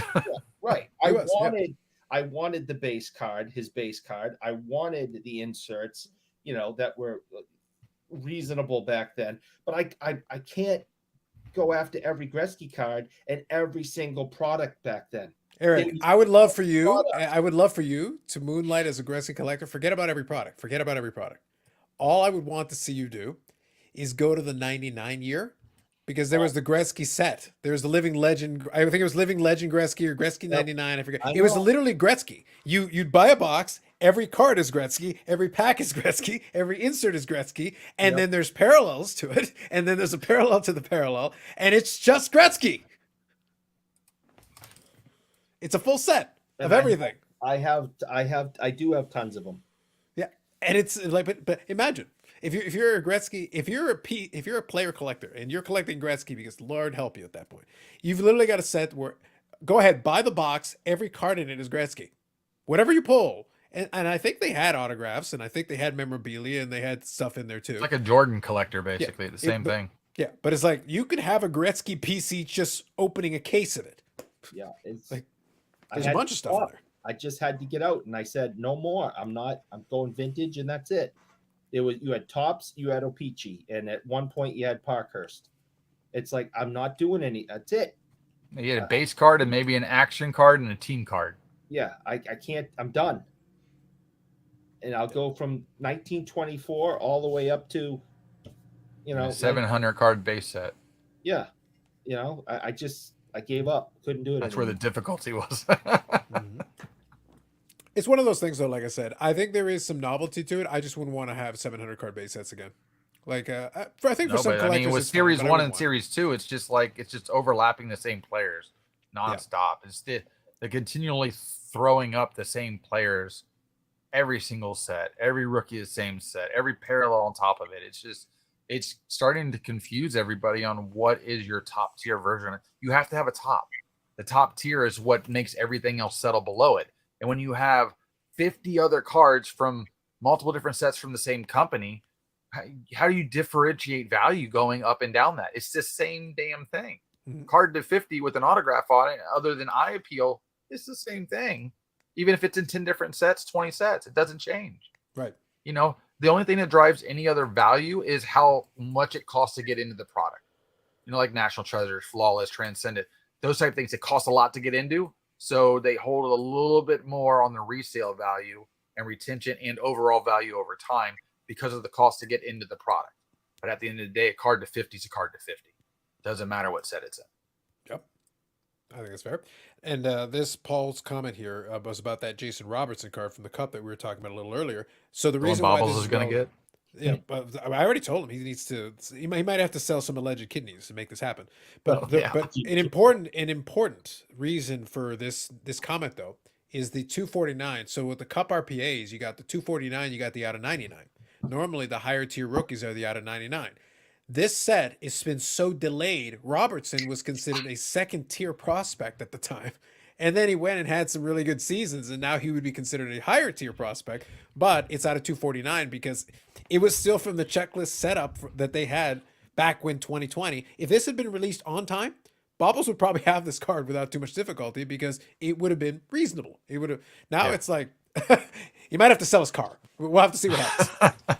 Hey, well, at least it's not basketball. He'd have to sell his house. That's right. But either way, it's a lot more expensive than it would have been if it had just been released on time. Like, that's one of his great laments because of that delay. It's created this problem. I remember hearing a company brag they were printing 24/7. Yes. Philly Joe here. Good evening. I saw your comment from earlier as well. Pokemon printed 9 billion cards last year. That's true. But the Pokemon guys are excited, man. I did the thing on the PSA show where we were talking about the whole price point of grading and all that. But I made the point. Right now, PSA, million cards in a month. 600,000 of them was Pokemon. Well, sorry, TCG, but like Pokemon is a strong piece of that pie. But here's the thing: the Pokemon guys don't care about it being $10 grading. You give them 15, they're thrilled. They send stacks. Well, that's So- all that they know too, because they didn't even get jumped in. They didn't know the old way, the way the grading was, and how cheap it was, and the way it worked. They're used to only this, so it coming down. If you're new to the hobby, you came in during the boom, and you weren't right at the very beginning of the boom, or already in it. What you see happening now is like a treat to you. It's just like, what? I'm getting all this discount now. I was doing it at this price. Mhm. Now I'm getting to do it at this price. Like all day long, I'll do it. The thing that's interesting about Pokemon is outside of special edition years, at least for the last 5 years, they keep reprinting the same product. Yeah. You know, the 25th year anniversary that they came out with. The anniversary years are the only ones that can't actually reprint. That's the interesting part. And those are the ones I think over time, because I do have some of that stuff that I held it on purpose, that they can't reprint because Shining Fates on Vivid Voltage, all this stuff, you can just keep reprinting. You never know when you got it. There's no date on the box that said when it was made. Mhm. So for the last 3 years, they've been printing Vivid Voltage. Mhm. Like you don't know what year it came from. They don't change that. So therefore, you don't really know. You just know the original date of when it was being manufactured, and that's what they use.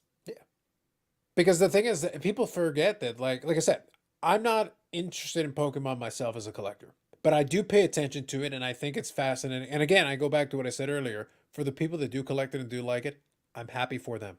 I have no reason not to be happy for them. If they're having a good time and enjoying themselves, that's fantastic. I think that's great. Hopefully you keep enjoying yourself. That's awesome. But they're game pieces. Yes, they're collectible, but in that they you can play a game with them. That was their purpose. You don't have to do that now. You can make them collectible. You can do all that stuff. But if you want to, you can just pick up and have a game and play with your kids or whatever, and they can have a good time with it. Whatever. That's what it's for. I bet I can't remember the last time I saw somebody playing Pokemon anymore.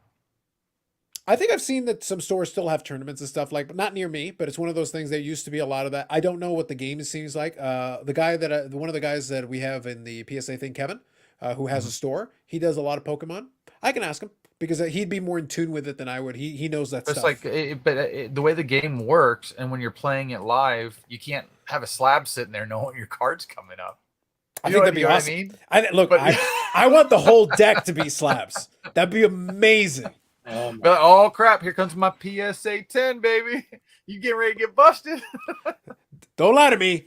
That right there would be quality television. I want you to stream that shit. I just don't know how you shuffle it. That's Is all. the next thing, I mean, Pokemon, You put it in a tumbler. I mean, You roll it around. Pokemon's a card game, right? That's all. That's all. It And was. that's what it is. Yeah. Okay.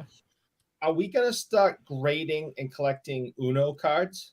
Yes, Dude, yes. they already do. So Marvel has Uno cards, and people grade them, and they have rare. You're cards slow, Bougie in their Eric. version. You're slow. Behind the curve. That's so 2021 of you, Eric. Yep. Yep. Yeah, that's already. People would go to Walmart, break the box open, take just the pack out of those cards, and then reclose the box and/or return them without that in there because those cards are going for hundreds of dollars graded. All right, that's just. They are nice though. Can't lie. I they are believe nice. it. I believe it. I have a blue Skip 2. It's worth $40,000. Well, if it was as featured on the Because I'm Carlos live stream, yes. I can could see get that. Jason Richardson for that for bobbles. Amazing. Pretty square Yeah. trade there. You better make sure you say his name right. Bobbles will come and get you. Yeah, so he's Rob- got Is Robertson. Robertson? Robertson. Robertson. He was even Ro- featured on NHL.com. How do you say that? How do you say that in Canadian? Well, he's American. I can't help you. But in Canada, they got to pronounce it different. We just right? refer to him as Bobbles Lord and Savior. Okay. And everybody Hey. knows who we're talking about. Okay. Everybody knows who we're talking about. They're all in on it up there. There's Canada. Does he have a tattoo of him yet? I would like Jason no. Robertson to have a tattoo of himself. That'd be great. But does No, Bobbles if Jason have one? Robertson had a tattoo of Bobbles, then we'd be talking. Maybe they can have matching tattoos of each other. That would be awesome. Or if they put their arm together and showed they were buddies. Love it. Listen, he was featured on NHL.com. I sent him an image of it. I go, so your pump's working, huh? You even got to NHL.com, bro. You even got to them. They're like, this is one they're guy doing that's your talking about this one guy the whole time. They're doing your propaganda for you. Amazing. I like it. So Paul here is saying Medano's in the cup checklist. Yeah, I took a look. I usually don't look at this point. I know he's going to make it into some stuff. But this year, and Eric, this is where they're messing with me now. Usually they'll throw like a Medano base card in there. They put some legends in the rotation, whatever. This year he doesn't even have a base card. It's all like memorabilia autographs and like out of 35 and whatever. I'm like, fuck off. I'm just looking at him like, oh, screw you. And I just scan through. I'm like, oh, this sucks. Oh, that's trash. Oh, that's garbage. Oh, dear God. But I scanned one and I got to find out more information. One of them is basically they're doing like, I don't want to say reprints because that's not the correct word, because I'm sure they either reimagined them or they're building cards that didn't exist in the first place, but they're taking like old sets. But they're doing like a 2009-10 dual patch autograph with Medano and Jamie Benn. But I'm like, in that year, I think Medano and Jamie Benn have the dual patch auto. I think that card already exists. Are you actually reprinting it, or are you just redoing the design? The picture of them is different. That's, That could be the case. Look, the sticker came off the same sticker sheet. well, the thing with the cup is you do on Came card. off the same jersey. With the cup, you do on card. That's the I thing. The always whole point worry, of the like, cup is you have to do on card. Like otherwise, Yeah, like that's that's true. not acceptable. With the I always cup. worry like all these people with the stickers. 30 years from now, the sticker's just like at the bottom of a PSA slab, just kind of like dangling in the holder. Yeah, because the it glue dries gave out underneath. up. I think depending though, I'll be honest, depending on the coating for some of the current year products. Yes, yeah, I with the agree. coating on it, I feel the sticker will last longer. The sticker. No, might I survive. agree. But we've seen Yeah. autos fade already on a Yes. lot of older products. Sure. Yeah. And you know, I kind of laugh when I look on eBay and you can barely see an auto and people are paying like $5,000 for it. I'm like, there's another one with the full auto over here that you can buy for the same amount. I wonder though, and here's like a legitimate question. I don't have the answer to this, but this would be Yeah. like a question I would put out into the ether. Obviously, everyone would prefer not to do sticker autos. I get it. But in the pecking order of sticker autos, here's a question. I've seen a lot of different variations, a lot of different attempts. Do you remember like in football was one that had it, but baseball had it too. Do you remember like those a foil, like almost those silver foilish era where they had those ones? I think you showed an example of that.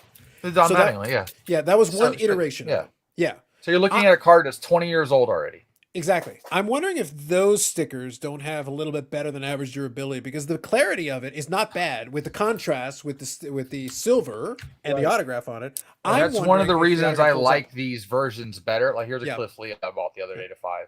Yep. These just hold up. Like I've not seen one fade, not That's seen right. one peel. Mhm. Like, and yes, it's a sticker auto. It doesn't feel the same as the clear one where they're trying to like fake hide it. That's I'd the reason rather I it asked the just be a question. damn sticker. Yeah, that's the reason though I'm asking the question. I'm wondering if maybe the attempt to use the clear ones, the see-through ones, to try to blend it in. Like, look, of course, I would like it to be incorporated in the design. That would be my preference. Please try to Yeah. account for it and find a way to make it work with the design. However, I feel like that sticker, out of the examples that I've seen, even outside of the ones you had there, I feel like those have held up remarkably well. And if you're gonna do it, then give me one that'll last. Yep. Well, but I think they don't know because until you test it with time, you don't know how it's actually going to react. True. That's the problem. I mean, look at baseballs that have been signed with ballpoint pens. Some have held up, some haven't. Is it because it's in too much light, wrong humidity? Who knows? Don't know. There's factors, and we don't know these grading slabs. They're not from what I know, they're not archived. So an expensive painting that you put in a specific frame, it's archived. I have a print on the wall over here. It's archived. Whatever's in there, oxygen, air-wise, nothing gets in, nothing gets out. Period. It doesn't age. That's the idea behind it. It's locking it into an environment that doesn't allow it to change. Mhm. Like, why aren't we doing that with these cards? You're talking about things that are millions of dollars. Like, I don't want my 52 Mickey Mantle PSA 10 in a PSA slab without 10 other things over the top of it protecting. Because that's what that thing's become at this point. Yeah. Like everything should be UV protected, so light's not an issue. Okay. Everything should be archived. My biggest thing to any of these companies out there that are graders, offer something higher tier. Carlos, you like watches, correct? I do. You know what sapphire crystal is, correct? I do. Why do you want to have a sapphire crystal holder? For an elite card, have an elite holder. I think it would be very interesting. I agree. I think with the People clarity, would pay for it. They would pay for it. They would. They would Like, pay. you know, be My funny. idea. All of you owe me some money after this too. I don't let that out. I'd like to see them try the sapphire one with the AR coating, the anti-reflective coating. Put it on both sides. It's just you guys a layer should see what the anyway. clarity looks like. You guys should see what the clarity looks like when they do it with the properly, when it's executed properly. The AR Properly. coating. It's not going to Let's see be what it- cheap, but if you're putting No, a it's not. card like that in something and you have a card like that, why would you not make it as nice and protected as possible? At least offer me Gorilla Glass, not the crap they have now that I could karate chop through if I really wanted to. Eric, I like where Michael's going with this because I feel like this is the perfect vehicle for you to finally properly showcase your Cam Neely 9091 Pro Set card. I love Cam Neely. He was a fighter. He was. I have No, I know Cam Neely. I have know lots of who he is. Millie stuff near me right now, but no, I don't have any Pro Set at the moment. But we need it with under Gorilla Glass. I think Michael Ham's making a solid point here. Where's the Gorilla Glass? Let's get this happening. I mean, they all complain. I mean, why aspire to be CSG when you can be better than what everybody else is? No, they So, don't offer it. I'm trying to think about it. They offer all these other exclusive things from rarity of cards, but all these card companies that protect cards offer no second level of rarity to their protection. It's Sounds no like a job different. for Big Hat, Eric. Well, If Beckett wants to jump the shark, they drop the sapphire crystal case. close. Wow. I like that angle. Maybe somebody should sell it to Lucas Tigers and Bronze as with their Well, business partnership. Doesn't matter. You heard it here first. Anybody does it after this, That's right. Mark, it's through me. All right, You owe so me 10%. I'm not making any money off of this, but you're talking about this type of product, okay? You go to Show Your Slabs. Corey Fix is the owner of the company. He is selling these. All right. Cell phone holder case over the top of one. So you apply it on a slab right, that you don't want sun damage to. Where do we I want have some one. damage I in? have one on my phone right now. Right. So it's the same It's type old of thing. technology. I So, want new. but this isn't so much the protection like the phone case. This is for UV rays, Yeah, correct. No, but they can put that into the case. You don't need to have a second one. and it goes just right on. Just top. like they have the case now that goes around the case, around that case. But Michael, There's a hey, whole what nother if case I they need make now. protection for the holder of the holder? That's bulletproof glass. And then I need Right. protection for the bulletproof glass in case it gets scuffed. That's called the moon. You shoot it to the moon. That's and all then I'm you saying. live stream it from the moon daily. Listen, there are companies out there that brag that they have buildings that can be seen from space. The There's moon a is the Tesla beginning. floating around the planet right now. We can do this. It's not That's hard. what I'm getting. That's what I'm getting at. Even That's though what- I don't know if I'm allowed to just leave the atmosphere with something. I don't know if the government would like me doing that. Even though they don't own it, they act like they do. Well, just don't use a balloon or I could shoot you down. Oh no. It's invisible shot ray. It's super easy to do. I That's have more- I have a whole bunch of blow darts ready to go. That's what modern 1990. Why the hell is Eric Lang? My thing is like I have all these ideas written down in books, cards that they've never made, names they've never used. And like, why am I thinking about this way out here and they're in there and can't figure it out? I don't get that. It's like they get stuck in their little groove and being told and force fed by whoever above them, and they don't get a chance to truly blossom or come up with great ideas to help really advance any company, period. I don't get it. Like, nobody innovates anymore. Like, that's why I keep saying everybody's lazy. Mhm. Nobody's innovating. And it's not even about money, because if you innovate properly, the money just flies right in. That's not a problem. See, the problem is if you wanted to pitch this ideas, you should have been doing it during the boom because I'm there was pitching plenty it of on money your to- show because I know everybody watches your show. Well, So, listen, here I some am. of the people do watch the show. Unfortunately, I'll hear about it after. It's like, Carlos, did somebody? Yes, I understand. Nobody watches this. I wish that were true, Eric. I get messages. We'll have a YouTube channel. If you have questions, come to me. I'll help you out. Again, my intellectual property is currently on display. So, There you go. There you go. I'm willing to work for money. It's very nice. As you should. That's the correct move. Like, if you're gonna do it, at least work for money. Yeah. So, But it's look, just- I'm being completely serious about this. Like, just for a moment, I'm being completely serious. Let me finish reading this, but I want to make a point here. And I appreciate Bob Jackson. Thank you. Will the red button save us on the blue hue? Facts, sir. Josh says, did we pump tag? We do not pump tag around here unless it is as the purveyors of quality. Quality? is that a sapphire crystal case? If it They is, wish. They wish they had that kind of technology. They're watching you your have show. They'll make heard it tomorrow. Carlos say that we are willing to be bought. So Oh, hell yes. be a sponsor. We will pump the crap out of that. I'm very willing to be bought. All I'm saying is let me have free I can't even say it right now. The use of my brain, that word too, allow me to express what I'm looking for and actually attempt to build it, not just say, oh, that's going to be too different. No, I don't want to hear that. You do it. You put it out there. You see what people like. Yeah. They don't even do that. They don't put feelers out anymore. No, I get you. So, let me make the point that I was making just a second ago, is that I'm with you with what you're saying. It is a shame though. Like, I'm being serious. During that run up moment, there were people throwing money at random stupid shit. Like, just to be clear, there were rounds of 100%. funding for any stupid idea under the moon, and a bunch of ideas that already failed. They have already successfully failed, but they got millions of dollars in. Yeah, yes, but also Starstock. Starstock was one that got rounds of funding. Like, wasn't Kevin Durant, speaking of guy who got traded recently? Yeah, but all those guys are just trying to dip into what the new fad hobby was. I They understand, also but I own don't care. Bitcoin But think and about if everything you else. have an idea and you had this source to millions of dollars. Like, there's But a I lot think of a lot things of you those can do. people are being misled by other people of wealth that are agree. just basically pyramid scheme individuals that they trust that are probably just really slime balls. I understand. That's really how most of those people really are, I understand. unfortunately, and that's their circle they live in. But just still doesn't change the fact that for a moment in time, there was the ability, under the right circumstance, if you got in front of the right audience, they literally were, shut up and take our money. And then you could, and heaven forbid you actually have a decent idea with a solid business plan and a concept, the money was there. Like, it literally was physically present, and it was there at that time.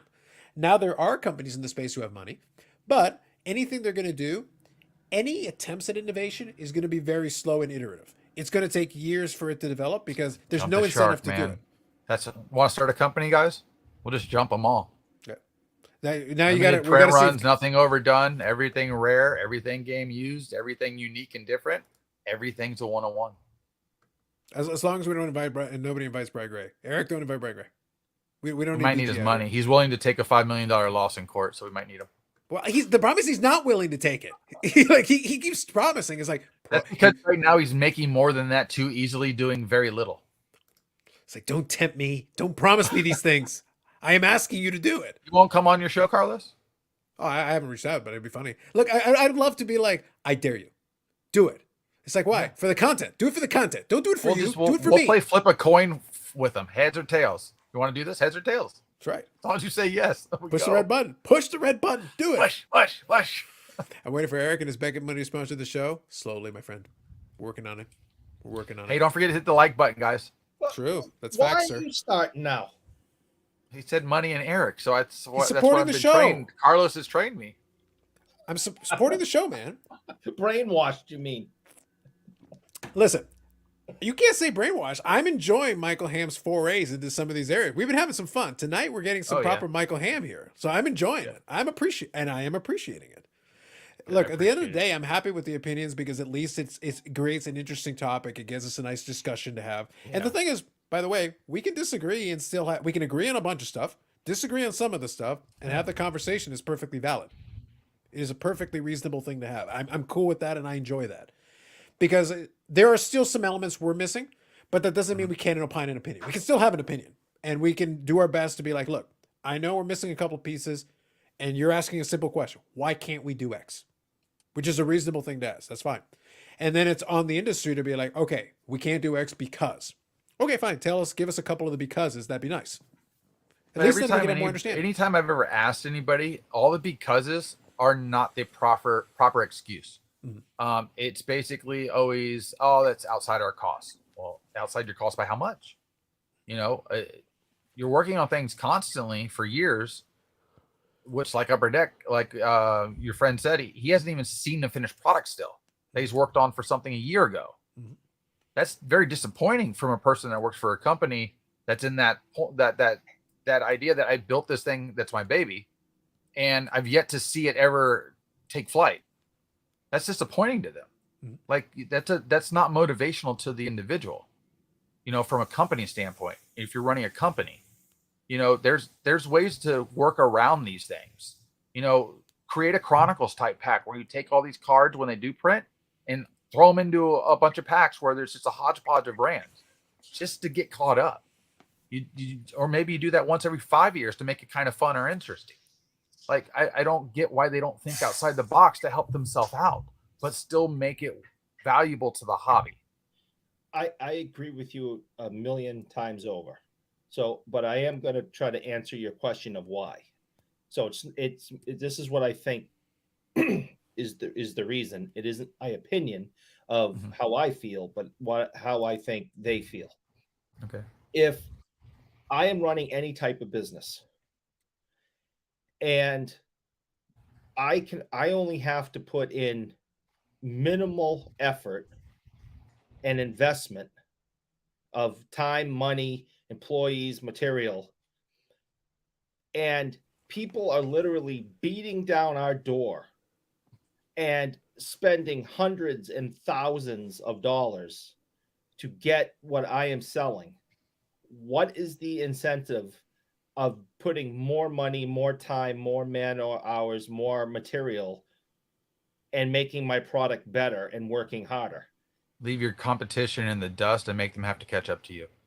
With licensing, well, it's an exclusive though. You've already made the point. There is no competition technically. You don't have to leave anybody in the dust. There is no Upper Deck has no competition because they choose not to. No, the NHL, NHL, they're not willing to take that chance. No, but the point that's being made though, Michael. No, I understand. There is nobody to compete with. Yeah. There's always somebody to compete with, but somebody has to be willing to outdo the original person to go. I understand we've made it too easy for them. And the only thing that's made it easy for them are breakers. If breakers did not exist, they would not be able to sell product the way they do because breakers need to keep their people basically, sorry about that, glued to them. Because I've even had a breaker tell me before, listen, if I don't have this product, they're going to go to somebody else and they may not come back to me. I lose them because somebody else has the product they want and I don't. So they all scramble to always keep having this product, allowing people to print more and constantly sell more and sell higher because they make so much money. If they got into the gilded when it first came out, for instance, for tops, I think it was somewhere around $400 a box. Now it's like 8 or 9. Okay. Right. And you're breaking that into a player lot. If you go on eBay right now, and look at the player lots and add that up, it's like $4,000. Okay. Like, why would you run away from that? So you're going to buy all of it.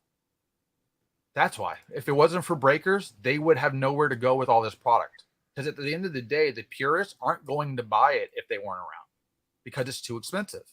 So then everything comes down and everything gets settled down. But right now they need to print, push because of breakers.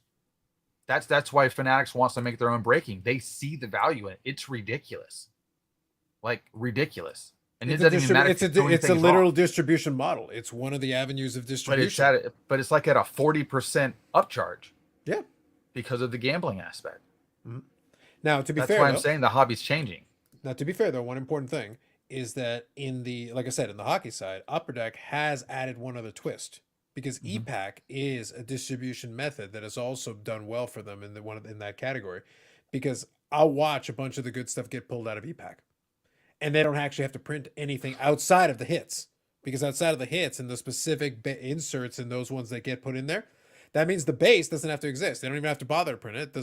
It can go into the real boxes, quote unquote, but the inserts and parallels, they can go into EPAC. You muted yourself. Nope, right now you're muted. I'm back. Now my mic unplugged and plugged back in. You're good. Like the guy said earlier, what he maybe went a little too far where he said 200 years packs won't exist. Digital will at some point take over. But that's where EPAC shines in that. And I agree with that. And I like EPAC. What I don't like is the price hike that they put into EPAC once everything exploded. Because now I'm not comfortable paying $26 for my digital pack to be open, which at the end of the day, let's face it, I don't trust it either. You know, at the end of the day, it's being controlled on the back end. It's like pulling a slot machine, or literally. And it just doesn't feel the same, obviously. And there's no connection to the card. And it's literally almost feels like if it's not for resale, there's no real reason to do it. Because like, I really don't know it would be nice if it said X amount of these versions of this player's cards are in this EPAC availability. Because I don't know what's live and what's not live. Well, so I remember a moment ago, and I use this analogy because I've studied this specific product very closely because I've monitored it. The Spectrum product, the AEW Spectrum product, I've opened a couple of boxes of it. I looked into it. I've watched breaks of it. I've watched cases and cases and cases of it get broken. And I watched a lot of the stuff that was the higher end pulls not get pulled. And I went on eBay and I've searched and I've sat there watching save searches. I'm like, it's not there.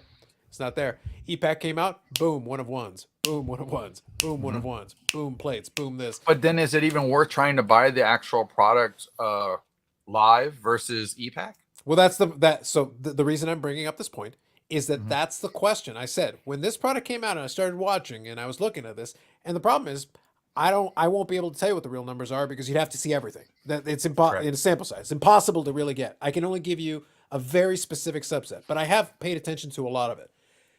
I saw a very high disproportional amount of the big hits come out of it. And what happened? And what always happens in this product, people start pulling it on EPAC. The stuff goes in there. It then goes into the market because you can send it over to ComC and then put it on eBay if you want to. So the second, third, so the stuff's out of 20. The early ones go for super high price because really there's none. Like there's just none available. Doesn't matter at any price. And then the stuff starts hitting the market and suddenly it's available. And then the prices settle in and figure out what the real equilibrium is once more of it is in the marketplace. But it happens every time. So if you're willing to be patient and you're willing to hold back a little bit, you can do well on those. And the third, fourth, or eighth version of the card out of 20 that sells, you'll be able to get it at a much more reasonable price. Yeah, because I remember when their Marvel product came out, it sold out pretty damn quick. Like, yes, I mean, it really did. But the price was just exorbitant. It was just stupid. Yeah, it really was. Now, there is one thing I can say about the pricing on EPAC because this is something I have talked to them about, which does make sense. The pricing on EPAC, the problem is it's a bit of a catch-22. EPAC comes out after the physical boxes. Correct. So the problem is you cannot undercut the market rate on it. So if the market rate is too high, the e-pack has to be right there with it because you can't But like when you say market rate, if Tops or even Upper Deck sells a box of something for $200, Yeah. and the secondary market is selling it for more, which probably means it's sold out live, they have to match the secondary market. They can't control their own pricing and turn it back to the original, or they can, but it's selling for more, so I'm going to make more money because I mean, when the obviously, from a product is business live, standpoint, it makes when sense. so when the product is live, and this is something I have discussed with them, when the product is live, so if something totally sells out, it becomes a bit of a crapshoot. You have to figure it out. But if Yeah. the product is, if you can go to a hobby shop, so I'll use an example. If you can go to a hobby shop and buy the box for $200, they can't go below $200. It would be ridiculous for them to undercut people, people who are diamond I dealers, agree. whatever, who literally bought it from them. You got to at least put it at $200 just to be fair, minimum. Otherwise, why then wouldn't you just buy it on eBay? Don't buy it from the diamond dealers. You can't screw them over that way. If a product is sold out, then to your point, it becomes a lot trickier. Then you really can play some games. But most of the products that I'm talking about, like right now, I can go buy a box of Spectrum. So when they put it on ePack, they put $149 because that's not completely out of whack with, like, if I went to go buy a physical box, it's probably right around there. Mm-hmm. So they kind of put it in line with that, and that unless something crazy happens, there's no reason for them to adjust it up or down from that. Just leave it where it is, unless the price drops like a stone, in which case adapt. If the price goes way up, they're not really going to adjust it too much unless the stuff literally hasn't sold out. But then it becomes dynamic pricing. Then, to your point, it plays into that. Yeah. But initially, while the product is still available on a dealer shelf, you can't undercut your dealers because that would be bad business. Oh, no, and I agree with that 100%. Does Upper Deck offer a subscription model to their ePack? Not that I'm aware of. Like where? Okay, just curious, different way for them to make money. Yeah. Um, Now I will say, this is not talking out of school because this is just common sense. Obviously, ePack, the money goes directly to them because even though they're not undercutting their dealers, they get Oh, yeah, all yeah, of yeah. it They're- as they're opposed to saving it. distribution. Yeah, like huge. yeah, saving a ton. Yeah. Yeah. So it's very profitable for them. But again, as long as you don't screw over the dealers you do have, then it's kind of like a happy medium. The dealers don't feel like they're getting screwed over, and you Do can they make ever money hand over fist. do exclusive ePack only? They product? do. They have exclusive ePack. Usually, what they call them is achievements. So what they'll Okay. do is as an incentive. So there's no subscription that I'm aware of, but where That's you the one do, where you collect so many cards of something and then you get an award card. there's that, and there's also where like you complete certain sets and stuff like Uh-huh. that, so you can win it like that as well. And they'll create specific cards that are only available through that method. Yeah, I just didn't know if they sold a product only through ePack. There is no external pack available or box available to buy to Not that make I'm- people want to go to ePack more. So I know that they do produce like on-demand stuff that you can get through ePack. Correct. So they'll do like Tops Now time, and stuff. Yeah. yeah, similar to that, yeah. So they'll create some of those. Those do exist. So that'll be a product where this only exists through this method. And again, you can get it sent over to ComC and all that. So that's part of it. Just quickly scanning through some of these here. Yeah. Digital sets are selling for big money on eBay. Nice. Very good. Picking up some of those since Eric won't buy them from me anymore. That's right. I'm not buying from you no more. I'm not making you rich anymore. Says you now. Says you now. No.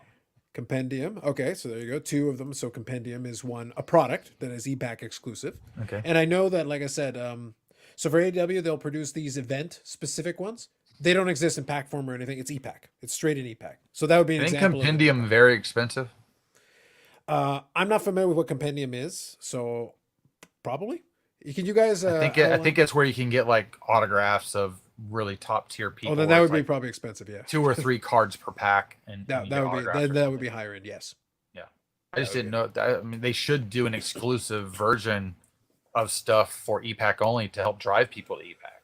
Because like you can get a free pack on ePack every day of something, at least it's a card or something. I forget to go to it all the time because I have no other reason to really go there. Mm-hmm. You know what I mean? Like I'm not waiting for something. I'm looking for something. I'm not intrigued by something. I'm just there to be there because I'm getting a free card or something, and that's limited anyway. All right, so it says here it's the opposite. It's inexpensive. Compendium is Okay. where you combine a shitload of copies to make a gold. Was like 250 base for a gold in the first year. Yeah, that would make that would require a lot of work. Yeah. Okay. So they do have an ecosystem there. Like there is some stuff in there, and obviously it is profitable. Like if they do it in that way. Oh yeah, obviously no, that's- agree. And that's almost a pure profit thing for the company. It's probably good for them that way. But I think where it becomes murky, and just the point that I'm making, where it becomes murky is where you do have a physical product and an e-pack product, and obviously the tinfoil hat, so to speak, the conspiracy theorists are going to look at it and like in that product again, only because I specifically have been studying this product. I go, Mm-hmm. it'd be really hard for me to say to not be like, if you guys want to buy some tinfoil, I'm not really going to stop you. Yeah. Like it's really hard for me. Like I'm looking at it, man, and I'm like, there's a lot of one-on-ones being hit on that e-pack. A A lot lot of of low people number tell stuff. me, like when the metal stuff came out with the Marvel and the Spider-Man, they wait for EPAC, and as soon as EPAC comes out, they buy as many boxes as they can through EPAC, I can imagine. and that's look, where they hit most of the PMGs. and that makes sense. Look, also, all I'll say is this: if you're talking about it from like a player collector perspective, it's not a bad thing because once the market starts getting flooded with them, the price does drop down. So you do find like you let somebody take the hit early, and if you're willing to be a little bit patient, it does offer you the opportunity to actually figure out what the real market is, and then once you've established that marketplace, then you're getting it for a more fair price. So it's not terrible. Like it is a legitimate strategy to sit back and wait. Just wait. But I feel bad for the folks that are buying the physical and they're like I watched so many dud boxes. Like it was so Yeah, bad. you're chasing for even just something not crazy, and you can't even hit it. Yeah, like it was heinous. Like I watched it and it's like, whoo. That's what I was saying. If they did an EPAC only, still physical, Yeah. but that stuff never gets packaged up and shipped out to. It's literally just for their website and for them only. Mhm. I would have more interest in that, to be honest with you. I agree. Also, some cards are hobby exclusive, like Platinum Orange out of 25. Very nice. Okay, so let's do this. I got one more thing that this kind of discussion invoked in me and kind of made me think about it, and we'll kind of wind her down on this one. And you guys, if you got any questions or comments, throw them in the chat there. Thank you all for the comments tonight. It's been great as always. We appreciate it. And Michael Ham is bringing some fun energy, I think, tonight. And Eric's been enjoying it. I think he's been loving it. Loving it. Loving it. But let me ask you this. This has been kind of a fun thing for me. We talked about a little sponsorship thing earlier tonight. The PWC thing has been fun for me. I've been enjoying it. It's been a lot of fun. Now they've got like a little network. So kind of thought. What again? I'll preface this just so that nobody gets it out of context. I have zero issue with people taking sponsorships or doing sponsorships.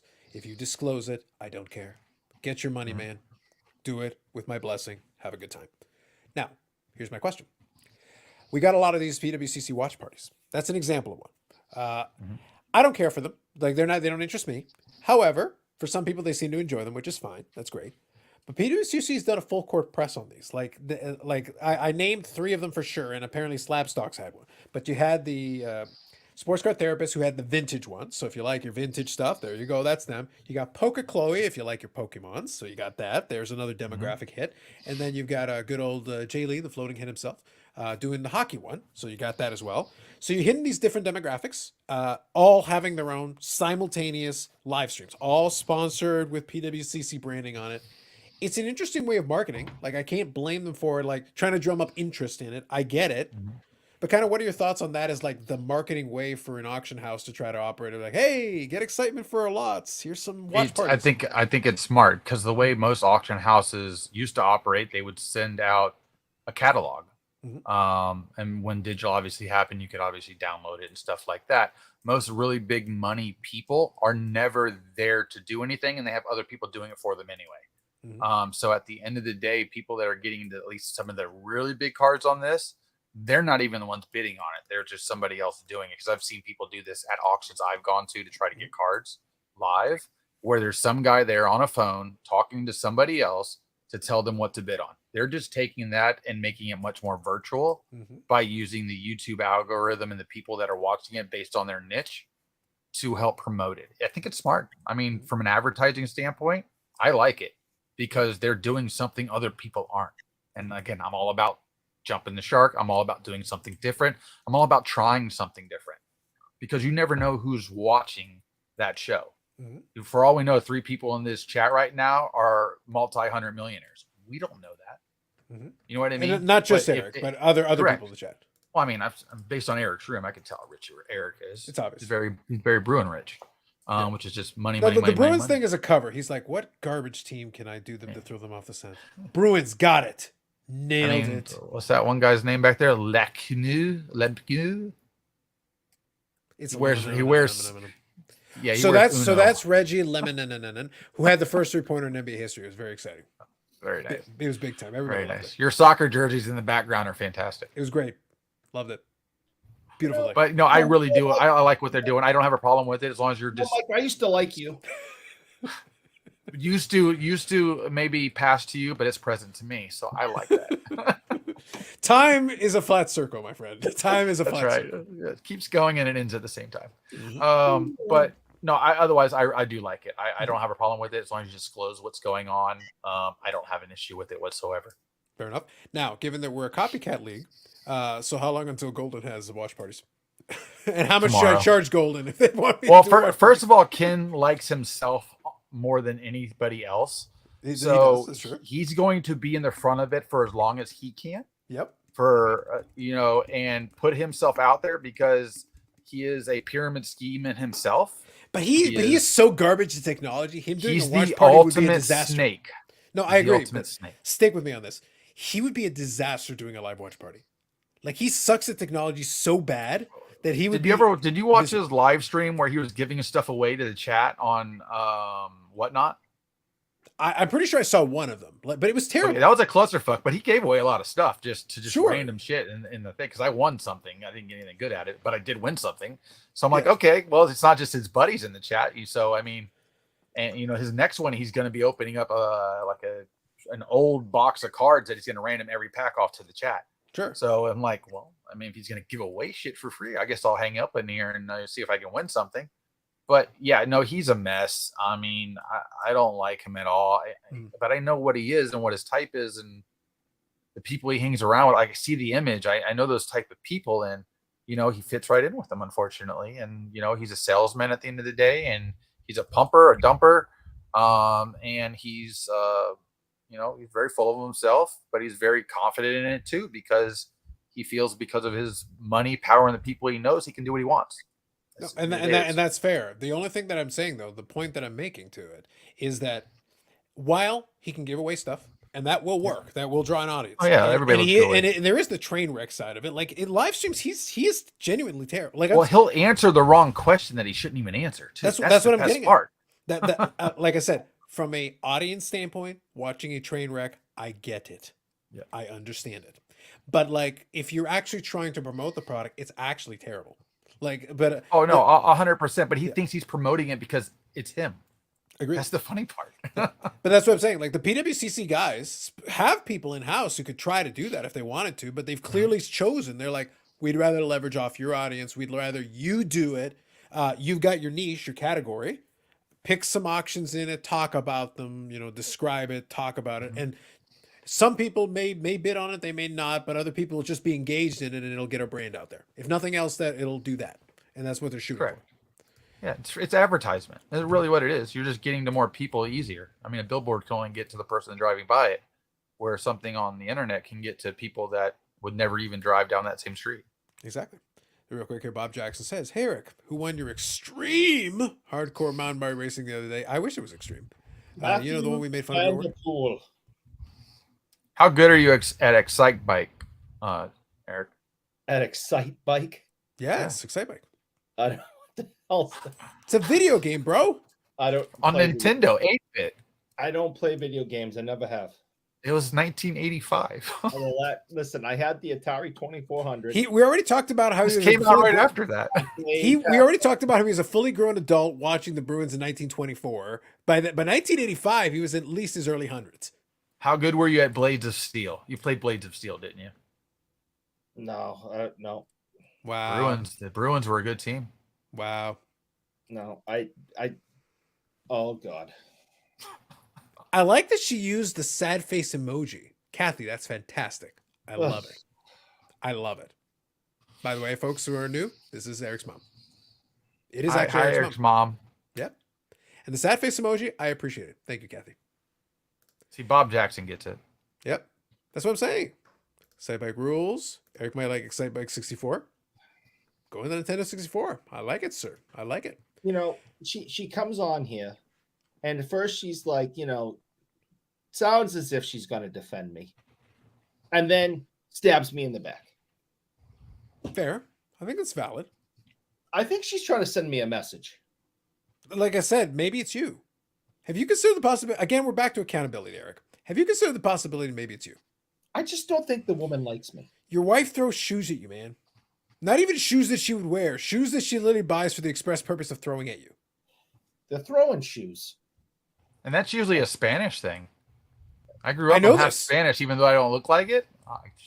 High heel shoes, ninja stars. I know these things. I've had a lot of shit thrown at me in my lifetime. It's a thing. It's like the ultimate insult in Muslim countries is like throwing your shoe at somebody. With your left hand, yes, it is. Yeah. So it's like So now you all know when we go to the expo next time and Eric's there. Left hand, y'all. Ah, I see nothing bad that could possibly come from this. Nothing. All of a sudden, shoe sales in Canada spike next year, later in the year. Eric didn't have Nintendo Junior, and only like in size 14 and above. It's weird. It's bizarre. Did everyone have a growth spurt? No, we just need really big shoes. Yeah. This is my throwing shoe. That's right. Yep. Are you sure it's not bricks pointed out to you look like shoes? It could be. They could be loaded shoes. I wouldn't put it past any This of would be like a professional wrestling thing. Instead of a loaded boot, it's a loaded shoe. I live with my mother, my wife, and my 18-year-old daughter. My life sucks. Okay. Listen, you're in the man room right now. You're okay. And You're it's safe locked. there. It's locked. So I'm the three of them sure can't it is. get me. I was gonna say it's to protect you is really what it is. That's That's like where a you solid hide. oak door back there. Oh yeah. Yeah. It's I got locks, chains, I got everything on it. What would make me really happy, what would really make me happy, Ham, is if he's got like a solid door, but it turns out the drywall around is like made out of is made out of like paper. Exactly. Like Poke paper. through One of them literally comes through it like the Kool-Aid man. Oh yeah. Oh yeah. Just gets we him. we have this bulletproof glass right here, but everything to the left of us is basically paper thin plexiboard. I can see it. I can see it. These are the things that go through my head whenever Eric says one of these things. I'm just immediately I think of how to undermine everything. Make sure to say what you actually want for Valentine's Day. Facts. Oh, you got that right. Boxar Territorium is locked. There you go. I heard a door crack earlier. Perhaps. It's like a horror movie. Slowly, they'll get him. They'll get him when he least suspects it. I don't usually. I've always had a thing that I don't sit with my Only back. a thing? You've got so many things. Be more specific, I sir. don't like sitting with my back towards the door. Right. If I go into a restaurant, I always want to make sure I can see the who's Yeah, coming. you want to be first one out of the exit for a gunman. I got you. So yeah, and I pushed my mother, my wife, and my daughter out of the way, and I just start taking off. I always And take they- all the and- knives off the table and set them to the right of me. That way I have a weapon for at least 3 throws. There you go. Nice. But Nice. yeah, I never know who's gonna come through that door and attack me from behind. So Well, I'm at always this point, I already established he's probably gonna be the Kool-Aid man. He's like, it's like a 50-50 shot. That's what's gonna happen. I'm always nervous around here because I would love it if your door cracked open, your mom popped her head in for a second and then just closed it really slowly. she's Yeah, done just that literally just looked in, didn't say anything, just like appeared, just quickly cameo, done. She's done that before. True. Everyone wants to make sure he can run to be Vincent if he ever shows up for once. I like it. I would not go anywhere near him.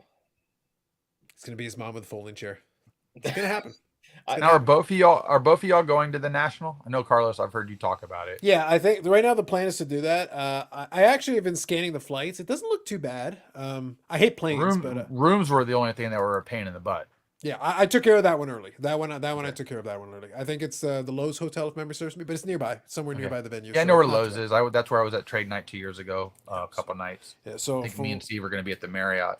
yeah, so I think that should be okay. I think it's a good spot relative to the rest of the area they're going on there. So that's the plan. That's the intention. How long? What are your days you think you're going to go, or are you going? You mean the days I'll be there, or the days that I'm going Yeah. into the show? Well, that you'll be there. I mean, I count. I'm being in Chicago Sure. I can tell you it is. I want to say. because I think I'm going to get in there in Wednesday. Yeah. So here's what I got. from Yeah, hotel is Wednesday through checkout on Sunday. I think that's what we're doing too. Yeah. Yeah. So I wanted to make sure I had to cover the appropriate amount of days. How many days I'll be on the show floor, that's going to be a little bit dependent on what's going on. I do want to check out, I think it's a White Sox game based on the schedule. I got to take a look again. I think that's the more likely of the two. I would love to attend the White Sox game, and at least since I'm there, I got to treat it like a vacation. I will be on the show floor a couple of times for sure. But I'm not too worried about cards. To be honest, this is going to be kind of an expensive trip. I know that people say like, you Oh, can no, I share agree. room and all that. Yeah. But here's the thing. Like, I like having my space. I like being able to just chill and drop down on my bed if that's what I want to do and just relax. And I want to treat it like a vacation. A vacation to me is not being crammed into a small area with a lot of With people. 12 other people. Yeah, it's like, no, like, give me my space. Like, it's a vacation. I need my room. I'll lock the door and I can just do my thing. But I will join in the festivities. I could probably hook you up with Timmy Two Hats. I've shared a room with him for a week. It is awesome. Sounds like he's Yeah, killed somebody. so. I already have a room, Eric. I don't need to be hooked up with Timmy Two Hats. Unless it's like code, like you want me to like take care of him. Is that what you're trying to say, Eric? Because that would be illegal. That's that's highly inappropriate and very illegal. I want to put you two in a room, and whoever comes out, I'm supporting. Mm-hmm. Interesting. I win either way. I win either way. Doesn't matter. I don't know if you win if like it comes back. All of a sudden it's like, what happened? Eric, whack. What happened? It's like I brought two hats and I whacked him. No, I literally whacked Eric with him. That would be the thing. I'd put you in there, and then you guys would just come up with a plan to get me. So yeah, like no. At that point, it's like, so we're getting the fool, right? Yeah, get him with this extreme bike thing. Ooh, I like that. We can actually make it extreme. I like it. mm-hmm. Now, Carlos, do you do trade nights? Is that something you're interested in?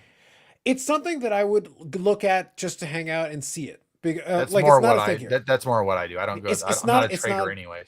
We've never really gotten traction with them. They've tried to do a couple of them the last couple of years. It just has never hit traction. It's just for whatever reason, it's not a thing that works here. But I definitely want to see it. I want to see it and just kind of be so around. when I was, because I've only been to one national, was the last time I was in Chicago, Mhm. and I thought I was gonna probably maybe see more of Chicago and stuff like that. Oh no, oh no, it's basically hit the show floor once I wake up, get off the show floor, try and grab something to eat, and then trade night happens. And then all of a sudden it's 2 a.m. and you're going to do it all over again. And it's basically how it felt for like 3.5 straight days. I did find a great benefit of being there. I was lucky enough to be there before the show even opened because I was inside with people set up. So I had a dealer badge. Mm-hmm. That was very, very nice to leisurely get to walk around, chat with everybody, and look at things. Other dealers are trying to buy from other dealers while they're setting up. Mhm. Like those are the true first people in. So even when you come in late on that Wednesday night or whatever it is, you're not the first person in on a lot of those things. You're the first wave of people, but you're not the first true people in.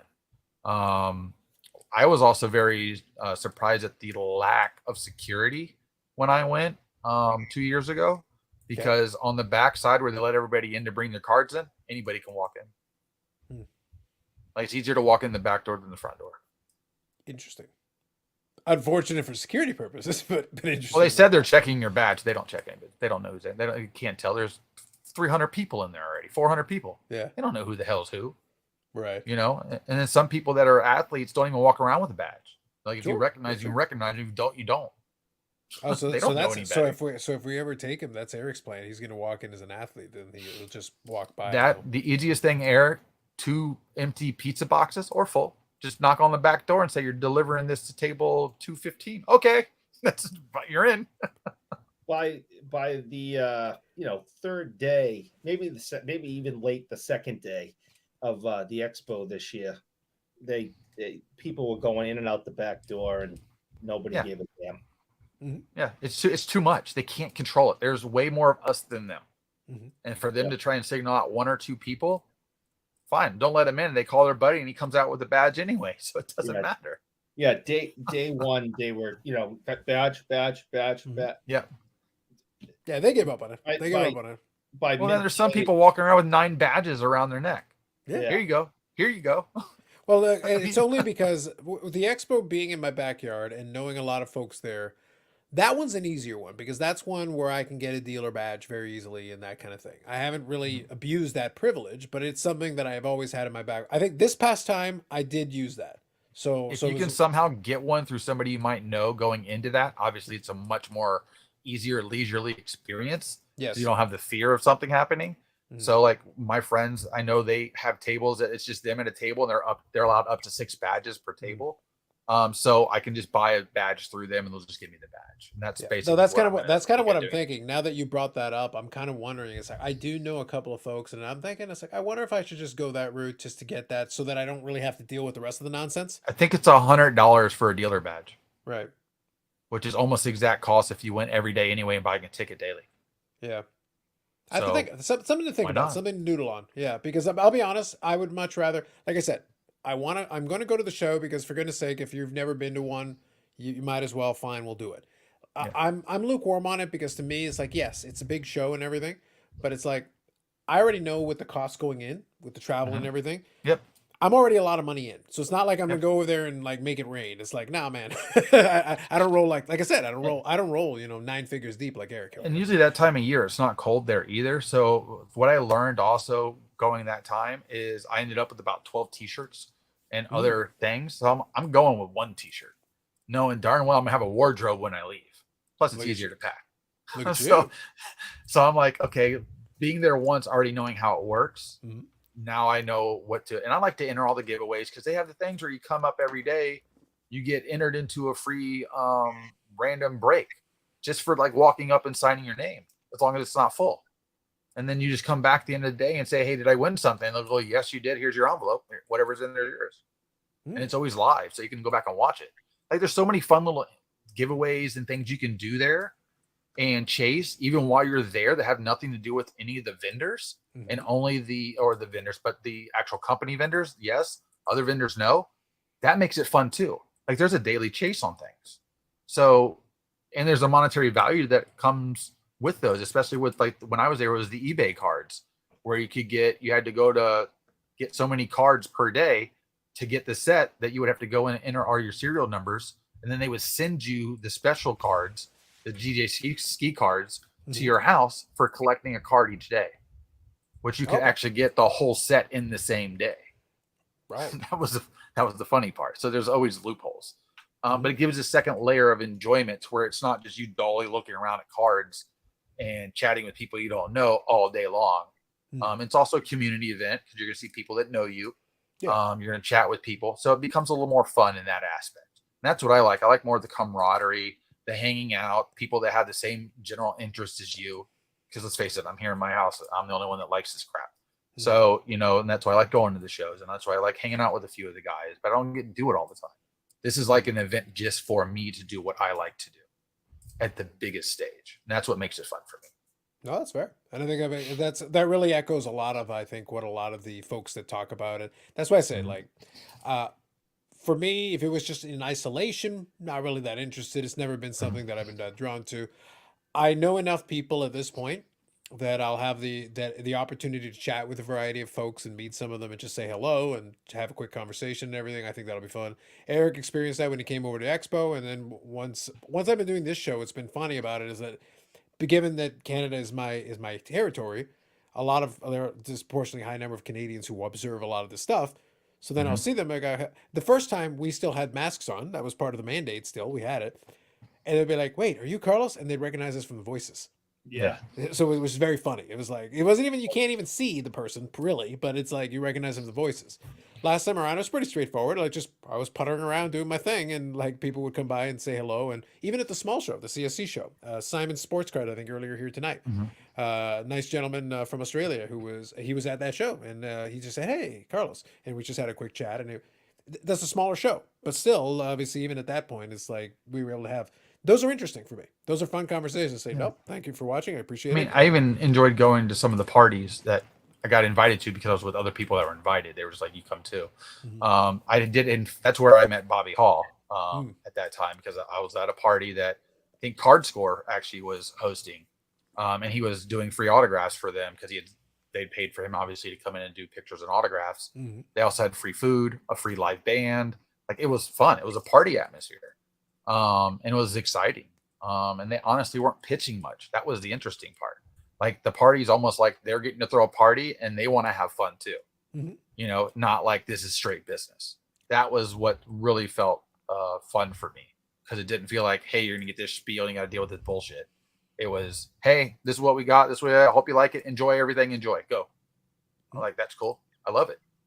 That's why I was saying, but every night was basically go home, super tired, shower, go to sleep, wake up, do it all over again. Sounds good. Now here's a question then for you. When we get closer to it, are you going to milk the shameless tips for the national? There always has to be a tips for the national video. Especially if you've done it before. Now you've got the tips for the national. We got it, the sneak preview already. But the best part about what I do is I like to jump into some other people's shows and chats. So I'm like the guy that the best way to follow me is somewhere else sometimes. Right. So it's like a bunch of hidden Easter eggs everywhere. Well, that is a way to do it. See, I used to do it more. Like I've been kind of lazy about it the last while. But it'd be when I was first starting out and I was doing live streams here and there. I actually had a playlist where I would put, like, if I was on a live stream, especially for an extended period of time, just to be like, all right, here you go. Here's some other stuff if you want to find me, it's there. And I may do that. I don't know. I don't like strive to deliberately make content. Like I never want to feel forced. Yeah. At one point I felt when I was trying to do this for cards, I felt forced and it stopped being enjoyable. Honestly, I felt like I was trying to compete with other people that I actually wasn't even competing against. What I like to do more technical stuff and editing. Yeah. All that stuff takes time. I really don't want to do it right now. That's all. I got tons of ideas. I'm thinking about doing a song parody. But it's just more the fact of putting it in place, doing all the work, and then putting it out there. And then, it's one of those things that you put all this work in and maybe you don't get the amount of views or clicks you think you might get from something like that. And then that kind of makes you feel disappointed. So it's almost like I don't want to set myself up for failure. Well, that's Eric's problem. He specifically told me he wanted to make videos, but he couldn't find a 48K camera. And that was the problem. It just wasn't high enough resolution for him. It was unsatisfactory. I'm gonna do one of those. What are the shit? Now I forget what they're called. The real super duper cameras that they do a lot of outdoor adventure shots with, and then put them in DSLR. What the hell? No, they have a name. Yeah, that's exactly what it is. no, but hold on. If you're talking about the one, are you talking about the one when you strapped yourself? It's the GoPro. No, I have one of those. Okay. Hero 3. Bougie GoPro. Do you know what number they're on yet? like literally Bob Jackson was thinking the same thing as me. The thing is, as soon as he says the outdoors, I'm thinking like, you talking about a GoPro? No, I have one of those. Are you talking about a 48K GoPro? No, just the real high end, super high end movie cameras. The Reds? Yeah, those are the high end movie cameras. If that's what you're talking about, those are the red cameras. What the hell they're called? Yeah. It's GoPro. It is. Super 48K GoPro. We got it. Cell phones have 48K. It's just not. There's some that have super high res. Yes. Yeah. All right. So wider down on that. Before we go, for those of you guys, by the way, a bunch of you still hanging out, so I appreciate you. So thank you for that. I wanted to quickly shout out. We've talked about it before, but since he's here, I wanted to shout out Michael Ham's YouTube channel, so you can check it out. I think we talked about it that at some point you're probably going to incorporate some of your fishing and other interests as well, like some combination therein. But there have been some good videos in it recently. You even talked about the Gary V thing on everybody's favorite interview show that everyone loves. Yeah, well, if you technically look at my I have a floating head too, but I have more hair. There you go. It's true. I'm the anti-hair. Yeah. So there's a variety though. There's different things in a lot of the card show vlogs and things like that. So that's kind of fun. What I find interesting is a lot of people don't go back and look at old videos. Like I'm fascinated when I find a YouTuber and I go back. I go far back too. Because I want to see what they were doing before what they're doing now. And go and see what either they were talking about, what they were opening, what they hit, whatever it may be. It's interesting because YouTube's a time capsule at the end of the day. Even my channel is a time capsule, obviously, for me, but it's a time capsule for everybody. It's the new encyclopedia for everything we do, whether it's cards or something else. I don't think people view it that way. It's true. It provides a fun archive because during that whole YouTube Sports Card Hall of Fame, thing, it was kind of fun watching people go back in time and see some of the OGs, the ones who had been around a long time, and asking the question and looking back to some of the old videos, because he would sit there like when I did Amish Dave Archer and Steve, I went back in their archive and I found some old clips of their stuff that I thought was just kind of funny. I just grabbed a couple of clips that I thought would be kind of fun to throw in there for them. But they've been doing videos for a long time, so it's one of those things. It's also fun seeing how low res the cameras are they're using. They're literally recording with a potato, and it's fantastic. And I was like, nope, that's part of the charm. That's part of the charm. So Mod Call is saying the red. We were talking about that. The mirrorless camera. Like, I agree that we're all thinking the same. We're all thinking the same vibe. Like, maybe it's not a camera. It's just the type of way you film it.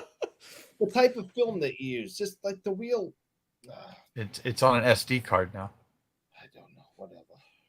I can't think of it. Class 10 or above I for action. I had 3 hours of sleep last night, and it's now tomorrow. So that's only marginally less.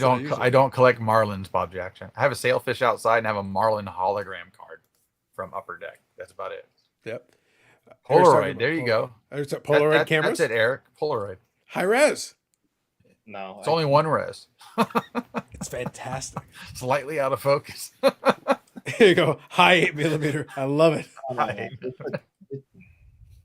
All right, let's get Eric out of here before he admits to committing more crimes. Is Hockey Barn gone?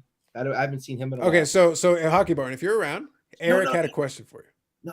No. Look at this. That's on his eBay account. Wow, you've already given up, and now you're gonna buy shit from him. Wow, didn't take long. Don't tell him. Don't tell him. I don't think he's here anymore.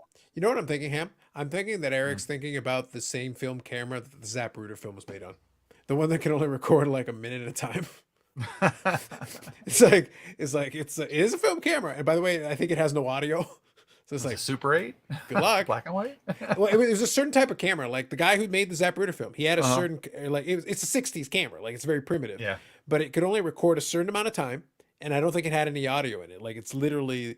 But that's the only obviously video they've got at the Kennedy assassination. It's like the old black and white film where you had to roll it up and just physically hand roll. Effectively. Like it was very primitive. It was very basic. That's why Babe Ruth always looks so fast. Yeah. Have a good one, Baz. All right, folks. Appreciate you hanging in. By the way, you guys stayed pretty strong through the evening, so I do appreciate you. We'll cut around about this. We've been having the live streams right around this number, and it's very good. I did show off the YouTube channel a moment ago, so thank you for Michael Ham for joining in, bringing some nice energy, some fun conversation. I did like a little bit of the contentious stuff. It's good sometimes to wake us up and give us a little bit of contrast, and I enjoy it. And I think that's a lot of fun, and it brings energy. It's coming from a place of passion, so I appreciate that, and I think that's valuable, and I think it's valid, and I think there were some legitimate questions asked, and I think it's fair. So I appreciate that. So thank you for that. Eric, you're here. You're here, so I guess that's something. And thank you to Kathy for joining us earlier tonight, and thank you to Name for popping in, and everybody else in the chat. All the usual folks. Bob Jackson, good evening. Mod Cult, thank you. And all the other folks that are hanging in. Baz. I won't name you all, but I do appreciate you. And of course, I appreciate Josh, because Eric doesn't appreciate Josh, so I will appreciate Josh. And Paul, and the others. No, Josh is a big stupid face. I don't like him. You don't like a lot of people, and they don't like you because they throw shoes at you. We've covered that tonight, and I think we now understand it more thoroughly than we've ever understood it before. This is true. Yes. And with that said, folks, those of you on the West Coast, you still got some time left. Those of you on the East Coast, it is now Saturday. Enjoy the rest of your weekend. Have a good one. We'll catch you in the next one.